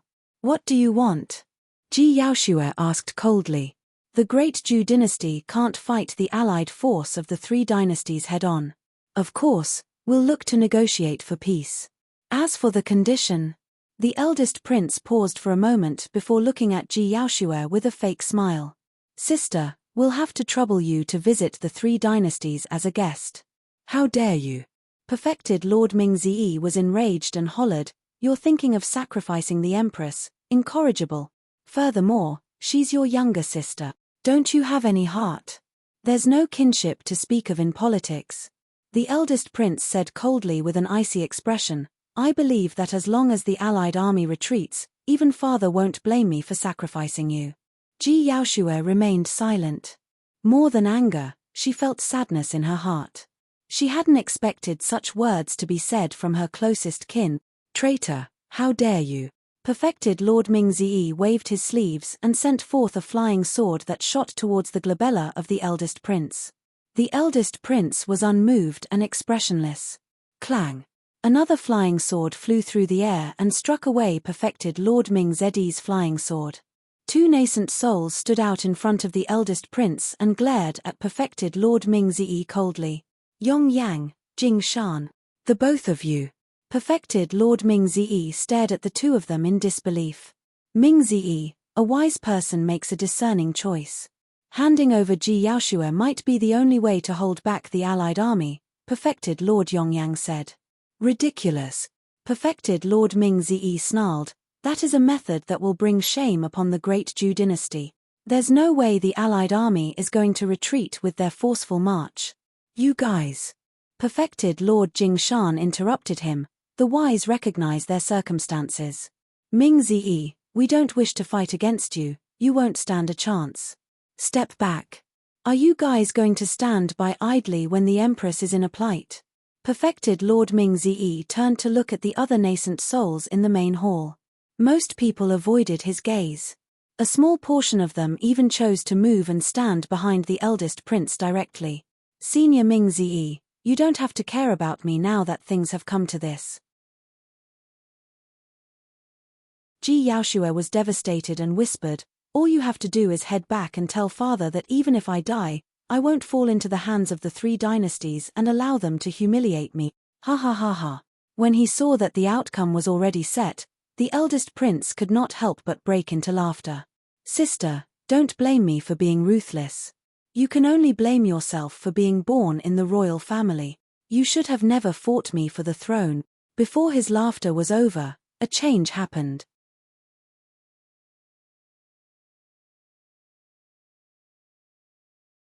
Chapter 633 An Arrow to Determine Life and Death.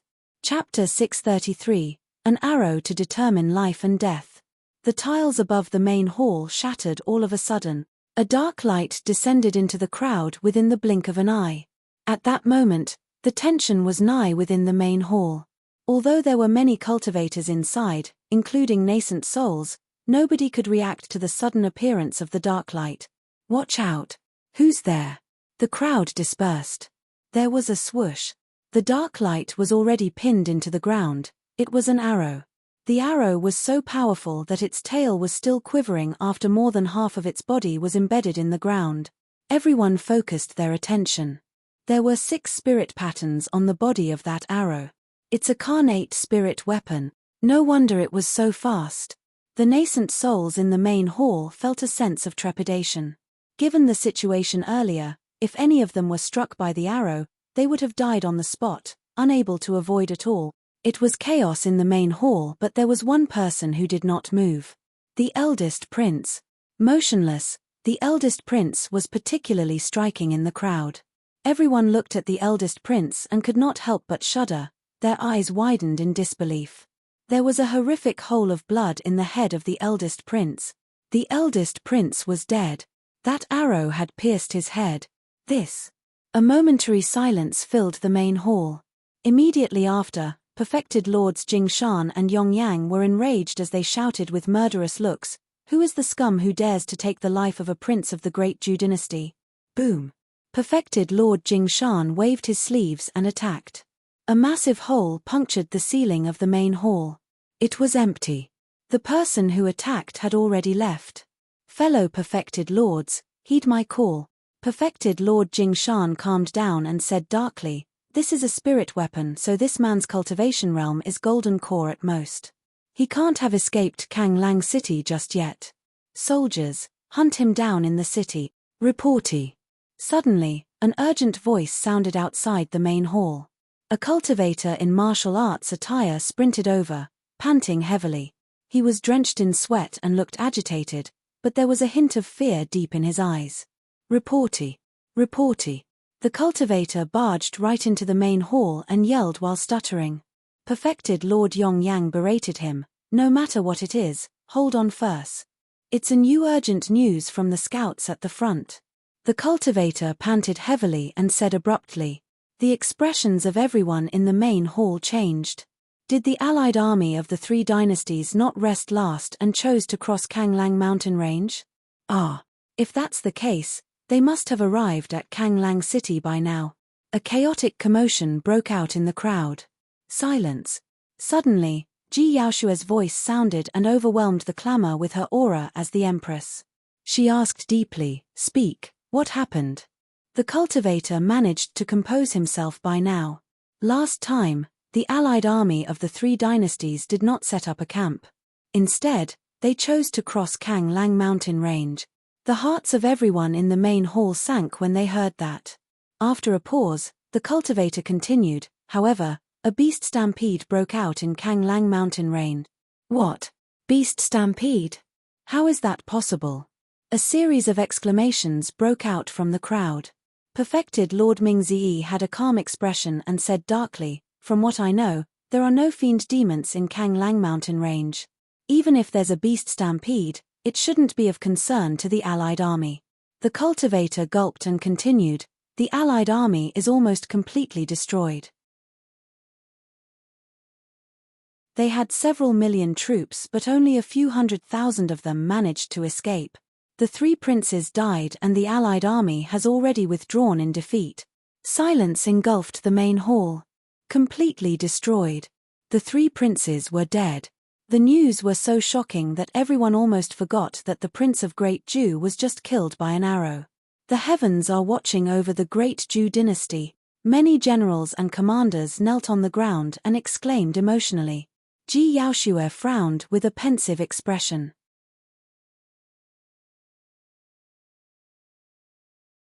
The cultivator's mouth twitched, as though he wanted to say something but stopped himself. Perfected Lord Mingzi frowned. Although this was a joyous piece of news, there were way too many questions left. 100 nascent souls accompanied the allied army. "Where are they?" Perfected Lord Mingzi asked again. The cultivator replied with a trembling voice and a fearful expression, "They're all dead. They're all dead." Perfected Lord Mingzi shuddered and pressed on. "The fiend demon of Kanglang mountain range is so powerful." "There's no fiend demon." The cultivator shook his head. "Someone triggered the beast stampede in Kanglang mountain range. Later on, the 100 nascent souls chased that person into a small town. A thick fog shrouded the small town, and by the time it dispersed, all the nascent souls were dead with no survivors."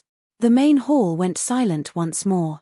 Everyone had puzzled and shocked expressions. There was a person who could command thousands of demons and trigger such a terrifying beast stampede to devour the allied army? Or, could that have been a humanoid ferocious beast? But why would a humanoid ferocious beast run to the town? Why was there a fog shrouding the town? How did the 100 nascent souls die later on? Everything sounded extremely odd. After pondering for a moment, Perfected Lord Mingzi asked, "Why did that man stand in the way of the allied army?" The cultivator replied, "His kin passed away at the same time as the invasion of the allied army. In his rage, he triggered the beast stampede and committed the massacre, declaring that he wanted everyone to be buried along with his kin." When Ji Yaoshua heard that, she thought of something and shuddered. Ignoring her injuries, she dashed out of the main hall and gazed into the distance. Perfected Lord Mingzi asked once again with a sharp gaze, "What's the name of that person?" "I think it's Su Zimo." "Pest." The moment that name was spoken, everyone in the main hall gasped in shock. Su Zimo, the strongest monster incarnate in history 20 years ago. He defeated all the paragons of the nascent soul and incinerated nascent souls in the Great Qian ruins, dyeing the skies red. Almost everyone had forgotten about that name after 20 years. To think that it would be mentioned once more today. Impossible. Perfected Lord Jingshan interrupted, "Everyone knows that Su Zimo leaped into the Dragon Burial Valley. How could he still be alive?" Perfected Lord Mingzi was in disbelief as well. However, deep in his heart, he knew that if there was a person in the world who could commit such an act, it would have to be Su Zimo. "I heard that this carnate-grade black gold arrow was used by Su Zimo in that battle of the North Region Paragons 20 years ago," a cultivator said in a hushed tone within the crowd. There were some rumors in the imperial court of Great Ju regarding the relationship between Ji Yaoshua and Su Zimo. Everyone came to a realization. If the rumors were true, he was exerting his authority by killing the eldest prince with that arrow. He did not even give the latter a chance to explain. It was a direct kill. With the death of the eldest prince and the withdrawal of the allied army, who else would dare harbor evil intentions towards Ji Yaoxue? None of the nascent souls in the main hall, including Jing Shan and Yong Yang who stood by the eldest prince, dared to provoke Su Zimo. Even 100 nascent souls of the 3 dynasties were dead, who else would dare provoke him? A single statement flashed through perfected Lord Ming Zedi's mind. An arrow to determine life and death. To think that the means of that young man had turned even more frightening 20 years later. You're tuning in to the Celestial War YouTube channel. Don't forget to subscribe and join us on this journey to catch the most captivating stories.